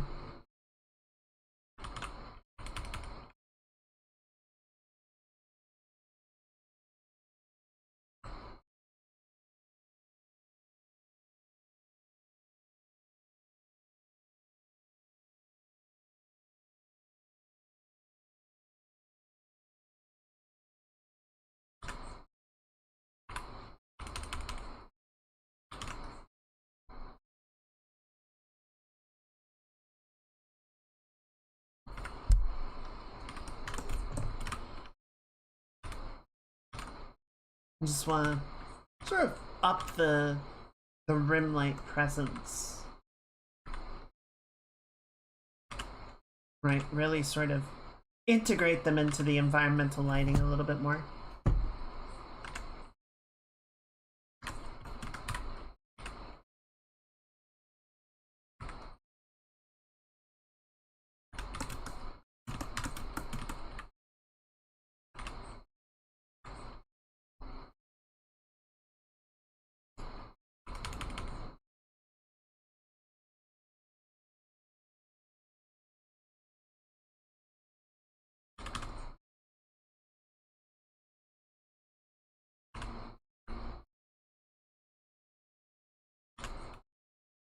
So one thing that I kind of go back and forth on a lot,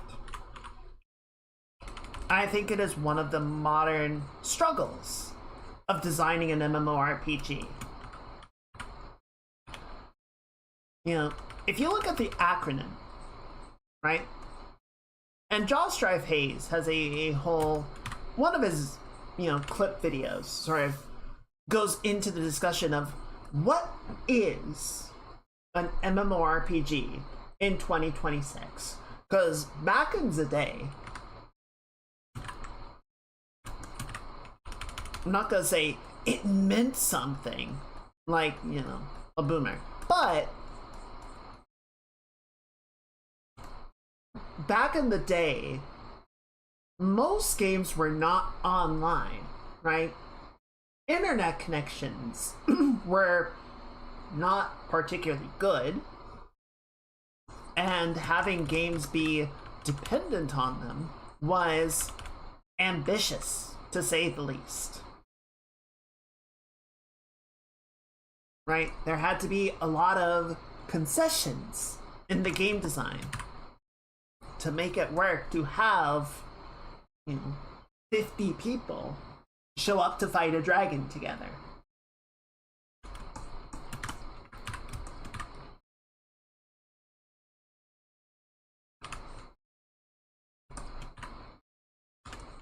But nowadays, you have games like Monster Hunter, which are effectively perpetually online. You have,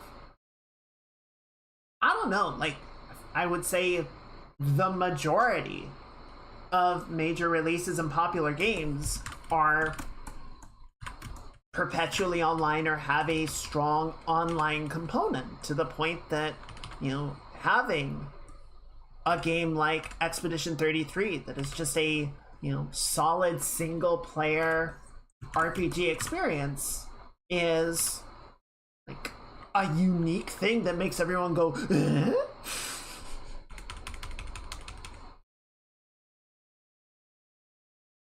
A proper JRPG in 2026, good heavens.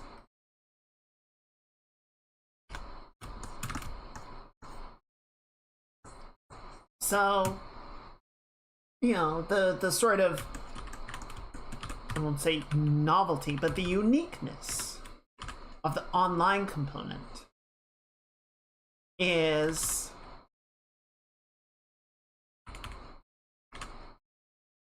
it's not unique anymore. Online gameplay is commonplace. The populations, the massive part of the MMO. Well, a lot of MMOs are not that massive, right? In 14, or WoW, you can go to a capital city and you might see a couple hundred people walking around. Limited by your render settings. But the actual number that you will play with in a given instance, a given moment, is like 24, right? Tops. Most of the time, it'll be somewhere between like 4 and 8 people, which is the same number of people as your typical first-person shooters matchmaking, right? A game of Deadlock is 6v6.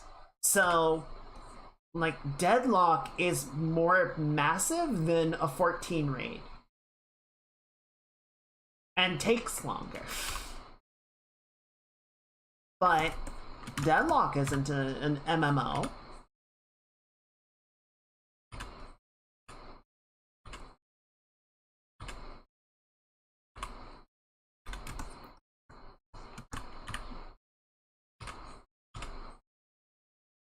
So, I think for me personally, right, purely subjective here, but I think it's not too far off base. I really enjoy MMOs as a sandbox to do, let's call it personal RP, right? I like to do sort of storytelling, imagination of like what my characters are doing and how they're responding to stuff in the game, and theory crafting and sort of building out more narrative context for what is happening, right? And so I like games that present a strong, rich world to inhabit, but still give enough room for me to sort of respond to it and contextualize it and, put my own take on it. Talked about one of my big gripes with Star Wars The Old Republic was I often would want to sort of do that. I had my characters with the stories that I wanted to explore and tell with them, and the game kept saying no, go play through the story that we have prescribed for you as a Jedi consular or a trooper or a bounty hunter. It's like, but I have this other thing that I want to explore, and the game would go, well, that's too damn bad.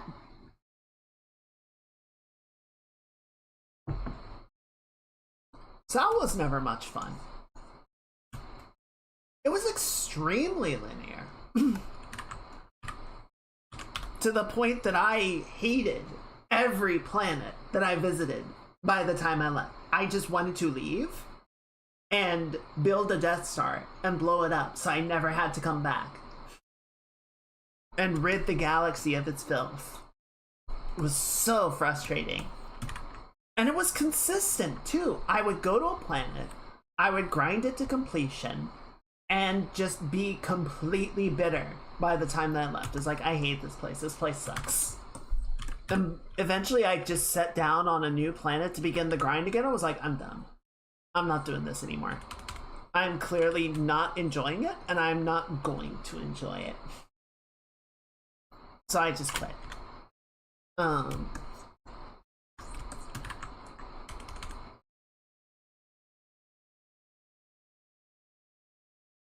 I think that is ultimately, frankly, where a lot of people do find their satisfaction with MMORPGs.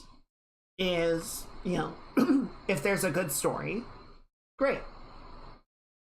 If there's good gameplay, that's really good. That's important. But I think a lot of people that like MMOs like having a space to occupy. They like having a world to visit and situate themselves in and explore.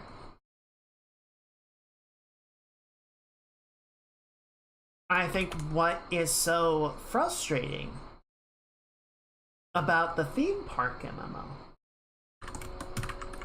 is you log in, you pull up your list of things to do for the day, you pull up your dailies, you queue for them, and you run them. And then you log off.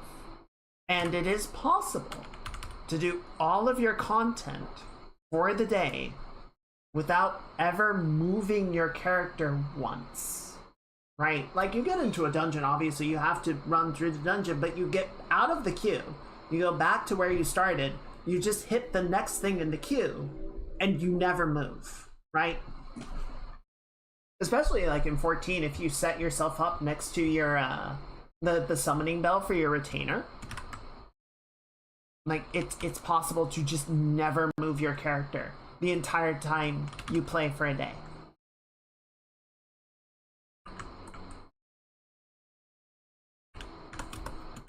And sure, it's the most efficient, but it's boring. It's like, why have you bothered to build out all these areas, this entire world for people to explore, if they're not incentivized to go out and explore it?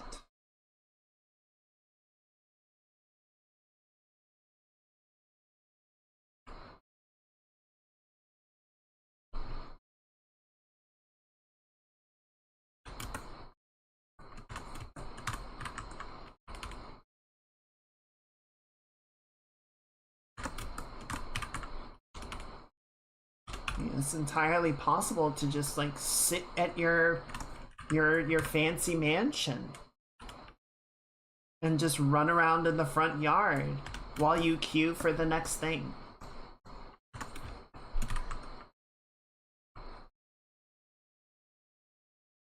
You know, New World had a lot of issues. It sort of got stuck between trying to be an old school MMO and trying to cater to a modern audience. But one of the things I always enjoyed when I did play it was the sense of, okay, I'm in my town. I'm in the town that I have sort of established as my home base. And I want to accomplish this task. Where on the map can I find the crafting resources that I want, or the enemy that I need to kill, or the mission that I need to complete? Okay, here's where those are. So I'm going to set up this route. I'm going to make sure that I have what I need to complete those tasks. And then I'm going to leave out the gate, and I'm going to wander across the island and do the content out there, right? It's not something that I can just magically teleport to through a queue menu. It is physicalized in the space, and I have to go to it. And I always found that to be very satisfying. I thought that was great.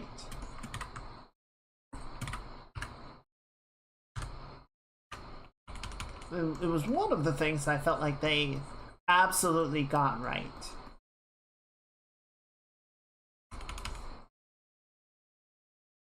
You know, Guild Wars 2, I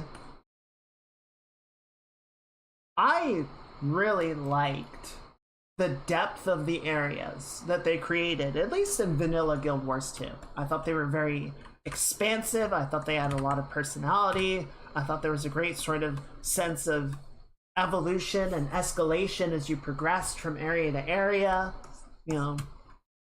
But they, at the same time, you felt very cohesive. It was good. It was good. And then they kind of gutted it by having so many fast travel points that you could just skip a lot of the areas once you had explored them the first time. You know, once you had 100%ed an area and found all the teleport points and all the vistas and everything, you could just travel around so quickly you barely needed to actually ever set foot in the area, so to speak. You just went teleport point to teleport point. And Guild Wars 2 had its own version of Notorious Monster Trains. And it was the same sort of problem as the NM trains have, is, okay, well, the entire group is moving via teleport. And if you don't keep up by also teleporting, you're gonna miss the fates that spawn. I don't remember what they called them. They were like real-time events or something.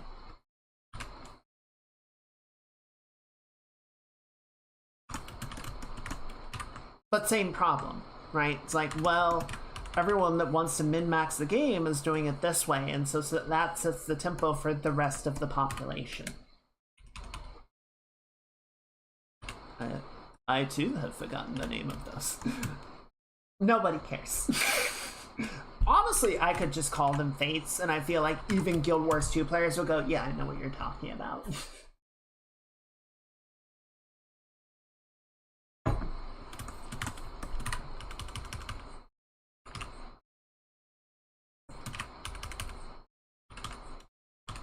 Like, the events were fun. I'm not saying they were bad, but couldn't tell you what the name was. In any case, you know, around when I was getting really burnt out on 14 and stopped playing, I would kind of make a point of not teleporting. Like, if an area, if where I was trying to get was like 1 or 2 areas away, I would fly. I would actually make use of the space because I just found that to be more interesting. It was nice to actually explore the space and be in the world.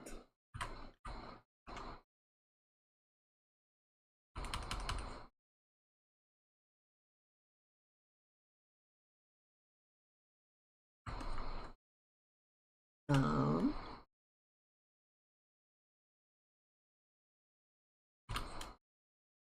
you know, for all of Star Citizen's faults, one of the things I think does make it more satisfying than Elite Dangerous is like going to a world and feeling like it is a space that I can just pick a direction and go and, you know, potentially find stuff. There's still a lot that they can do to better populate the planets, and they're working on it, but the worlds in Star Citizen feel much, much richer.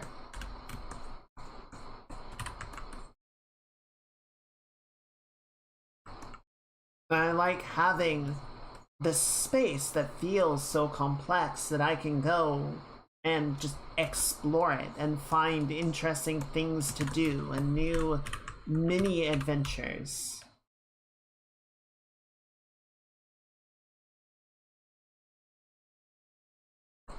You know, I think No Man's Sky does that pretty well as well. I think the big problem that I have with No Man's Sky is that a lot of times it feels very transient.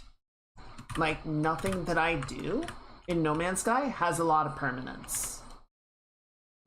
It feels hard to say that I'm like really building towards anything or have any long-term goals in No Man's Sky, because it's all just kind of like, well, I've set up on this planet for right now, and I'll do that for a while, and then eventually I'll get bored and faff off to another planet and start over.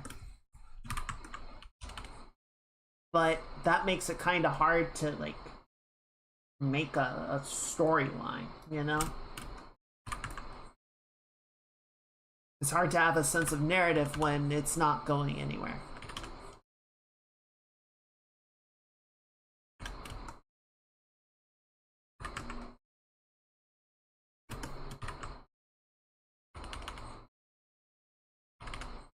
It's a shame, because there's so much about No Man's Sky that I really like. I just wish I didn't stop bouncing off of it.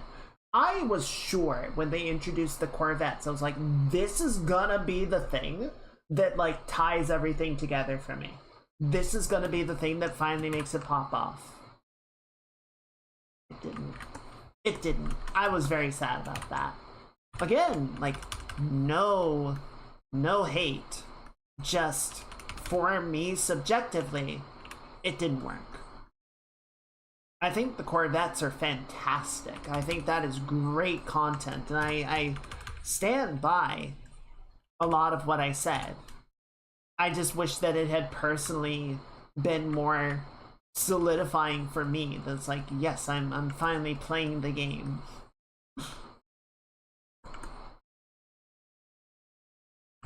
Oh well.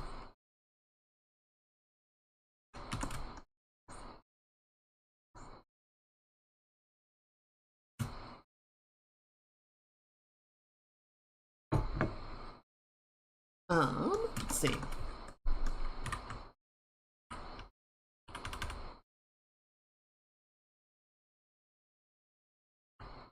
Just cleaning up some of these little bits. Looking pretty good overall.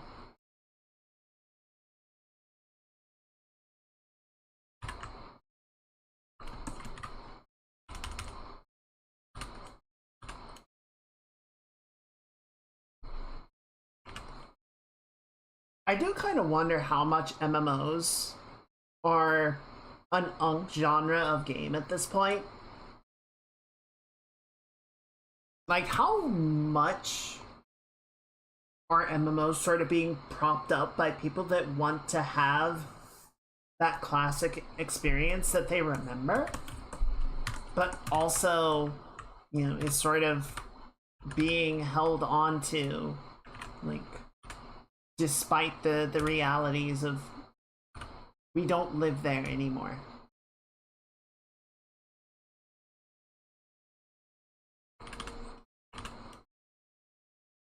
Like, I'm not going to form a group in an MMO and farm until 6 in the morning anymore. I'm just not. even, you know, this summer when I'm gonna be a jobless bum again, I'm still gonna try and, you know, retain a proper sleep schedule, and I'm gonna, you know, be working on my own stuff and taking care of my responsibilities as an adult and hunting for a new job. And so, you know, I can't do that again. But I feel like that's part of what you want, right? That's part of what you're trying to find when you go for the classic MMO experience, is something that is going to say, no, get in a farm group and go for 12 hours.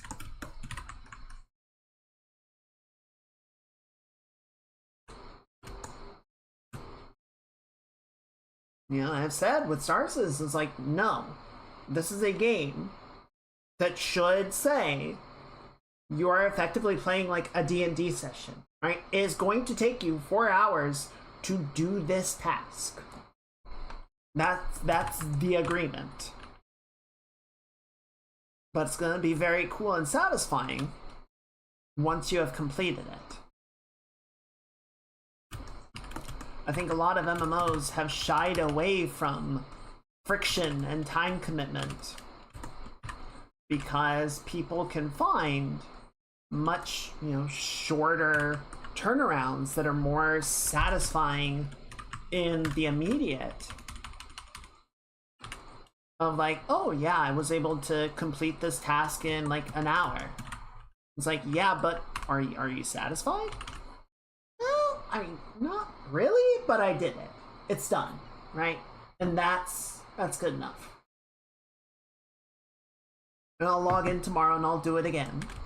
And eventually I'll sort of just grind my way up to the thing that I wanted. Whereas, you know, say you have to do a subtask that takes you 3 hours. So it's like, okay, that's going to be what I do today. And then I'll get some time over the weekend, I'll do the next subtask. And you work at that periodically over the course of the next month, right? To finally work your way up to the thing that you actually wanted. The new ship, the new sword, the new set of armor, or, you know, beating that boss that you've been after. Whatever the case may be. And after a month of, you know, not continuous gameplay, not daily gameplay, but just, again, sort of like a tabletop RPG session, when you can get to it, when you can schedule for it. Like, that'll be a satisfying experience that wasn't repetitive, right? Because it was a series of tasks that got subdivided as opposed to something that you just repeatedly did every time you logged in. I feel like that's a better way to approach it. I feel like that is going to be more interesting than, yeah, I logged in and I did my dailies again.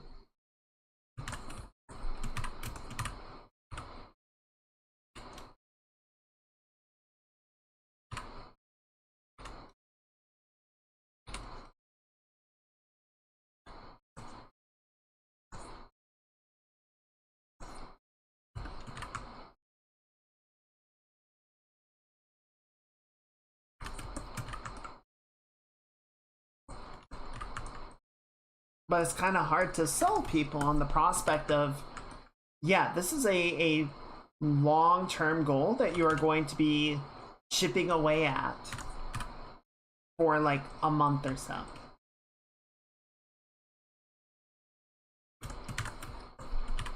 Old school MMOs would do that, right? They would say, this is something that you are going to be working at for a while, get to it.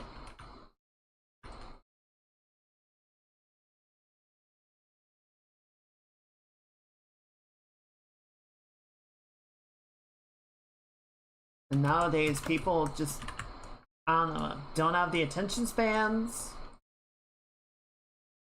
to plot out long-term goals like that.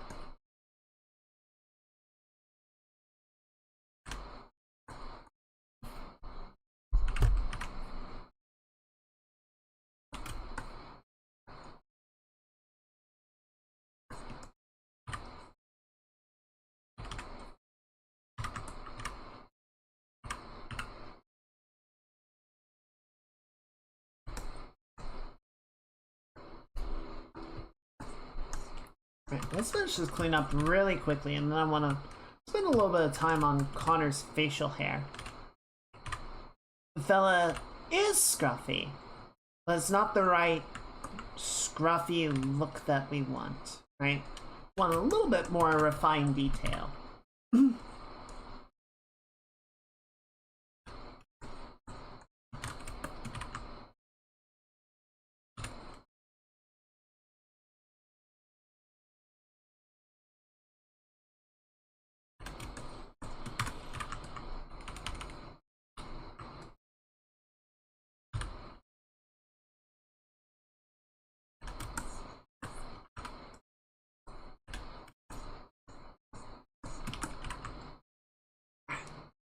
Show me that mug. There is the boy.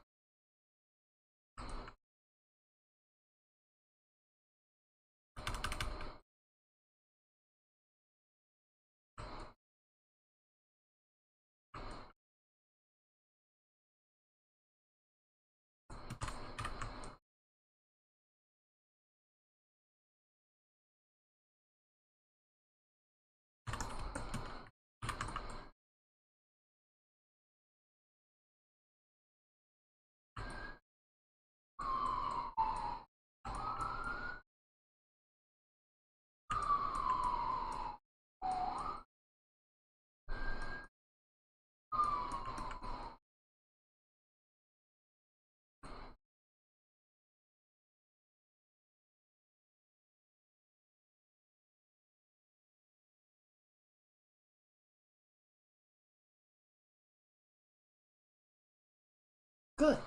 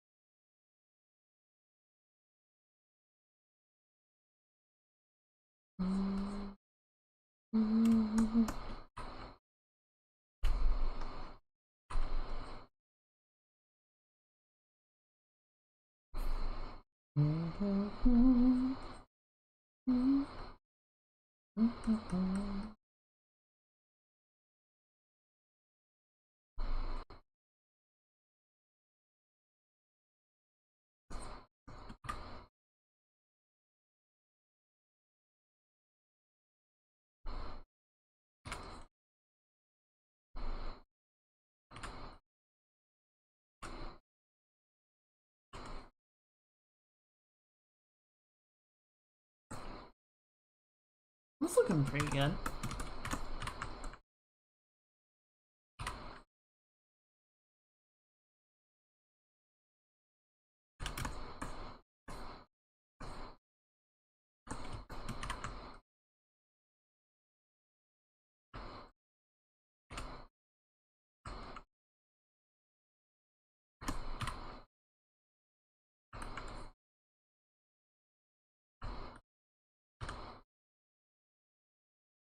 I feel like there was some stuff that I wanted to do on this. I'll see if I can remember before we wrap it up for today. I know we got the monkey, and that was kind of the big one. Might have just been general cleanup, because I feel like it's close. I feel like we've got the right vibe overall. There's still just something that I want to try and like capture the brightness, but play around with it. Eyebrows drooping a little bit.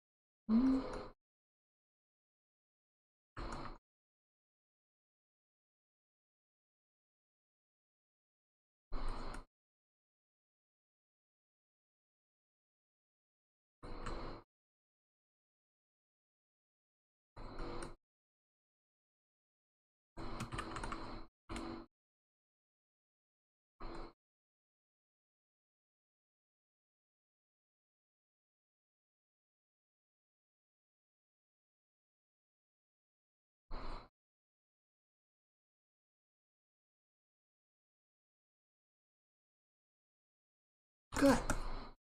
That's a nice texture to it, I think. I just gotta bring it up on the other side.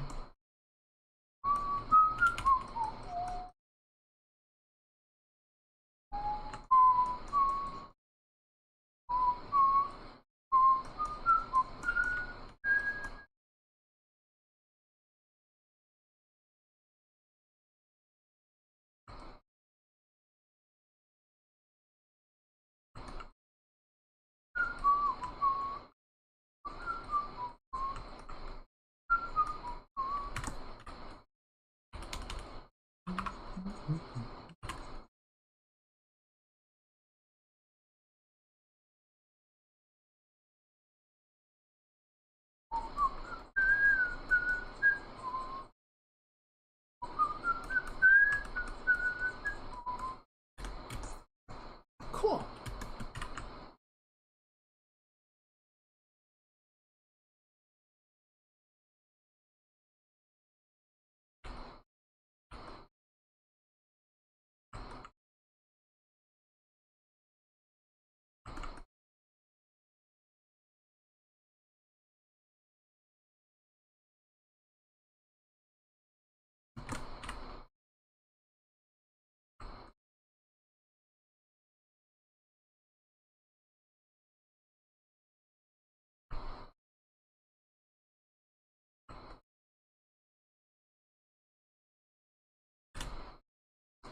Yeah, I really like in Horizon all the various tribes that they've introduced in Forbidden West. I think it's been a lot of fun seeing the world sort of continue to expand.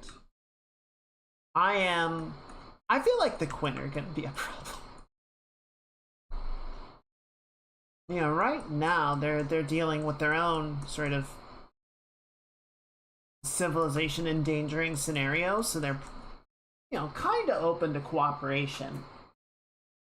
But they clearly have not a lot of respect for the Easterners.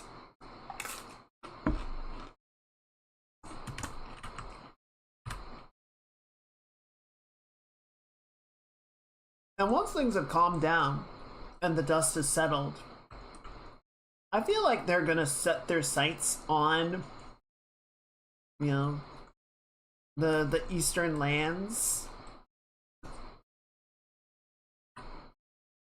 with less than diplomatic intentions, shall we say. Of course, they're gonna run into the Tanakh, and that's gonna be a hell of a fight.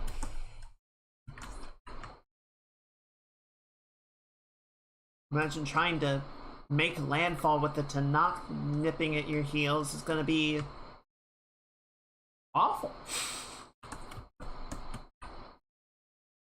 gonna be a pretty shit experience, but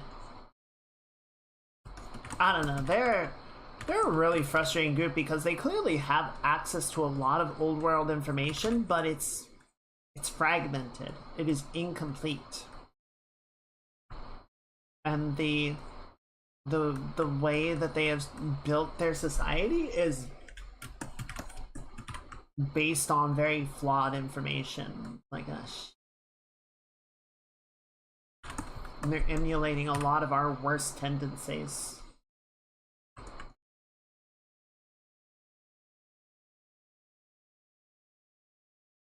Gee, if only someone had left behind, like, a knowledge base of everything that came in, or, you know, everything that happened in the old world, so that the people of the new world, like, didn't make the same mistakes. Yeah, that would have been great, wouldn't it? Wouldn't that just been, like, the best?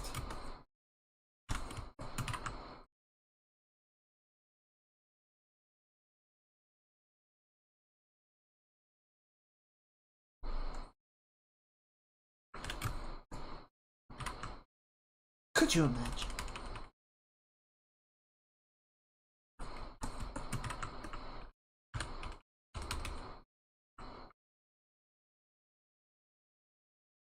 Hey, welcome back, Standing. Hope you had a good dinner. Thank you. Yeah, we're mostly just in the cleanup phase at this point. I'm pretty happy with where it's standing.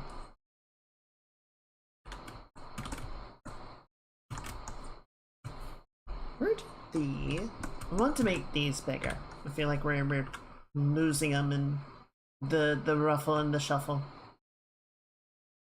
We'll clean them up. It's obviously gonna get really pixelated, but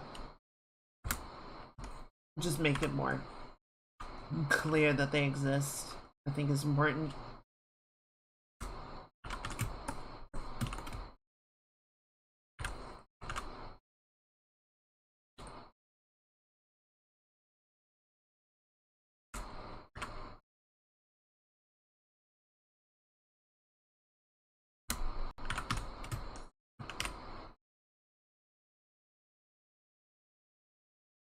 Yeah, I think the beard's looking pretty good now.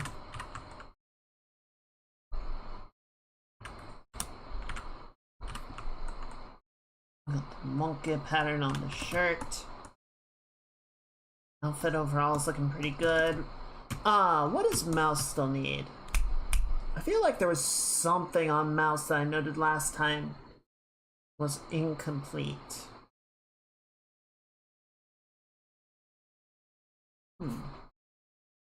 I'm not sure. I'm not sure what I was feeling.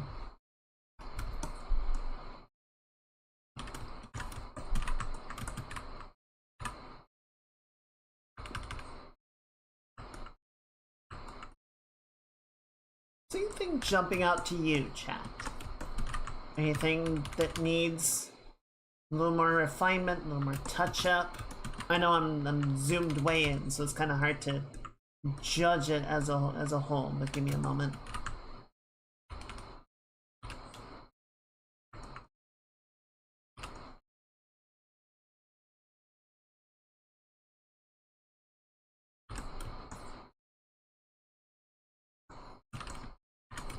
here and smooth this out a little bit.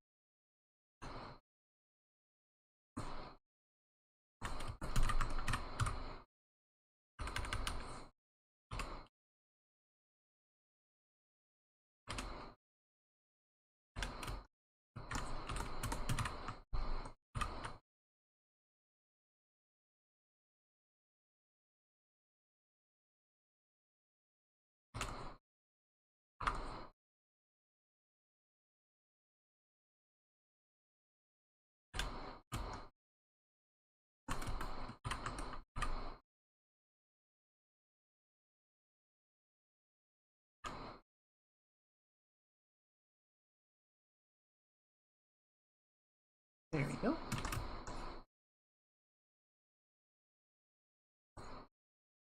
Oh. Oh goodness, look at all this. Look at all this. Oh, it's terrible. It's so bad. Look at that. Gross. Gross. Alright, let's clean this up. I think we're close though. I'm very much just sort of doing minor polishing and refinement here, so I think the last thing after we do this is just sort of tying it together.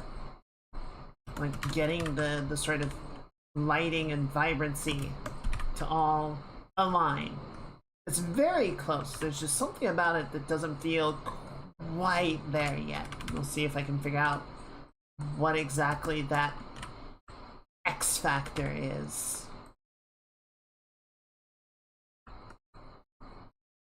But first we fix the gross.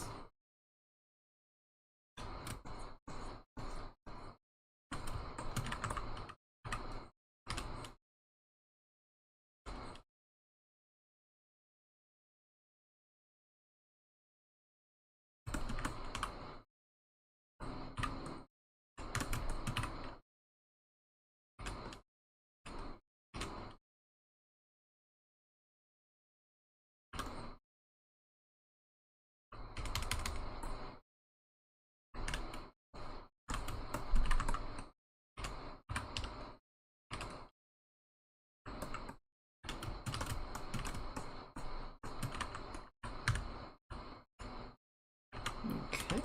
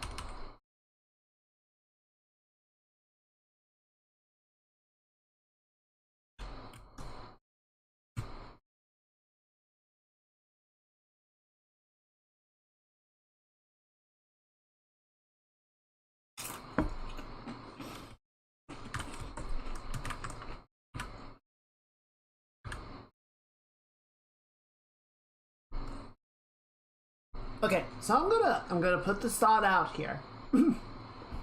I was kind of chewing it over in my head before I even said anything. I don't think this is a good idea. I'm gonna go ahead and say it. What if MMOs got rid of player housing? Like, WoW is just introducing player housing now. Apparently they had to just like twist the code of the game into something horrific to make it work.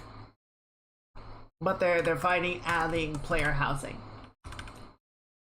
But like, what if 14 Guild Wars, I don't actually know if Guild Wars 2 has player housing, but like, what if it just stopped being a standard of MMO gameplay and like you just had to actually exist out in the public space? Yeah, so I think with the upcoming expansion, or the one that just came out, I don't know what the timeline on that is looking like. They finally added player housing, so you can have a space to own and decorate.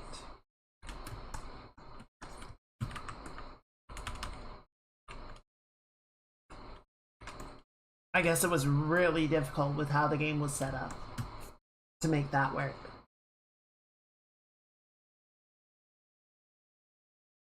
Sorry, 1 second.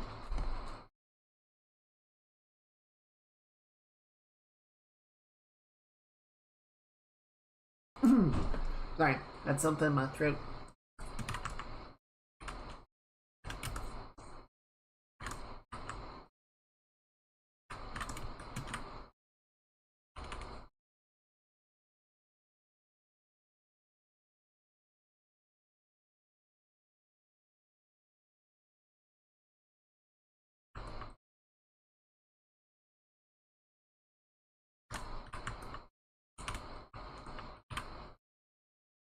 Yeah, see, here's the thing. I agree. I don't think removing player housing is the solution to the problem. I think having that level of customization and that feeling of immersion of like, this is the space that I get to have and I can do what I want with, I think that is important. I think that is part of the MMO experience. I think that is part of what people want and enjoy. Again, like, WoW spent however long, you know, working to force the code to get it to support it. So it is clearly important. I don't think removing that would make an MMO better.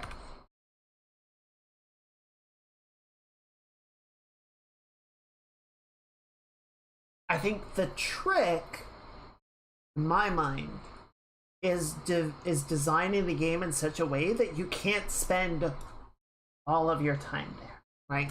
Again, like removing queue timers, removing instant teleportation to the activity, having some amount of like, okay, yes, this is your space that you can come back to, but you're still going to need to leave to do gameplay. You need to go out into the world to do activity. You can't just sit here and play the game from your in-game couch. You know, let's talk about before how the Star Citizen interview, one of the devs brought up that, you know, the idea of fast travel and teleportation had been floated in discussion of like, is there a version of this that would work in our game that we would want to introduce to make, you know, quick play with your team easier to do. And there's been a lot of hullabaloo since they brought it up, because a lot of people are like, no, don't do that, that's awful. And, you know, some people have tried to float like hypothetical ways that it could work, and, you know,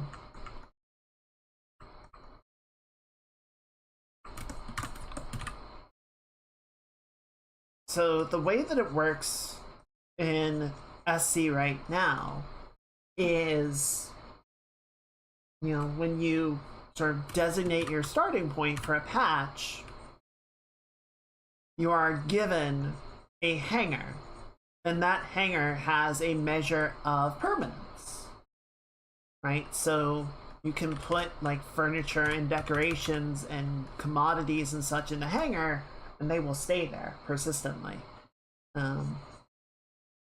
And to some degree, I think it's fairly stable now. You can put decorations and such on your ship, and those will stick around. Not on the outside, but you know, if you have little like trophies or whatever, you can put them in your ship and they will remain there.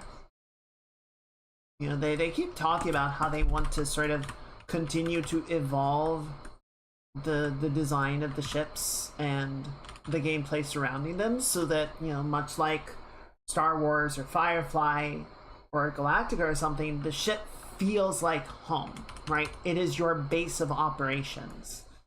You know, you might build a base somewhere, you might build a little homestead or a facility for your organization, but sort of at the end of the day, your ship is your personal space.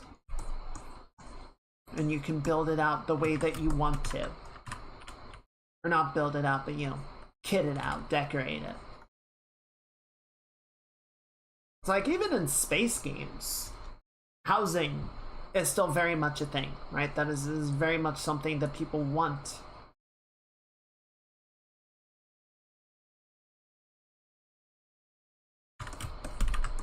And, you know, the benefit of that is, oh, well, I can take my home to the content. Because it has engines.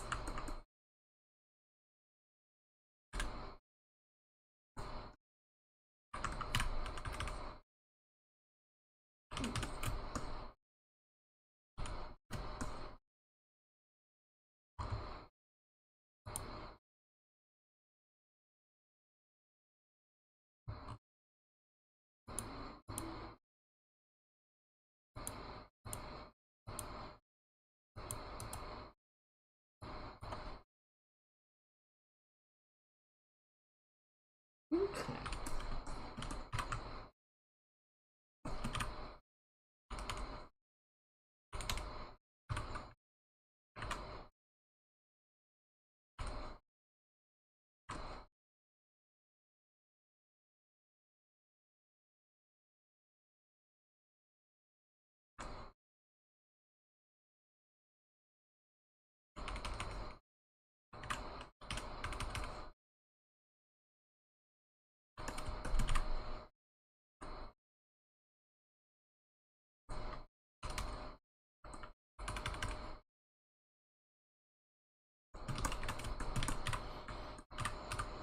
Yeah, don't get rid of the housing, just make it so that the player has to leave it.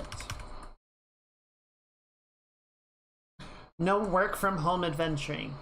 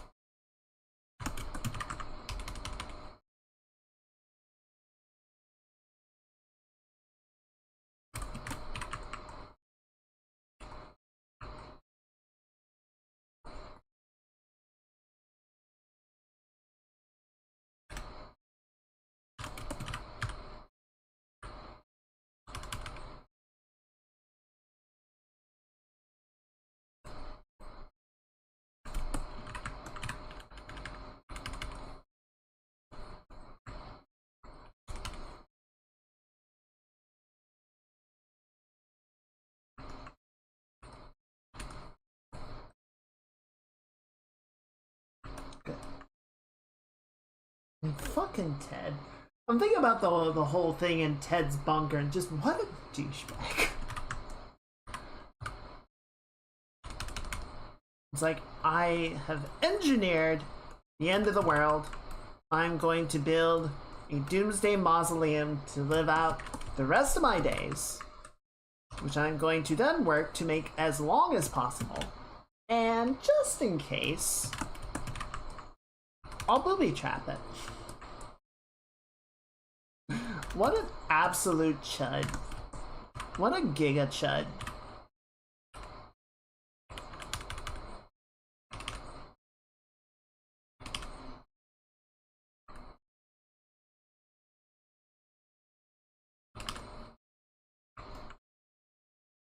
It's like, there's not going to be anyone left alive. You know, I kind of set up an event that would trigger the end of life as we know it, but, you know,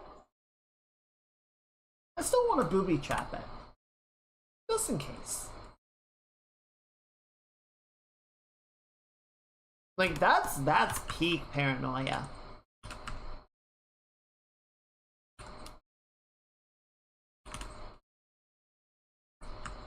Also, again, let's build a bunker that uses a geothermal power source on a fault line.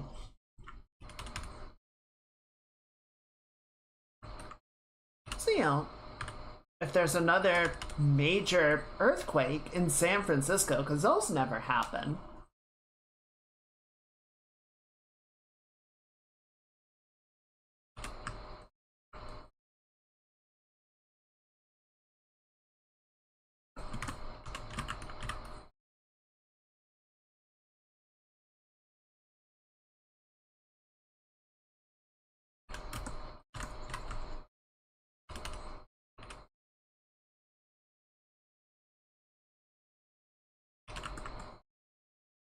This up a little bit more. I was playing with fire from day one. He really was. He really was. And then he's just like, what if I turn myself into a Resident Evil boss? That would be cool, right? Love those games growing up. Maybe took the wrong lessons from them though.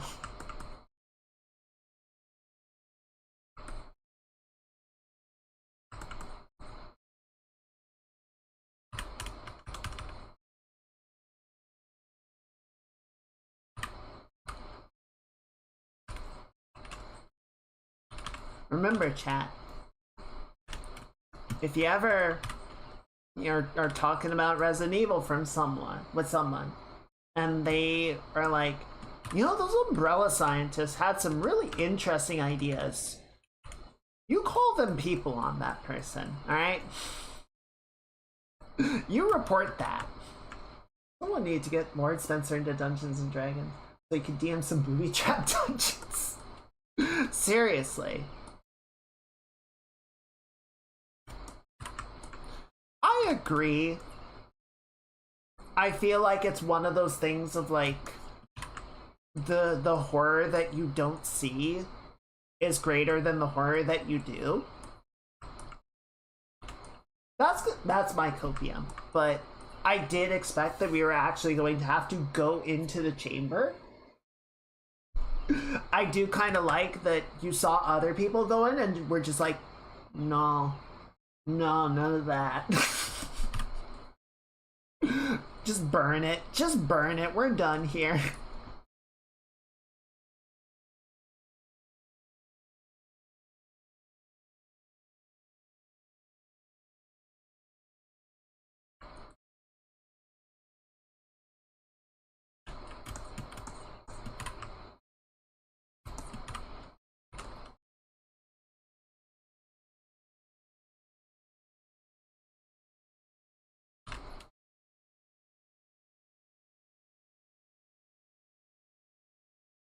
So I will throw out, it is possible in my mind that at one point they had a plan for there to be a puzzle / boss room in the chamber with the Resident Evil Ted. And they mocked it up, they gray boxed it, they ran some testing, and they just couldn't find a way to make it fun. Right? And at that point, they said, well, it doesn't make sense to like concept and model all of this out if we can't make it pay off, right? They might have just like cut it early enough that they said, you know, just imply, right? It's not worth the budget to like actually visually realize the scene.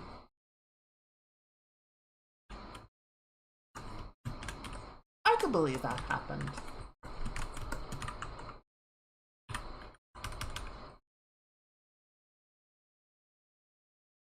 Because that would have been an expensive shot, right?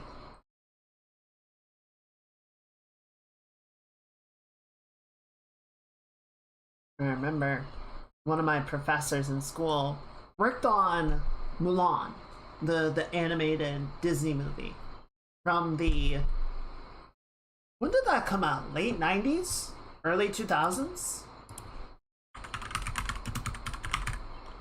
98. And apparently, one of the original concepts called for this like big mythological opening with a bunch of visual effects and would have been very striking, very impressive. And they ultimately ended up cutting it in part because it would have cost like a few $1 million for that scene alone. Just to like have it, you know, to fully animate and realize would have been so stupidly expensive. They were just like, it's fine. It's fine. I think the opening scene that they came up with was very powerful, right? It was very good. But, you know, that happens sometimes with like, we want to do this. Cool. How hard would it be to do and how much would it cost? Extensively.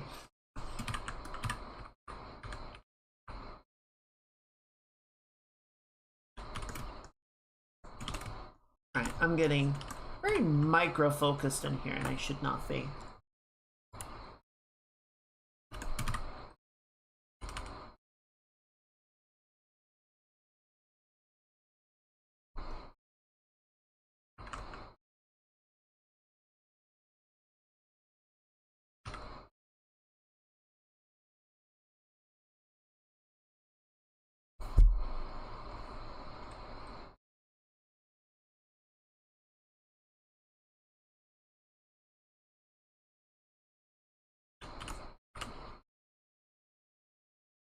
Alright, so anything that we're missing, because I think we're getting to a point where I'm ready to call it done, minus whatever little balancing touch-ups we need to do, but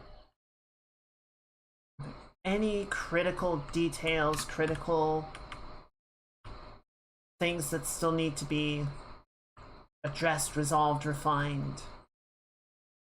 Like I said, I'm not doing all the various ornaments in Mouse's hair because that would be absurd. But I think Connor is finally actually looking pretty like Connor, so I'm not too worried about that.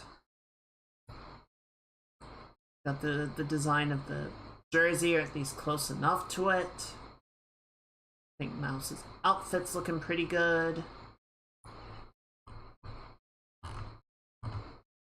And I think a lot of it is just sort of continuing to refine that rim lighting. Really just keep pushing that up a bit more.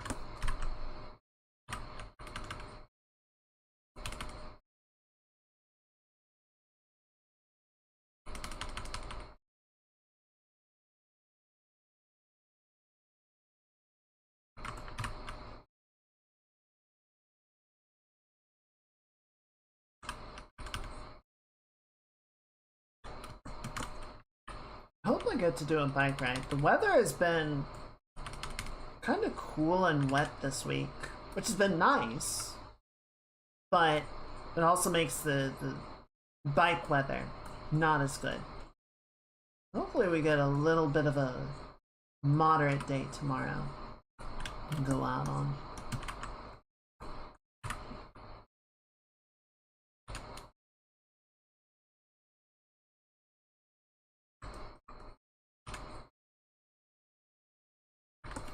Trying to build up my mileage over the summer.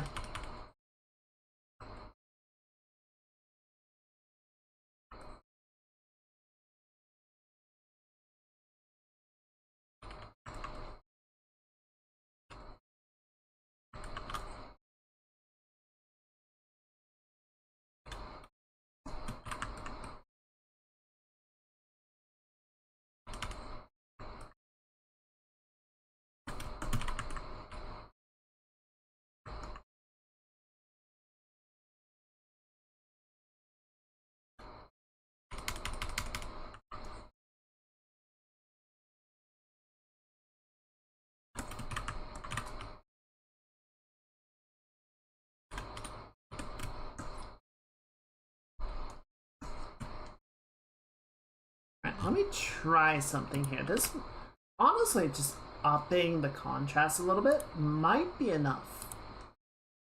Let's see how it feels.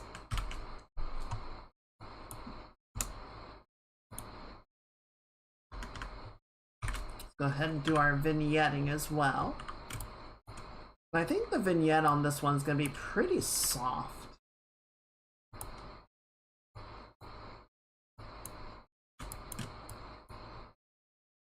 Something like that.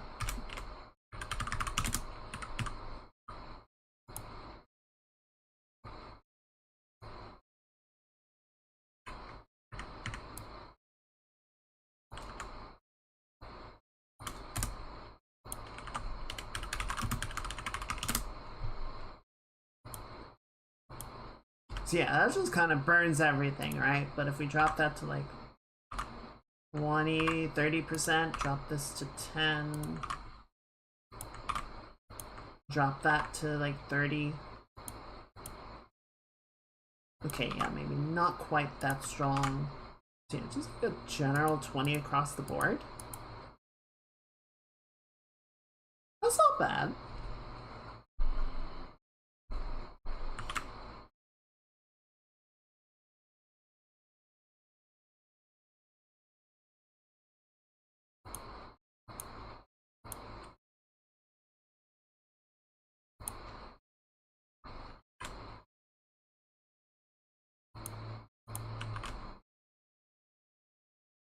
Okay, I want to try one thing.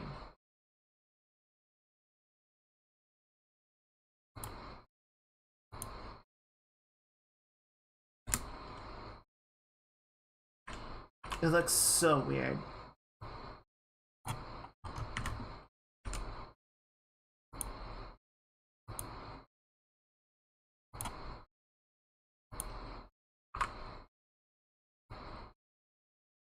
Yeah, just a little bit of a halo. I think that goes a long way. Especially around the hair, sort of on the bright side. I think that gives it a nice little, like, dream-like feel. Right? It doesn't have to be a lot, but just a little bit extra. Let me throw the post-process on top of it. Yeah. That feels about right. What do you think, chat?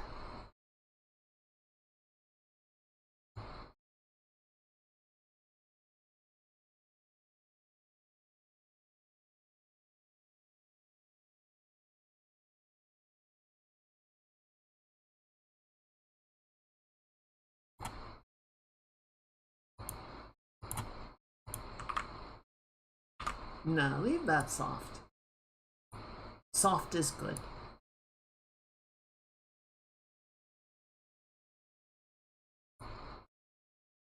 I think the clouds are looking okay as well.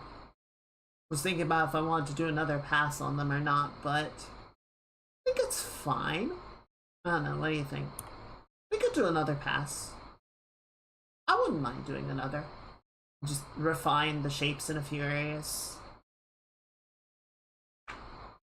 Alright, let's go ahead and knock this down.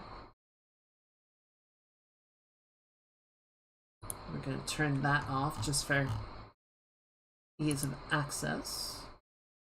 Turn this off, turn that off. So yeah, we're just going to grab the tonnage.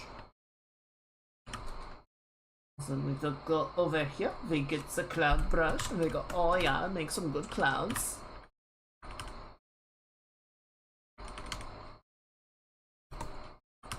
Just sort of build out a few extra areas where it's like more apparently brushwork, you know?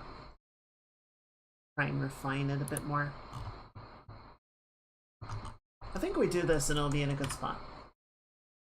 I think it'll be good to go.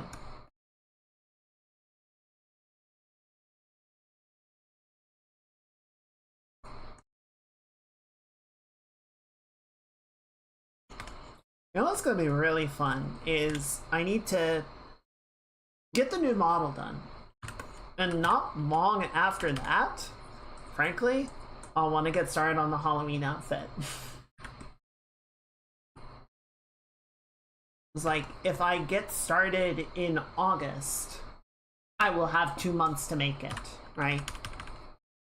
Render it, model it, rig it, test it. It's not a lot of time, frankly.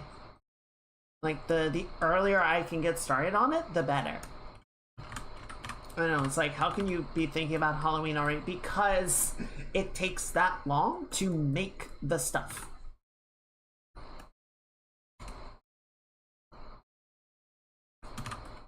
So I'm trying to figure out what I want to do for Halloween this year. I have an idea. I have a pair of ideas that I'm quite fond of at the moment, but I want to continue to sort of sit on it for a little bit, see if anything else comes to mind that I'm like, ooh, that would be fun.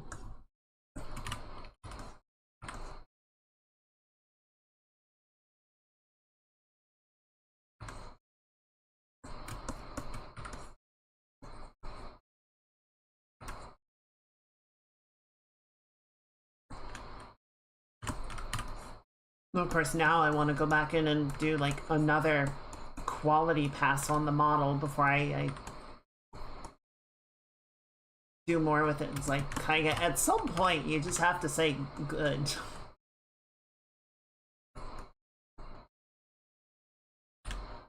I'm like, no. I must go harder. I'm fired up.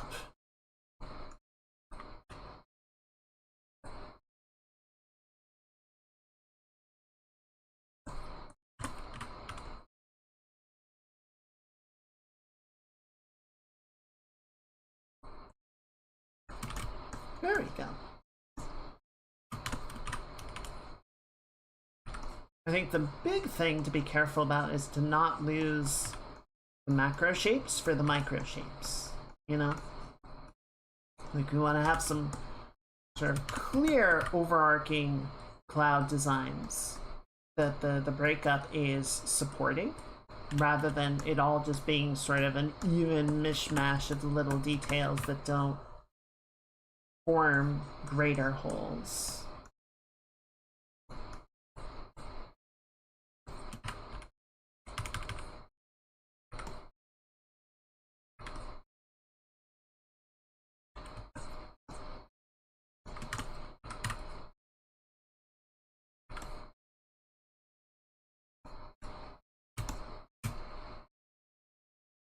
Good.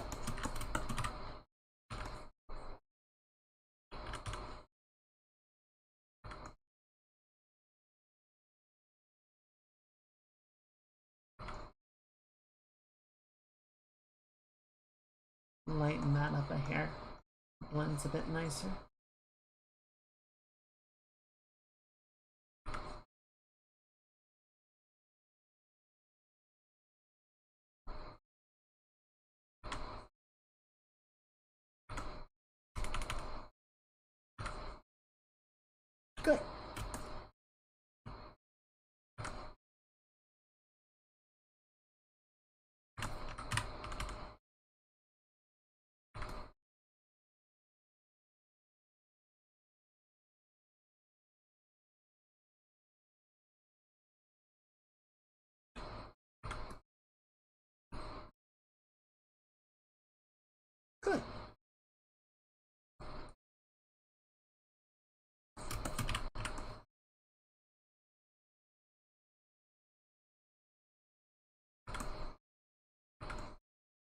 Oh, what?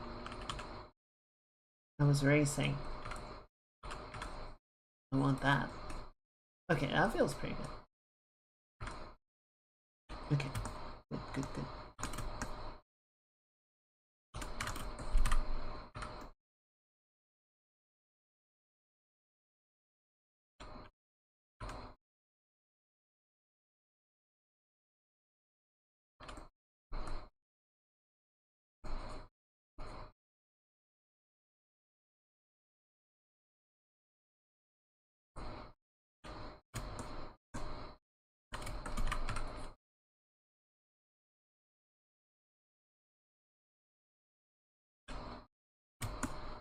Alright, I'll take that. That seems pretty good. If we just layer everything back in. Yeah. Yeah, that feels good.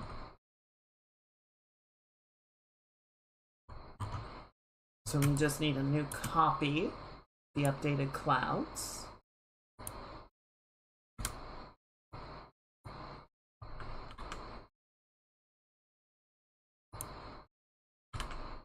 Just desaturate it. Actually, let's not fully desaturate it this time. I kind of like what it does to her hair. To have that little bit of extra color to it. That's nice.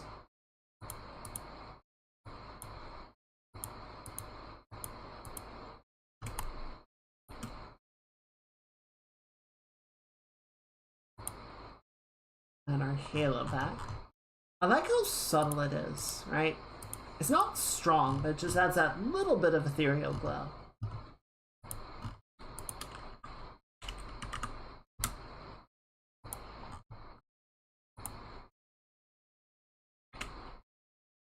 Okay.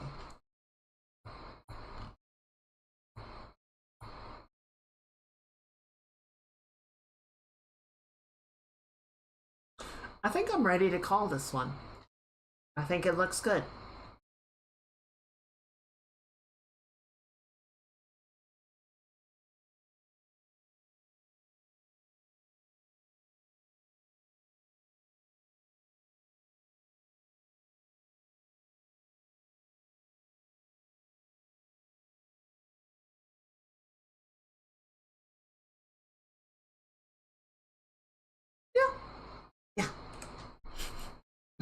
Alright, which means there's one more thing to do.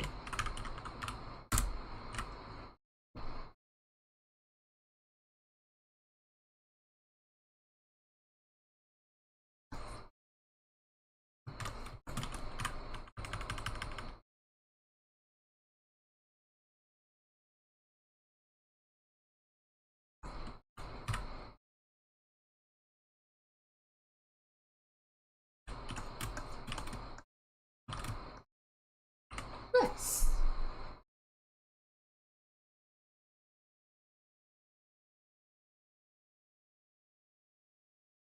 Okay.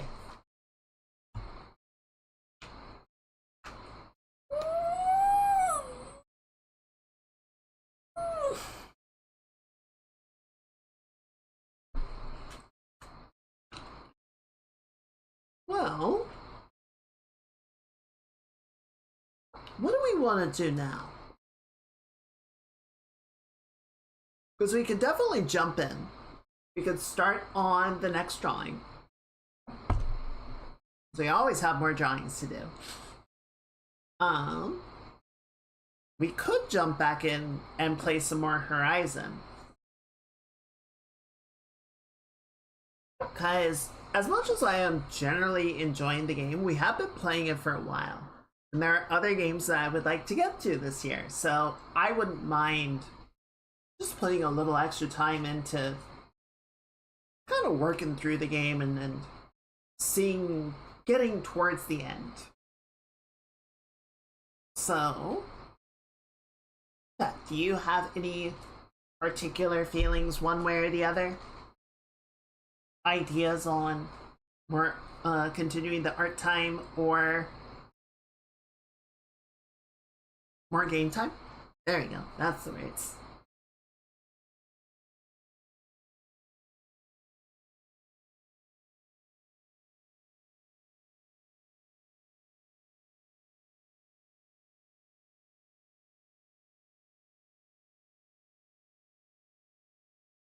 If you don't finish Horizon, the list will only grow. That's so painfully true. Alright, why don't we do that? Why don't we do that? Why don't we switch back? I'm glad we, you know, made sure that this had all the time. Frankly, didn't need as much as I thought it would. It's almost to the point that I feel like I'm forgetting something, but I like it. I think it looks good. So, you know, that's one of the things with art.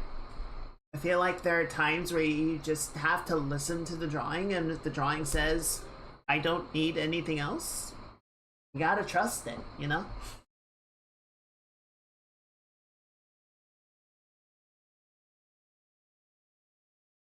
Alright, what I would like to do is we're gonna take just like a 1 minute break. I'm gonna leave this in the corner, but what I would like to do is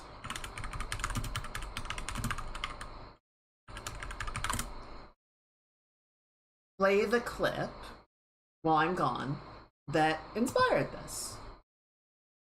You know, some of you guys have probably seen it already, but for those that are not familiar, this is from the most recent cyclothon that happened earlier, and I don't know, it's just a very wonderful moment. You know, like they had already done the cycling for the day, they had stopped off at this amusement park and just kind of played around, and you know, it's just them having a wonderful little moment at the end of the day, and you know, just talking, just having a good time. So I'm gonna put that on while I'm gone. I'll only be gone for a minute, and then I'm gonna run some ads really quick as well, just to sort of knock those down for a little bit. And when I return, we'll switch over and set up for Horizon again. Where'd you go? There you are. Should be it. There you are. I had it scaled down earlier and it freaking... No, could you... The whole thing, please. The whole thing, please. Why are you being like this? Why are you like this? OBS, I'm begging you. Thank you. Alright.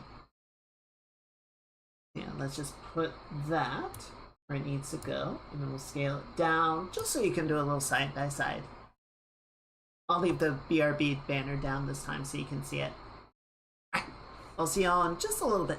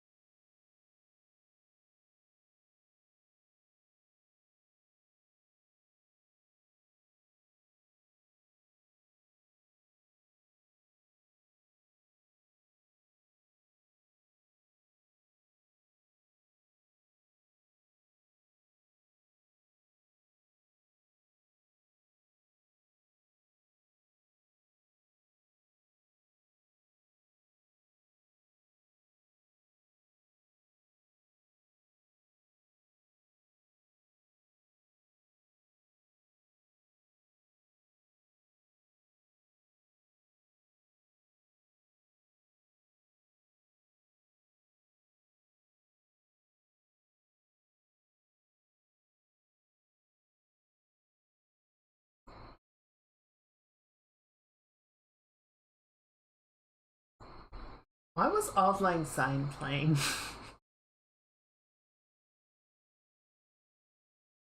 Just randomly. It's such a pretty moment, though.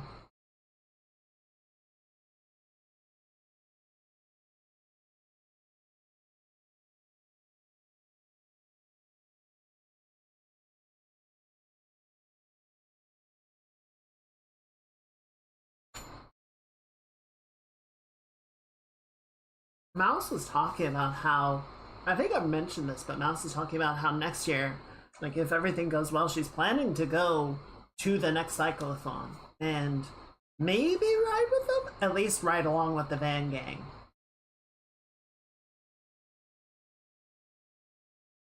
Which I think would be a really, like, one, just a really cool opportunity, and great, two, an amazing sign of how far she's come in terms of like her health and her capability. I'm so proud of her. I'm so happy for her.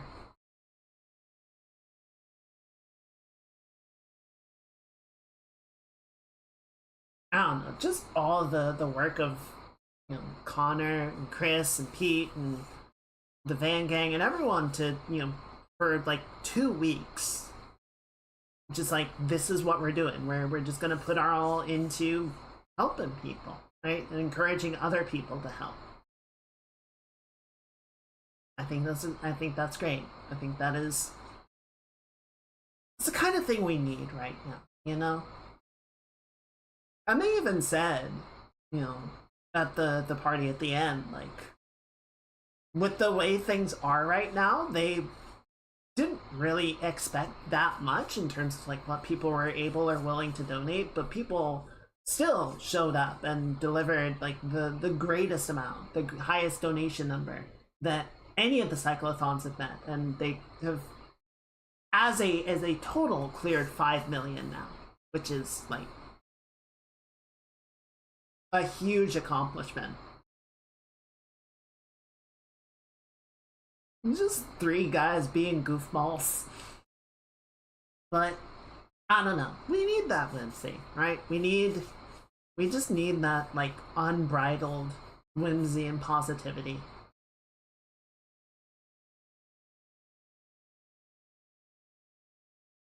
Also, such a weird trampoline. Like we just trapped air under a bubble.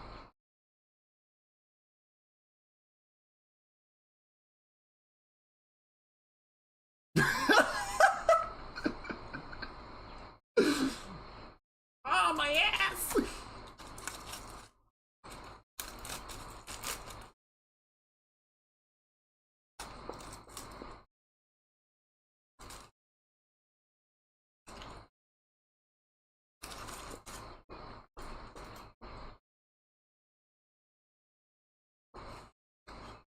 Yeah, there were a lot of great moments in Cyclothon, but this one just stood out to me, you know?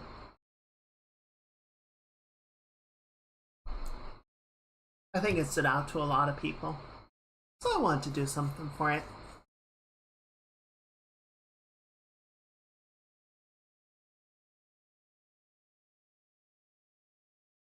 Yeah. I guess my sort of feeling with the drawing and everything was like, use your strength for other people, share kindness, and never forget to just appreciate a wonderful moment.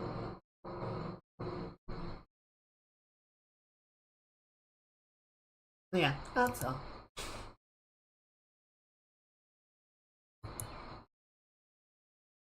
And on that note, let's go help the ding dang world. We're gonna switch back to Horizon, and we're gonna, I'm not sure yet. I'm not sure what we're gonna aim for. I know we have a cauldron. You could probably run and do that. Where are you, game? There you are.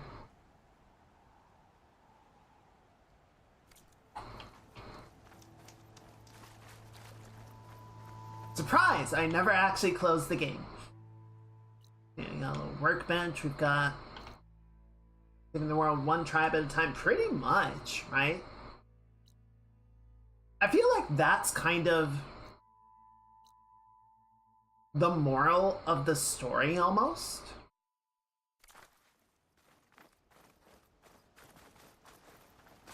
They're like, yeah, there is a timer on the world, right? We have to, like, help stop the demise of literally everything. But at the same time, if you save the world but you don't save anyone, then, I don't know, what have you really protected?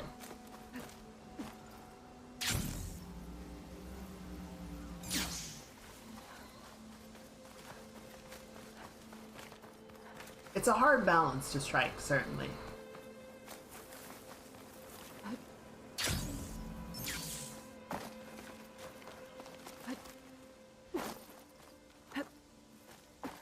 Oh, please tell me I'm not stuck. If I were stuck, I could always fast travel out, but that's cheating. Oh.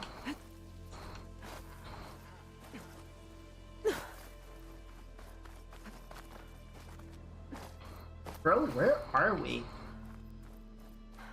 I'm just heading south. We'll get there eventually.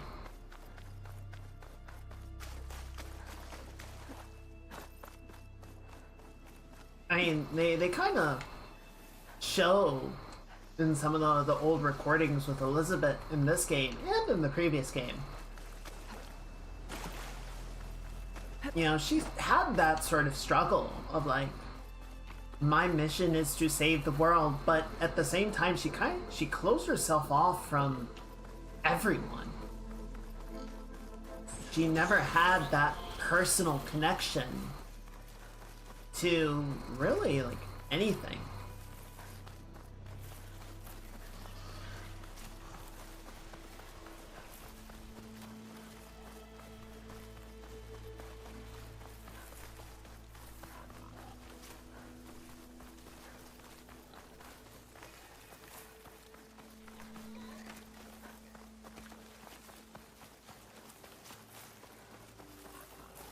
Alright, I'm just trying to make my way back to the boat. I figure even if we can actually swim the entire length, probably a good idea. Well, I mean, there is... Oh, there's something at the end of this island chain. I don't care.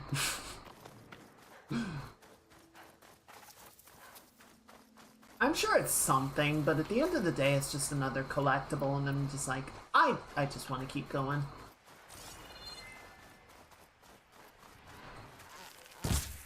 Shit! I missed the crab.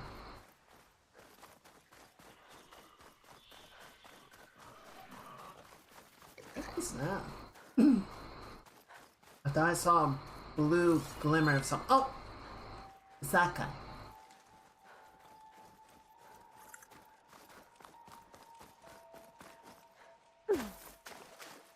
Okay, you are in my way.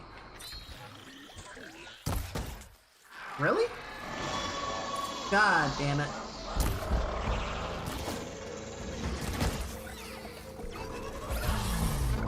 Why do they shoot plasma now? No!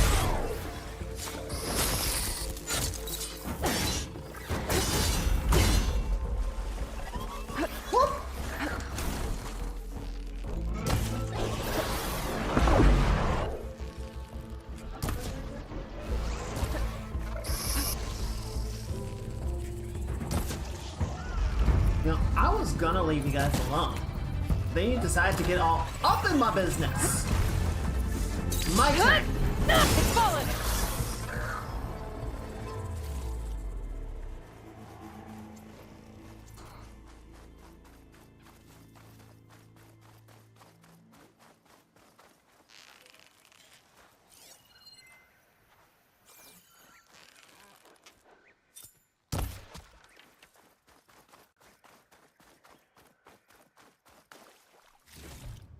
Ooh!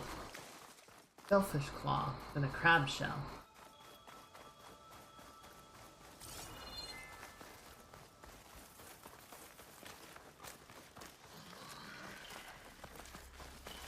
long way back to the boat here, jeez. Okay, we're right on the edge of stalker territory, so I gotta be a little careful.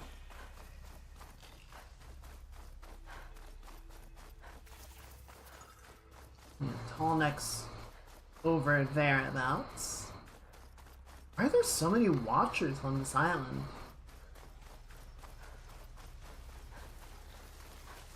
I wonder if Pharaoh had something to do with it. I set it up for his own personal security. Well, he's dead now. So fuck him.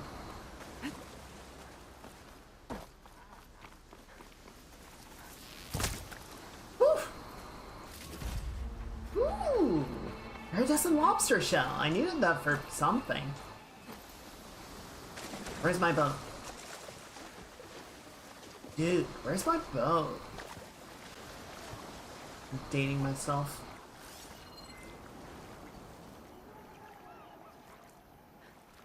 Something's dying.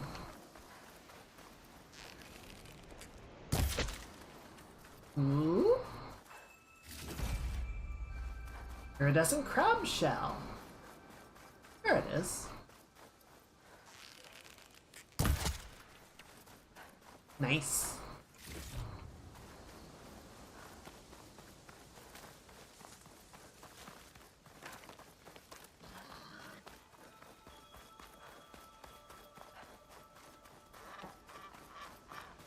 Fly away, pelican!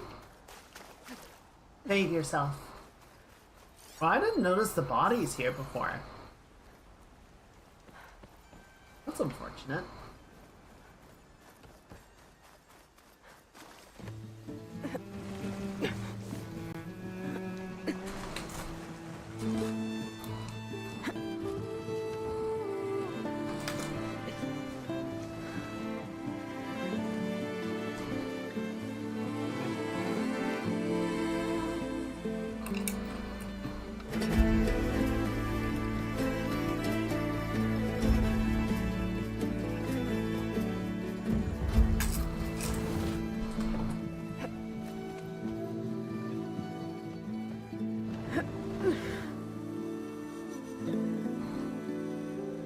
You know, she gives it just like a little tug in to make sure that it's properly grounded. High tide gonna just take it the fuck away. I think it needs a little more than that. Nice.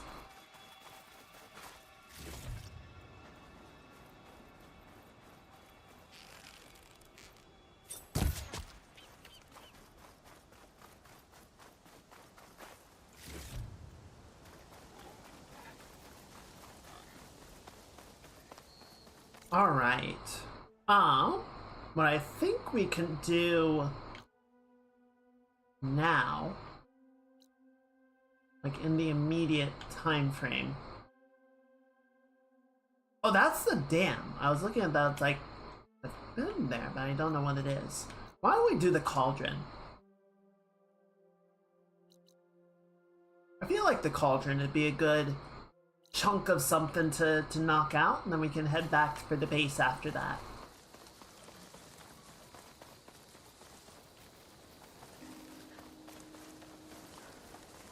I don't know. I'm sure there's some side stories that I'm kind of skirting around. Let me pour some tea real quick.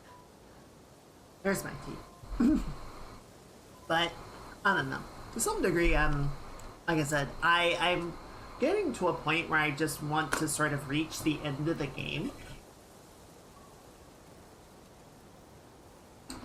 I'm not really looking to pad it out.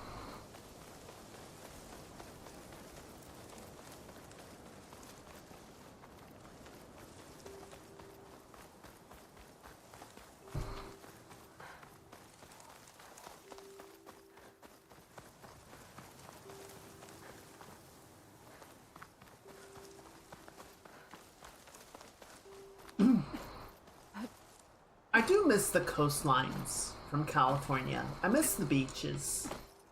It wasn't like I went to the beach a ton, but it was nice. It was nice having actual sandy beaches. Though the Pacific waters are cold, dude. I've heard Atlantic beaches, the water is much warmer. And, like, actually much nicer to, like, swim in and stuff. The Pacific, it's brutally cold.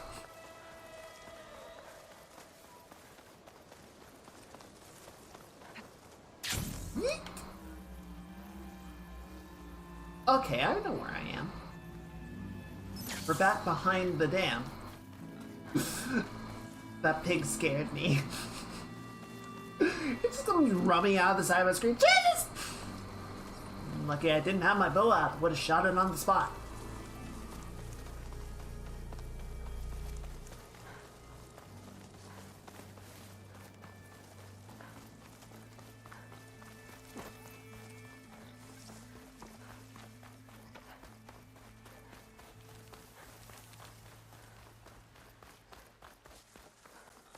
Been to Florida a few times and swam in the Gulf of Mexico. It's like a bathtub. That sounds lovely. Just go out and float in the water like,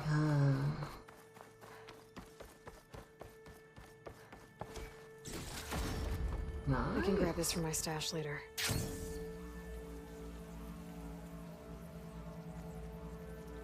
That sounds like such a nice time. I mean, the downside is I would have to go to Florida. And I don't know if I'm about that. But it does sound quite nice.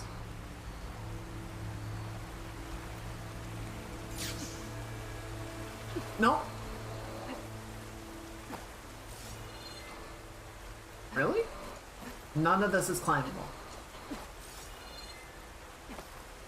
Are you sure about that? Because I think the answer is fuck you.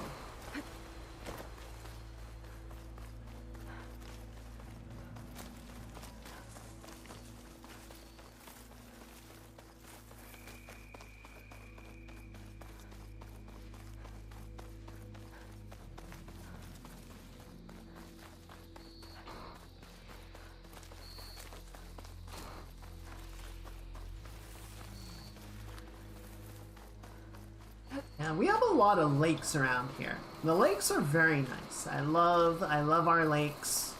But the coastline is like deceptively far away. I haven't actually seen the ocean in quite a long time. Get off the ledge, Ayla. If you're just gonna be stuck there, then don't get up. Don't go up. Nothing to see here, buddy.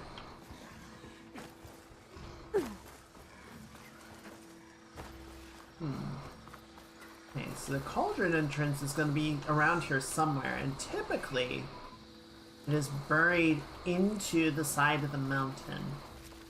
I'm guessing it's going to be below us.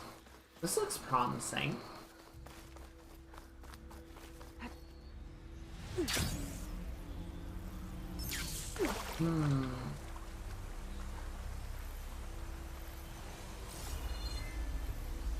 Stalker mines.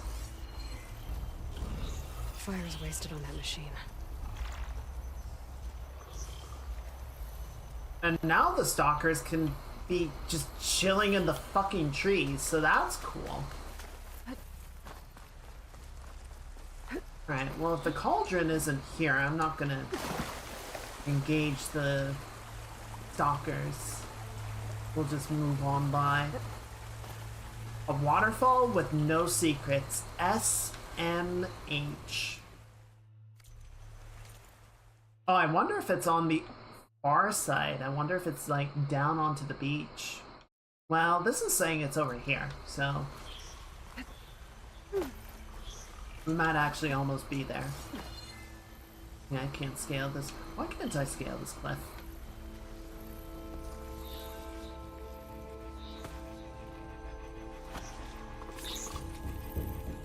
Oh.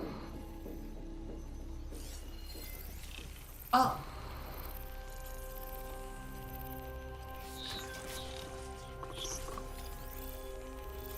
Okay, well as long as he's looking that way. A cauldron. Hiding in the jungle. Oh! Should I be found it. able to find data to override some new machines inside.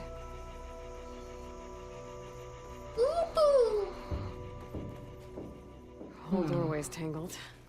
I doubt I can get through. Maybe there's some other way in. Okay.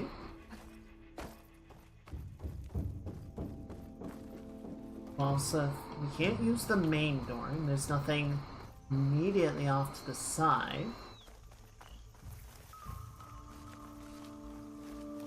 It's possible that what we need is back in the area with the Watchers and the Stalkers. Let's check this side really quickly and see if there isn't something we can make use of.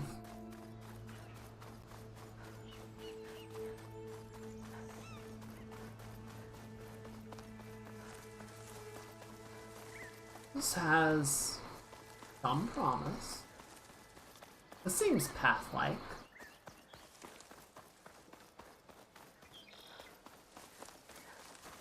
For a second I thought that was a crevice. No such luck.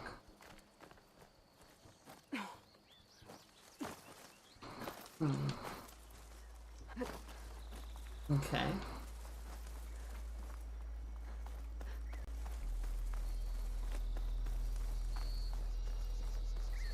Nothing up here from the looks of it. Now we are above the Stalker site.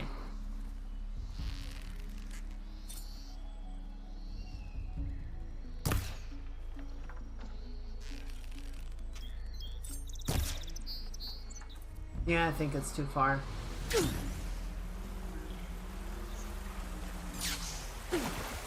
There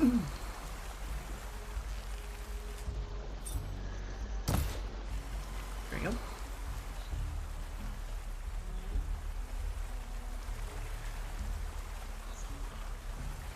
Now the Stalker should come running to investigate.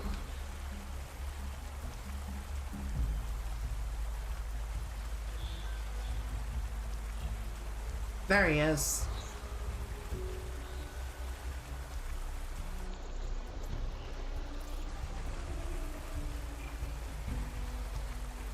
And he's off.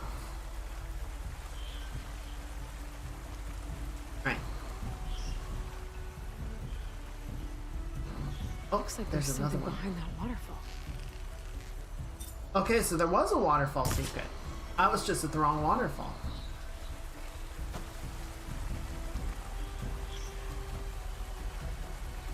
Is that him? No, where is he?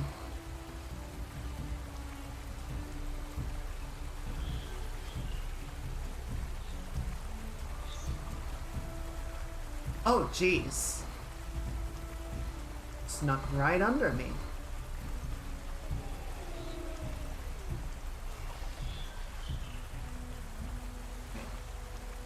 Let him to skulk away. And he's gone.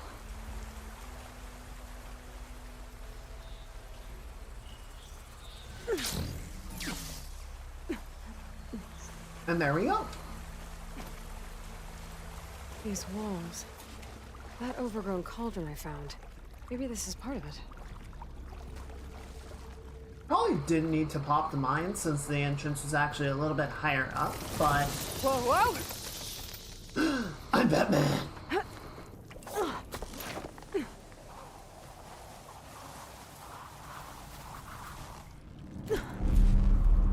This place is in a bad way.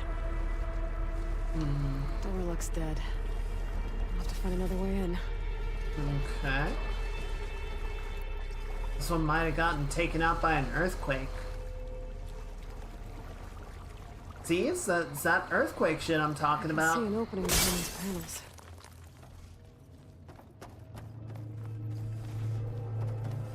A bunch of dead machines.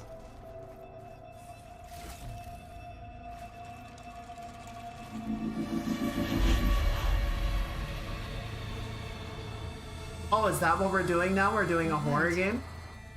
Looks like some sort of canister. Okay, well, I can't climb up to it. Guess I shoot it?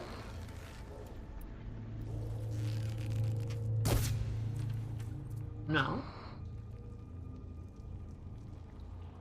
If that canister were more exposed, I could probably climb it. Okay. It worked. I should be able to reach that ledge now. Yeah, thank you for just solving it for me, game. Really, really cool. Okay, shield that way.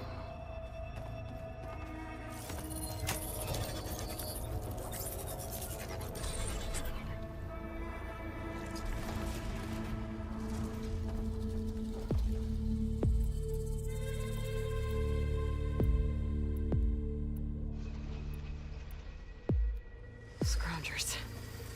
Looks like they've been busy. Oh, shoot. I think they're Hephaestus models. They've got that purple in them. I don't think I can override them.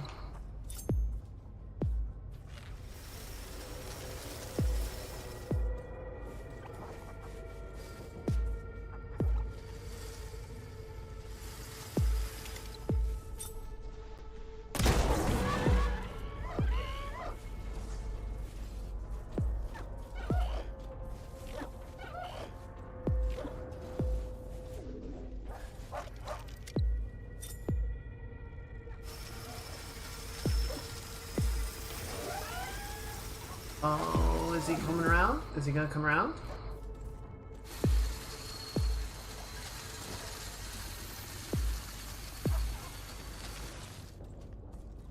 Woo! That was close.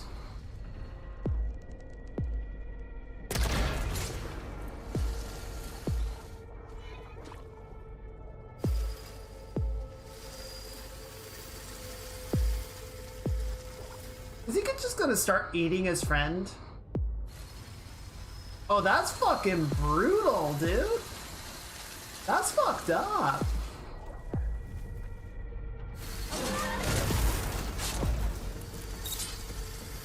No honor amongst scavengers, I guess.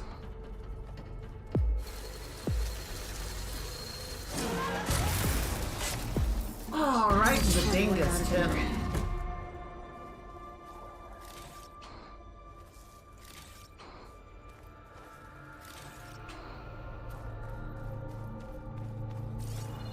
More canisters. I might be able to climb my way up. Yeah, I got it.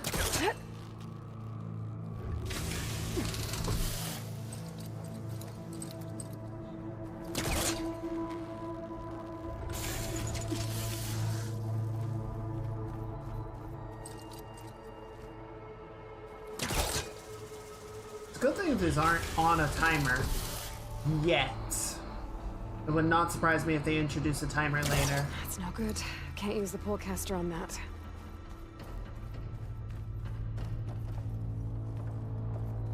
Okay, so now we pull this guy off that's mounting. This thing's stuck. There's gotta be another way to loosen this crate. There you go.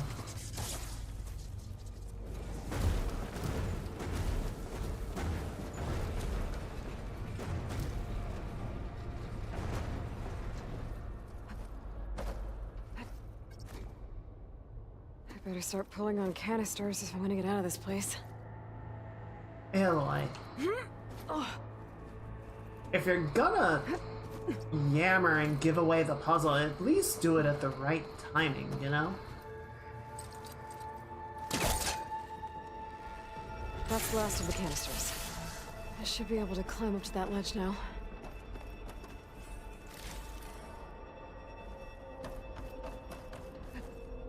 I'm making good use of this.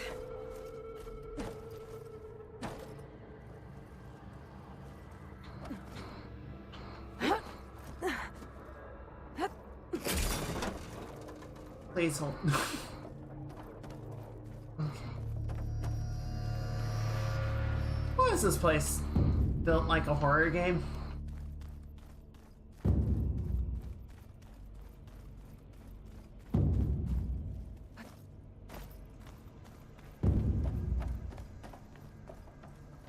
Oh!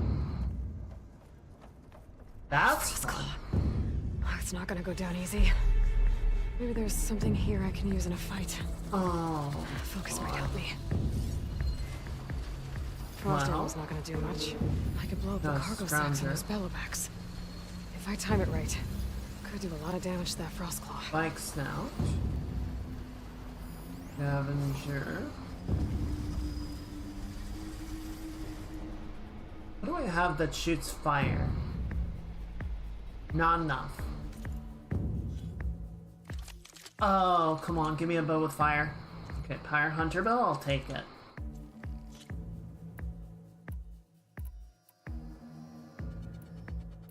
We'll just swap it out for now.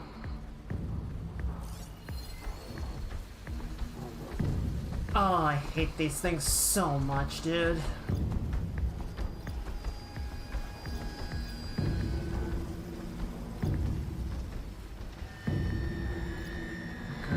Resource containers.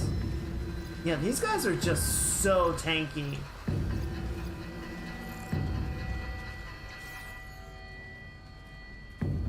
They're so tanky, and their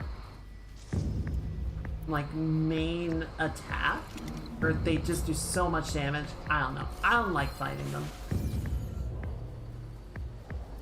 I'm gonna take out the scroungers.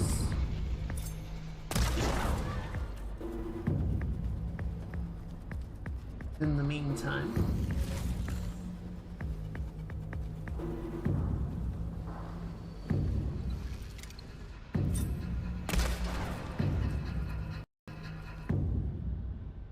If we can get an override on the spike snout, that would be really cool. That would help a ton. But that's a bit of a tall order, I feel.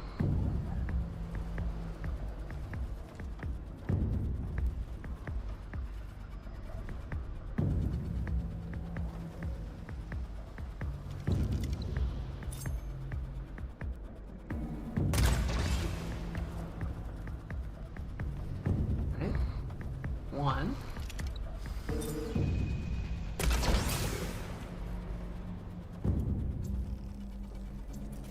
And that's two. Right, so where? Okay, so there's grass over there, which are fire arrows. What's your deal? Okay, you're also weak to fire.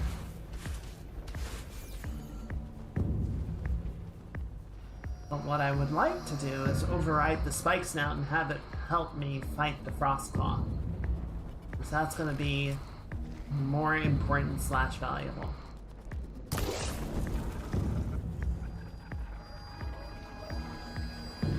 It didn't explode. Oh, it explodes with normal damage. Sure, okay, fine. I can just put this back on.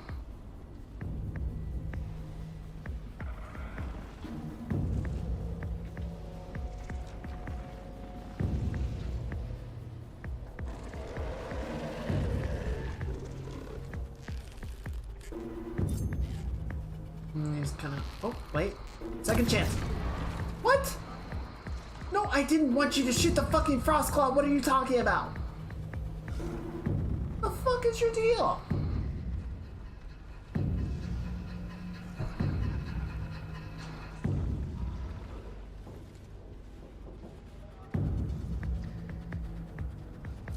Machine can tough out the cold. Frost won't help.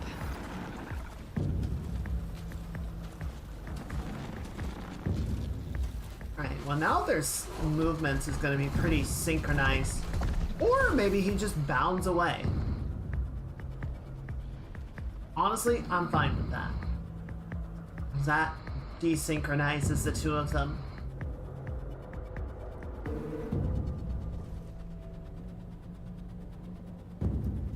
I'm trying to figure out what this whole structure is about.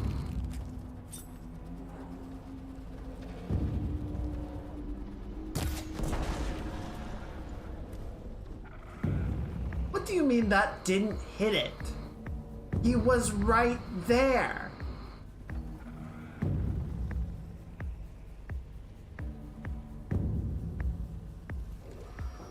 hate you.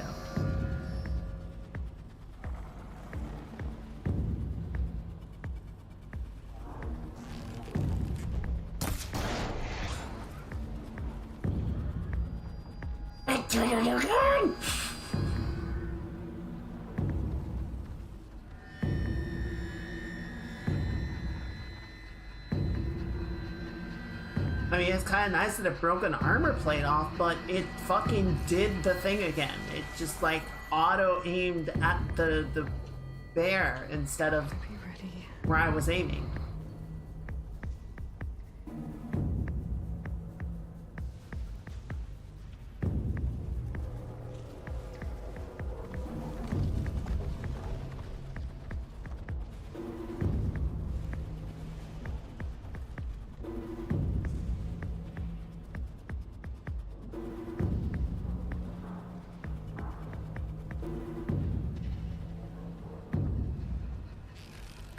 Try this again. 3, 2, 1.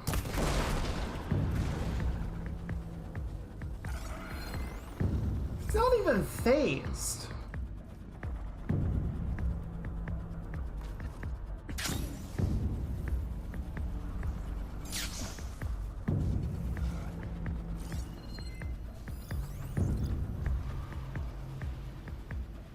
Now the question is going to be, alright, so there's some grass down there that I should be able to get the override on. Gotta be very careful, not get spotted on the way down, but I think we'll have a moment once this guy passes. There we go.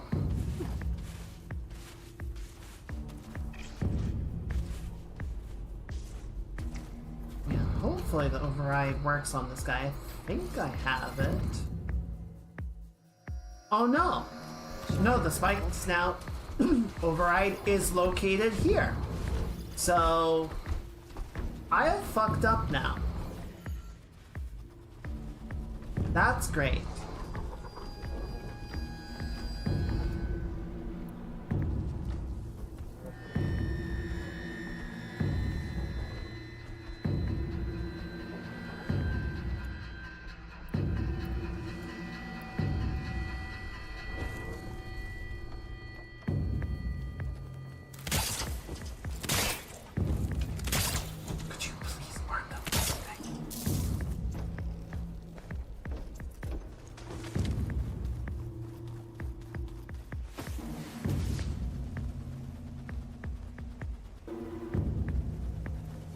I can't believe this is gonna be, like, actually functional stealth. I'm sorry?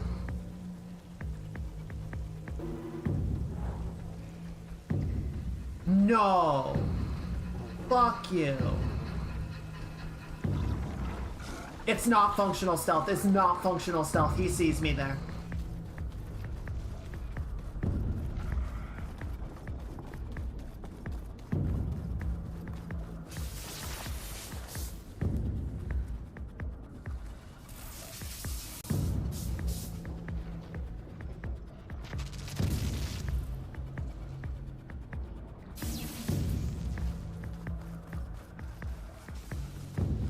Game is being very stinky right now, and I don't appreciate that.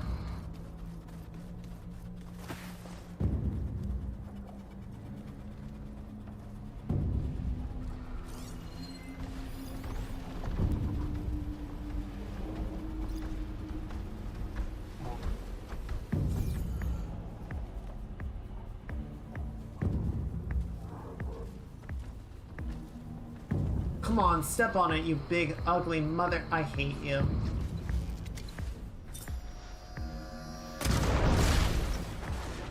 Oh! Oh, he died.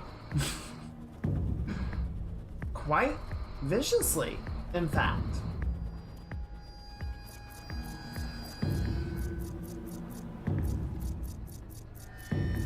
Do I not have any fire traps? That's weird.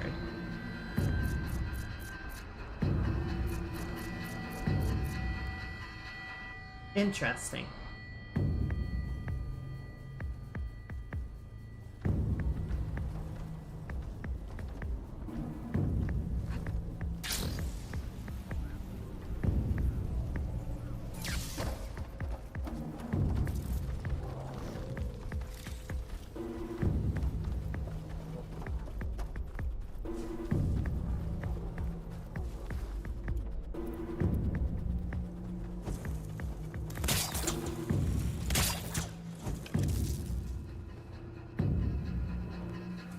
This should do it.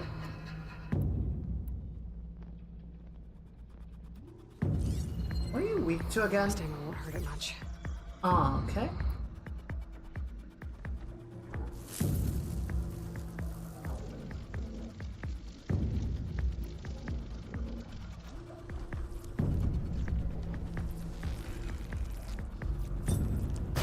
Boom, baby. Yeah, come on, step on it. Step on it. You know you wanna.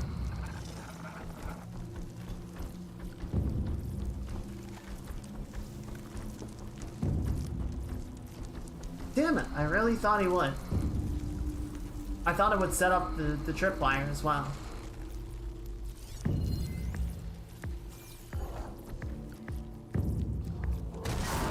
There he goes.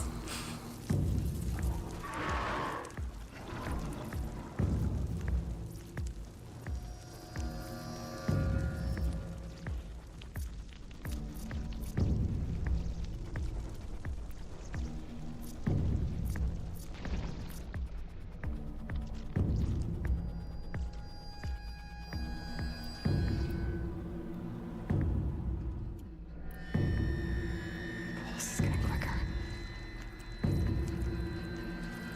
Alright. Down to maybe half health?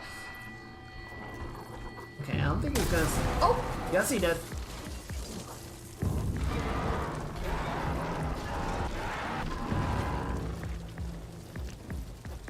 I didn't think it was gonna step on that one, to be honest.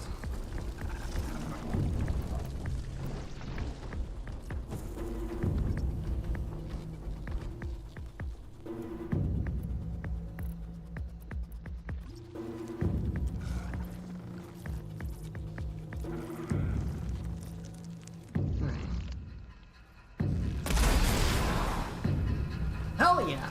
Oh, he's pissed!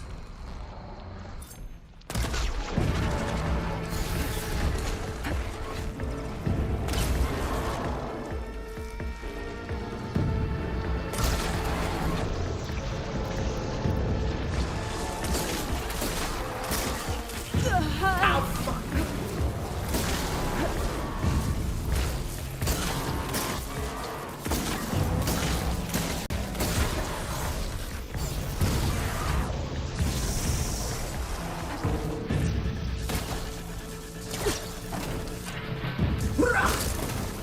Well, that's done. Why would these machines stick around if the coffins aren't working? I better get to the core. Quick. All in all, that went pretty well.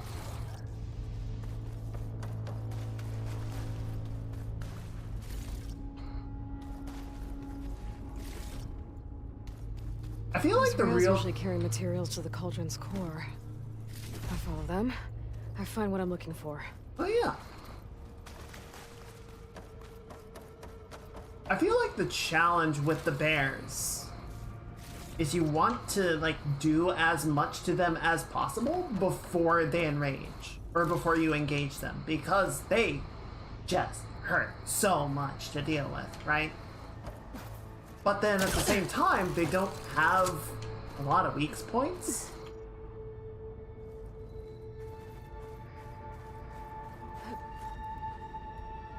So the amount that you can actually like do damage to them is kind of limited. I'm not getting anywhere from here. Is that so? I guess so.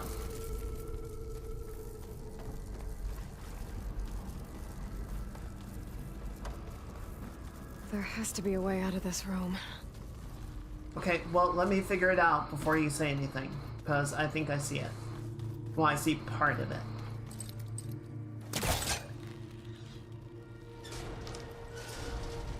Oh, interesting. Okay, so it's not... Oh, okay. Okay.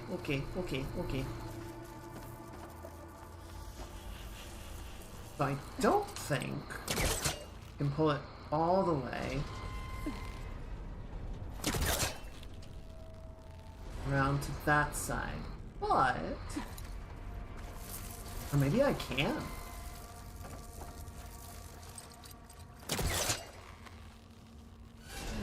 think I need to rotate this in the opposite direction. Really? Because this seems like a good opportunity.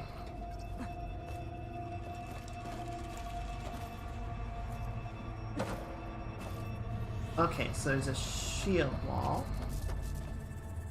Oh, I see. Okay, so we need to go up there, it looks like. Got a good glide in.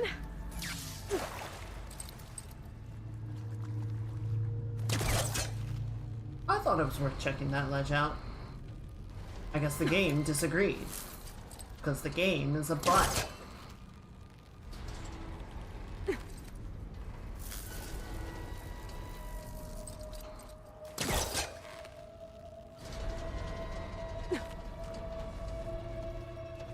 I'd be interested to know how they did the rope tech for this. Because the movement is quite fluid. That's the spot. Alright.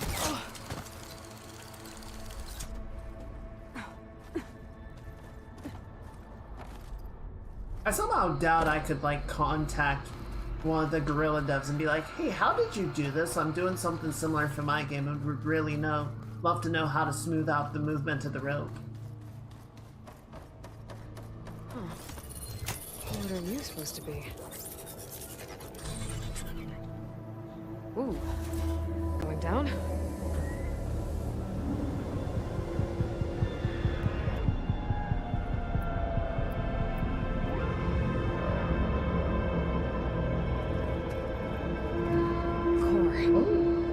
Looks intact. That's good. But what else is down here? Also, what is that?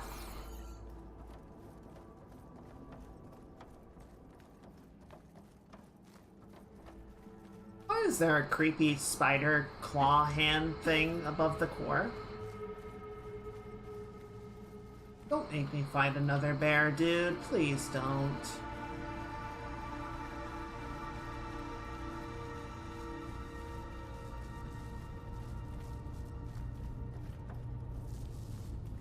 Place is pretty damaged.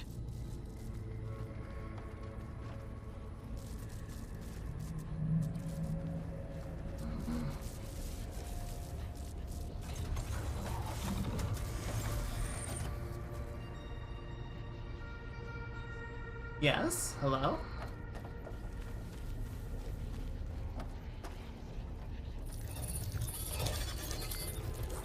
Let's get these overrides. Ah! Ow! Something's wrong. Hephaestus. What are these things? Looks like this regulates the power running through the core. Okay. This one's damaged. Heart's been taken. Huh, and it's leaking. At least that means I can follow its trail. Okay.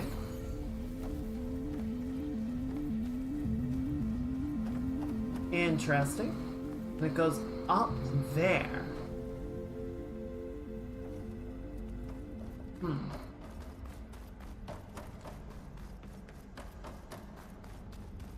Cargo crate. Could be useful.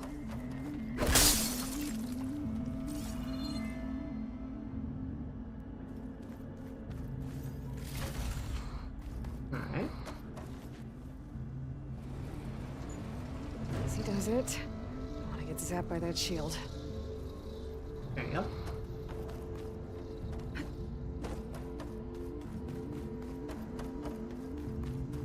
I'll just come back out here. Yeah, something spitting acid.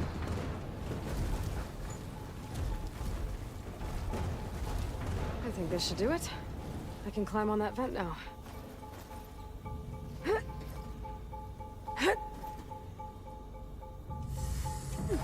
No. Of course it's time limited. Come on. Thank you.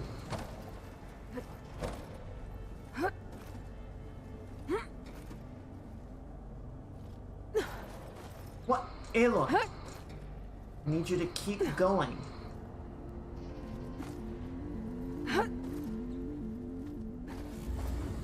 Why does it keep dropping me? Am I doing something wrong here?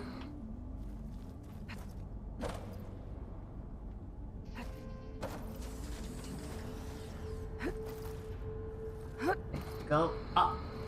Go up. Go up. No, don't drop. Good.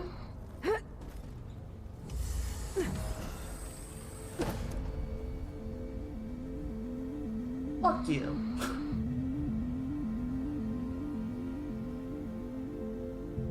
This shouldn't be hard.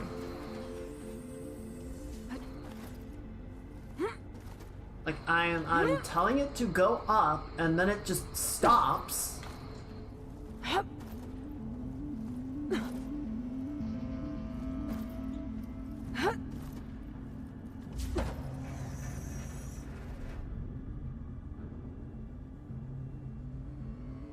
And then she drops for no reason.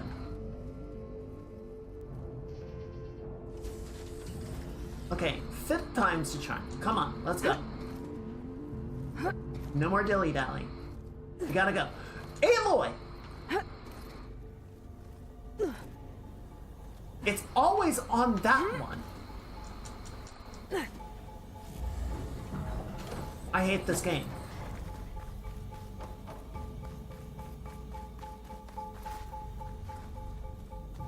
Like, I see what I need to do. It's not hard. Except that the game just doesn't work.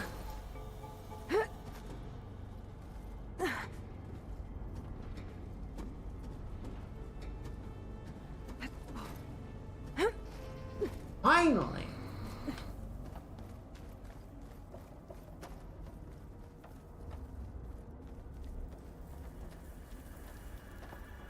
That was way more difficult than it had any reason to be. Is that a scrap pile? I've never seen one so big. The machines must be scrapping the cauldron for parts. That's where they stuck around.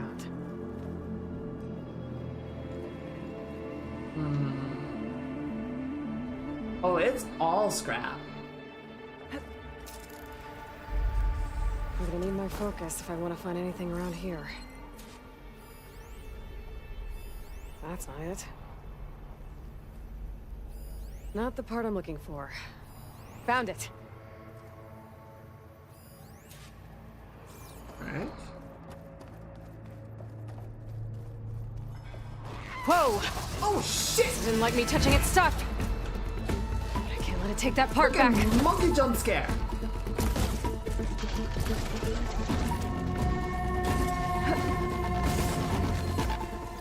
Alright, weak to water. Well, I don't have that. So, how's fire? You like fire? We're gonna do fire.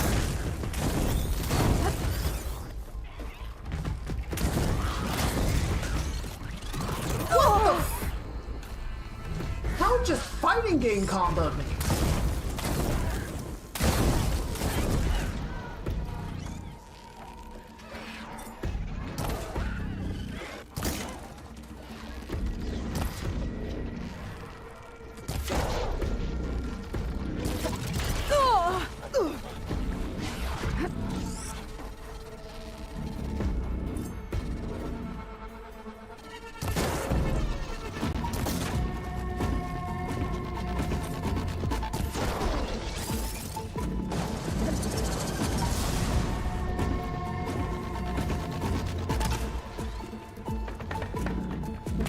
No, get down from there.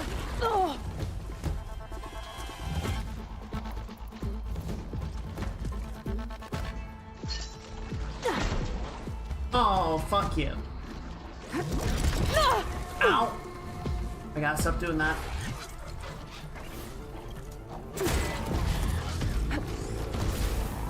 Did he just discard my spear?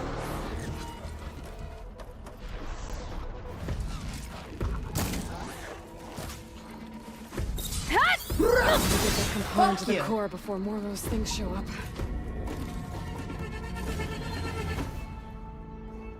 Rude. That was a rude dude. I see more of those things to grab, but I'm not gonna be able to do it while holding this.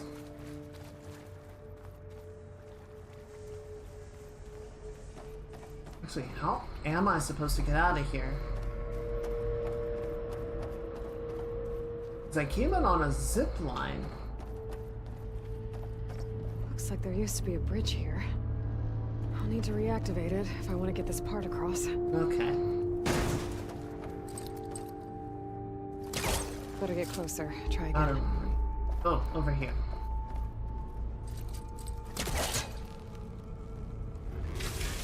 I need to jump. Oh no, I can't reach it. There we go. Okay, Aloy, please stop. Aloy!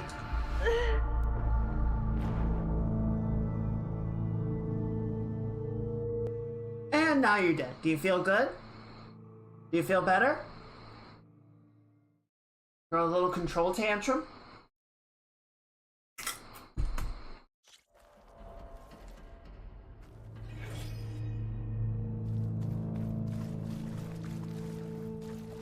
However that looks. Unbelievable.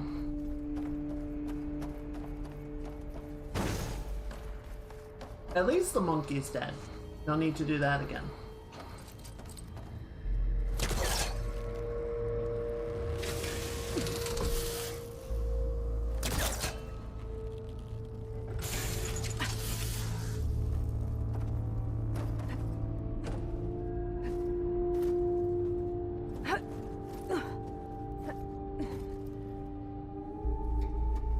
I think the big thing that frustrates me about the climbing is that it's inconsistent.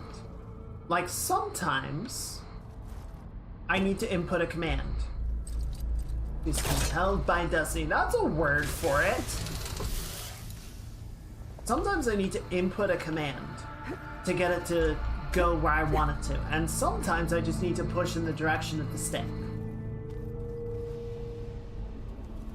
And like there, I think I just needed to like get a running start. Sometimes you need a running start, sometimes you don't. It's inconsistent. Should make things easier. I don't like that. Because then things like that happen.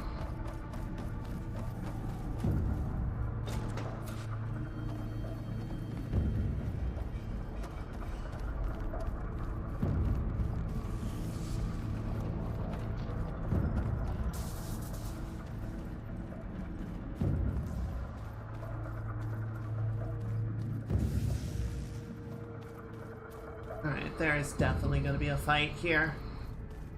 No way they're going to let me walk away without a fight. That node can help? Yeah, no shit.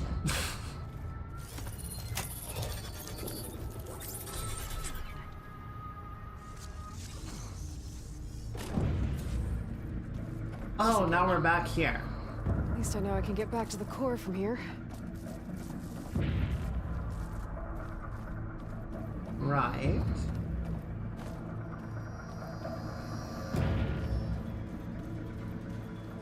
Can I get That up? little arm should help me get this piece over to the other platform.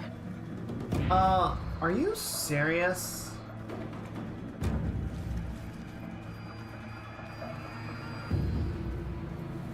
Are you seriously gonna make me do this entire thing again? Twice? Just to move this across?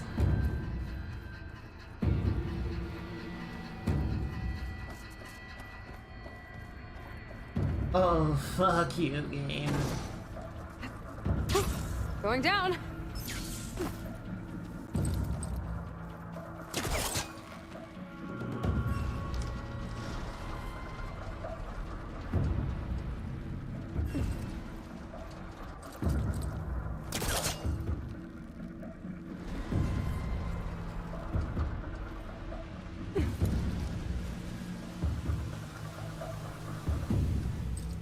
I better be able to reach her from here.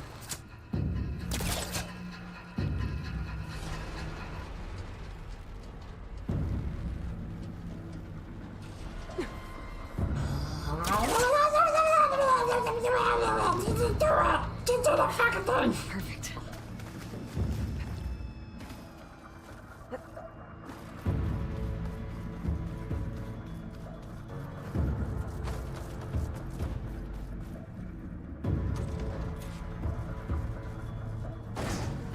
Do not spawn a fight here. Do not spawn a fight here. I will end your shit.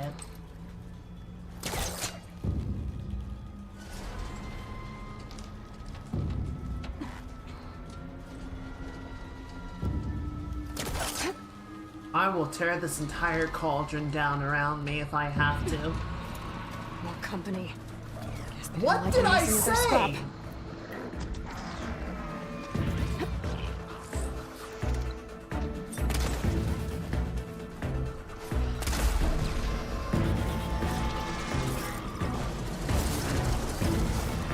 I fucking knew it was gonna do this shit. They always do this shit. At like the most inopportune moments.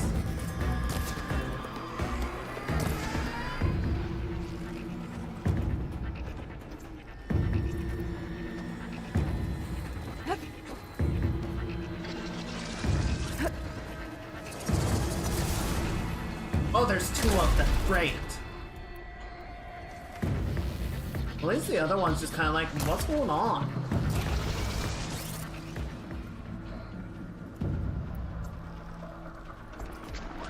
Son of a biscuit.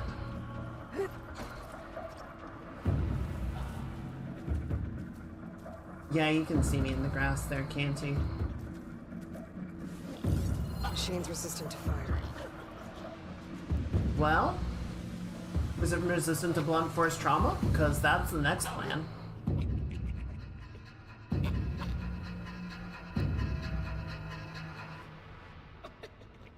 Yep, just turn around.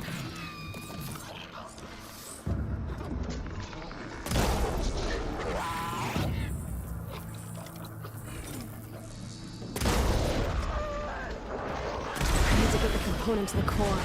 There we go. Fuck you. And your dumbass tail.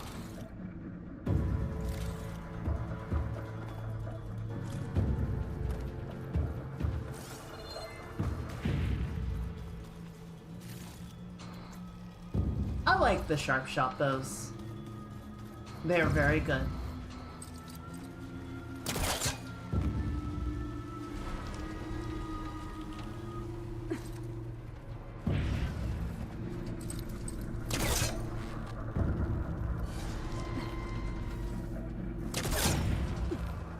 Alright, good enough.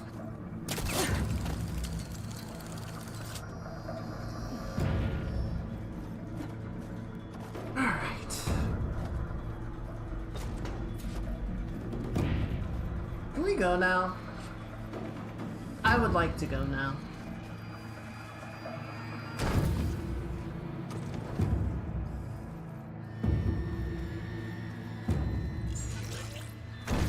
I hate you so much.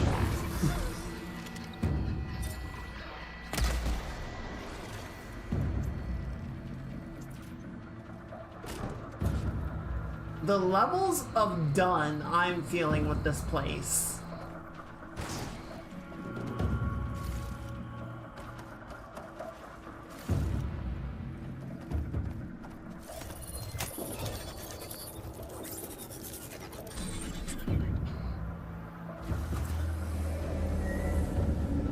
I'm not even gonna pick up the core yet because I am positive you're about to throw a fight at me. I don't want my hands full.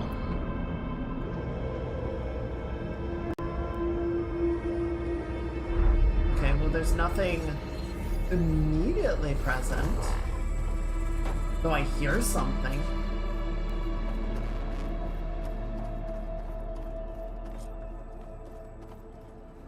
It's gonna be another bear. It's gonna be another bear. Just watch.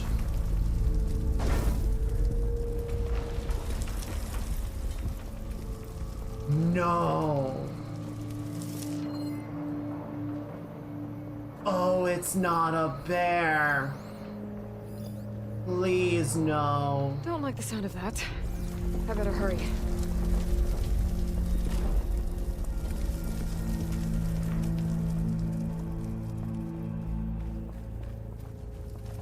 It's a mole.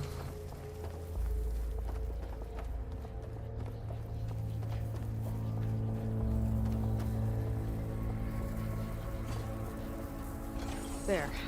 Now I need to reboot it. Or not. Oh, it's a Back down. snake!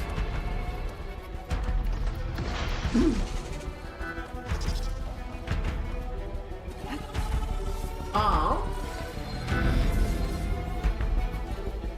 Okay, how do I fight these things again?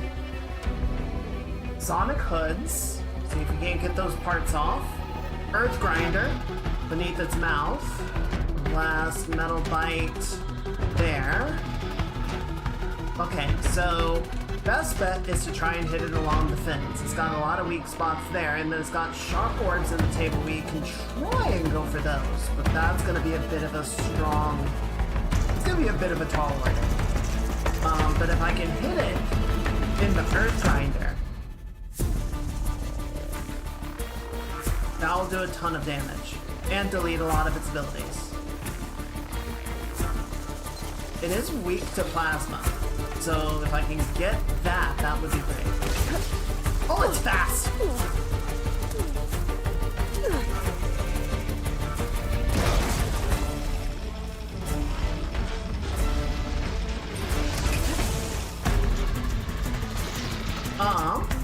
Sorry, what else is it weak to? Where'd it go? Fire and frost. Okay, cool.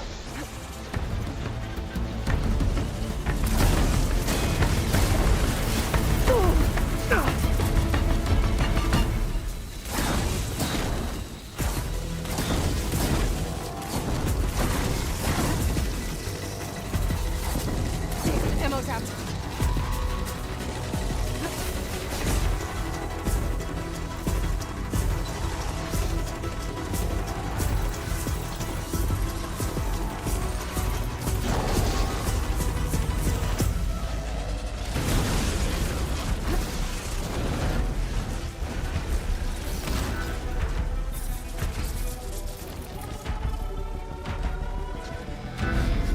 Come on, buddy. Show me your fury. Oh, not quite what I meant, but I'll take it. Okay, that's acid.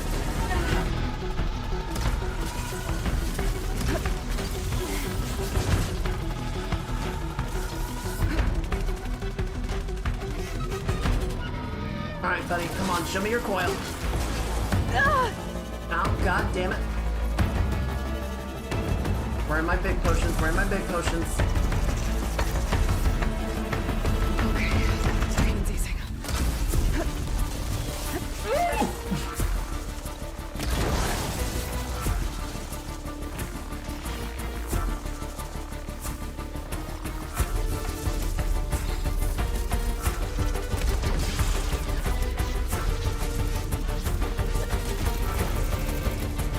Pelican Barrow. I feel like I knew that.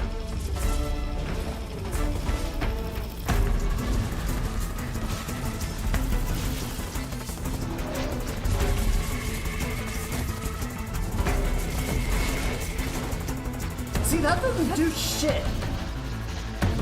It's so weird. Oh! It did a Palpatine.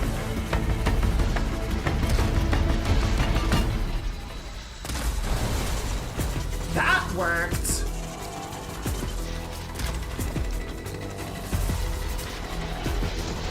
Huge damage.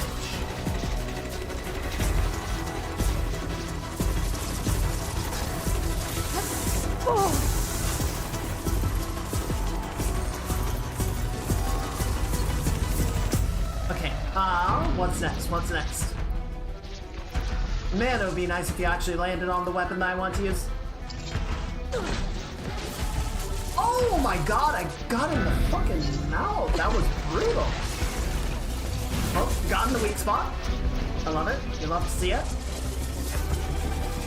Oh! Ow! Aloy, I need you to get up now. Thank you.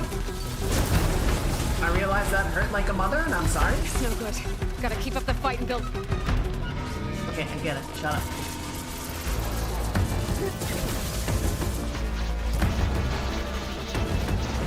Could you stop with the Palpatine? Ah! Ow.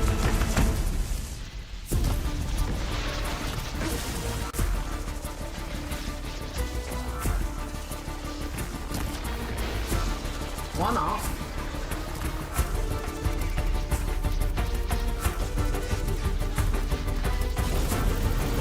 Oh, still no stamina. Okay, fine.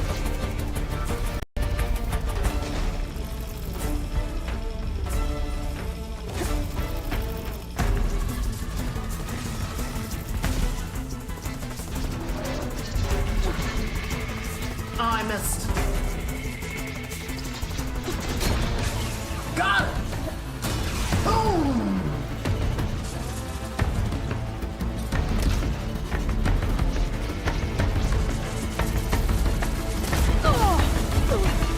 I think I'm about done with this place.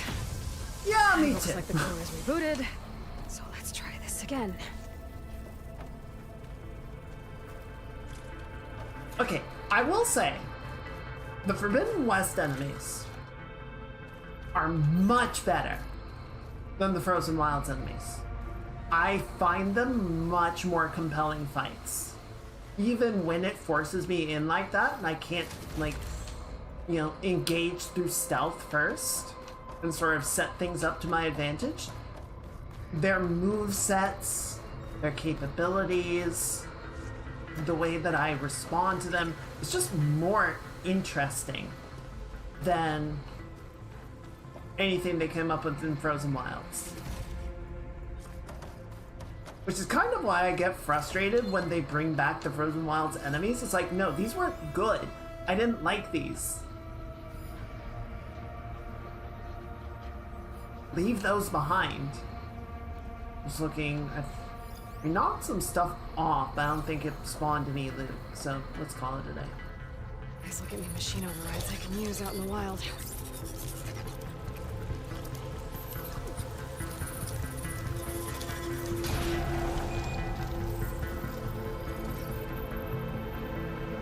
Alright. So we got Frost Claws, Red Eye Watchers, Shell Walkers, Clamberjaws, Behemoths. More overrides I need to restore. Stalkers are corrupted, Shell Snappers are corrupted, Spike Snouts are corrupted, Scorchers are corrupted, Fire Claws are corrupted. Okay. So we got half of the bears. Ooh, pretty.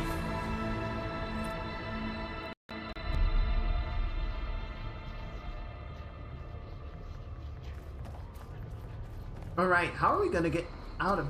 Oh, blasting fire our way clip. out of here.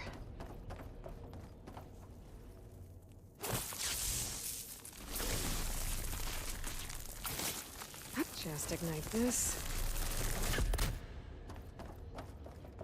Convenient.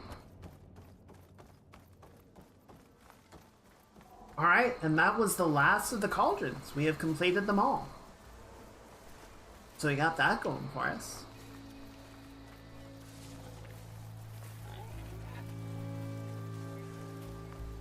Alright. Clumpy!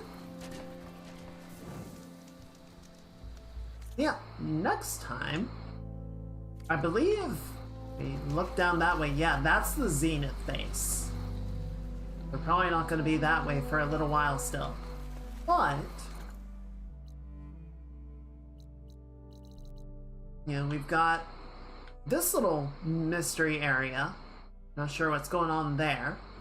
We have one tall neck left to do, which it still says unlocked, and I feel like I know what's up with that, but we'll see what they want to do with it.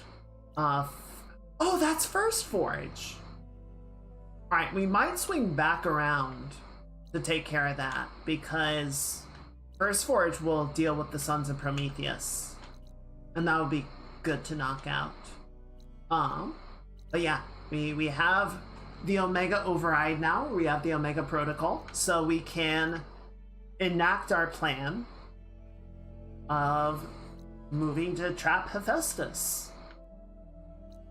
Soonish, anyway. So yeah, we might swing around up north and take care of that real quick. Might even fast travel to do it just to get it taken care of. But yeah, I think next time we will head back to the base and we will enact the plan to capture Hephaestus and restore Gaia to full or near full functionality once more. You know, it is kind of interesting, the Hades core. Hades is dead. Hades is gone forever. So the whole sort of, you know, oh, we need to rewrite, we need to reset and go for another terraforming process. Can't do it. But, you know, enough of the system has also been compromised that it's like, there is no go again. There is no go next. This is the world that we have to work with. For all of its faults, this is home. This is us.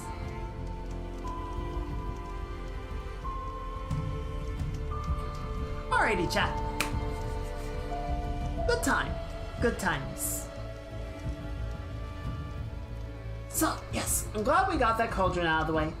It was just the right amount of stuff. We got the drawing done, so I will see about getting that posted up soon. Soon. And thankfully, the computer was very well behaved throughout the entire thing. So I'm glad things seem to be doing better there, but I'll keep an eye on its temperatures over the next few days and make sure we don't see any more problems, let's say. But yeah. I think that's where we're gonna go ahead and call it for today. Thank you everyone for hanging out. Thank you for spending the week here with me. I really needed it. This has been a not fun week. All things put together, but good to spend time with you, talk about stuff, draw and play games. Has been very, very helpful. It has definitely kept me in a more stable mindset. So thank you all for your support and your kindness, and just for being here, whether you're lurking or chatting or whatever the case may be. Thank you. I'm happy with how the art turned out. I hope Connor and Mouse like it. I will pass it along to them. And by pass it along, I mean post it on the socials pretty soon. Probably tomorrow, but we'll see. But yeah, let's go ahead and get things wrapped up. I'm gonna go ahead and shut down the YouTube stream. Everyone say goodnight to the VOD squad. And we're gonna go find somebody to raid. Alrighty.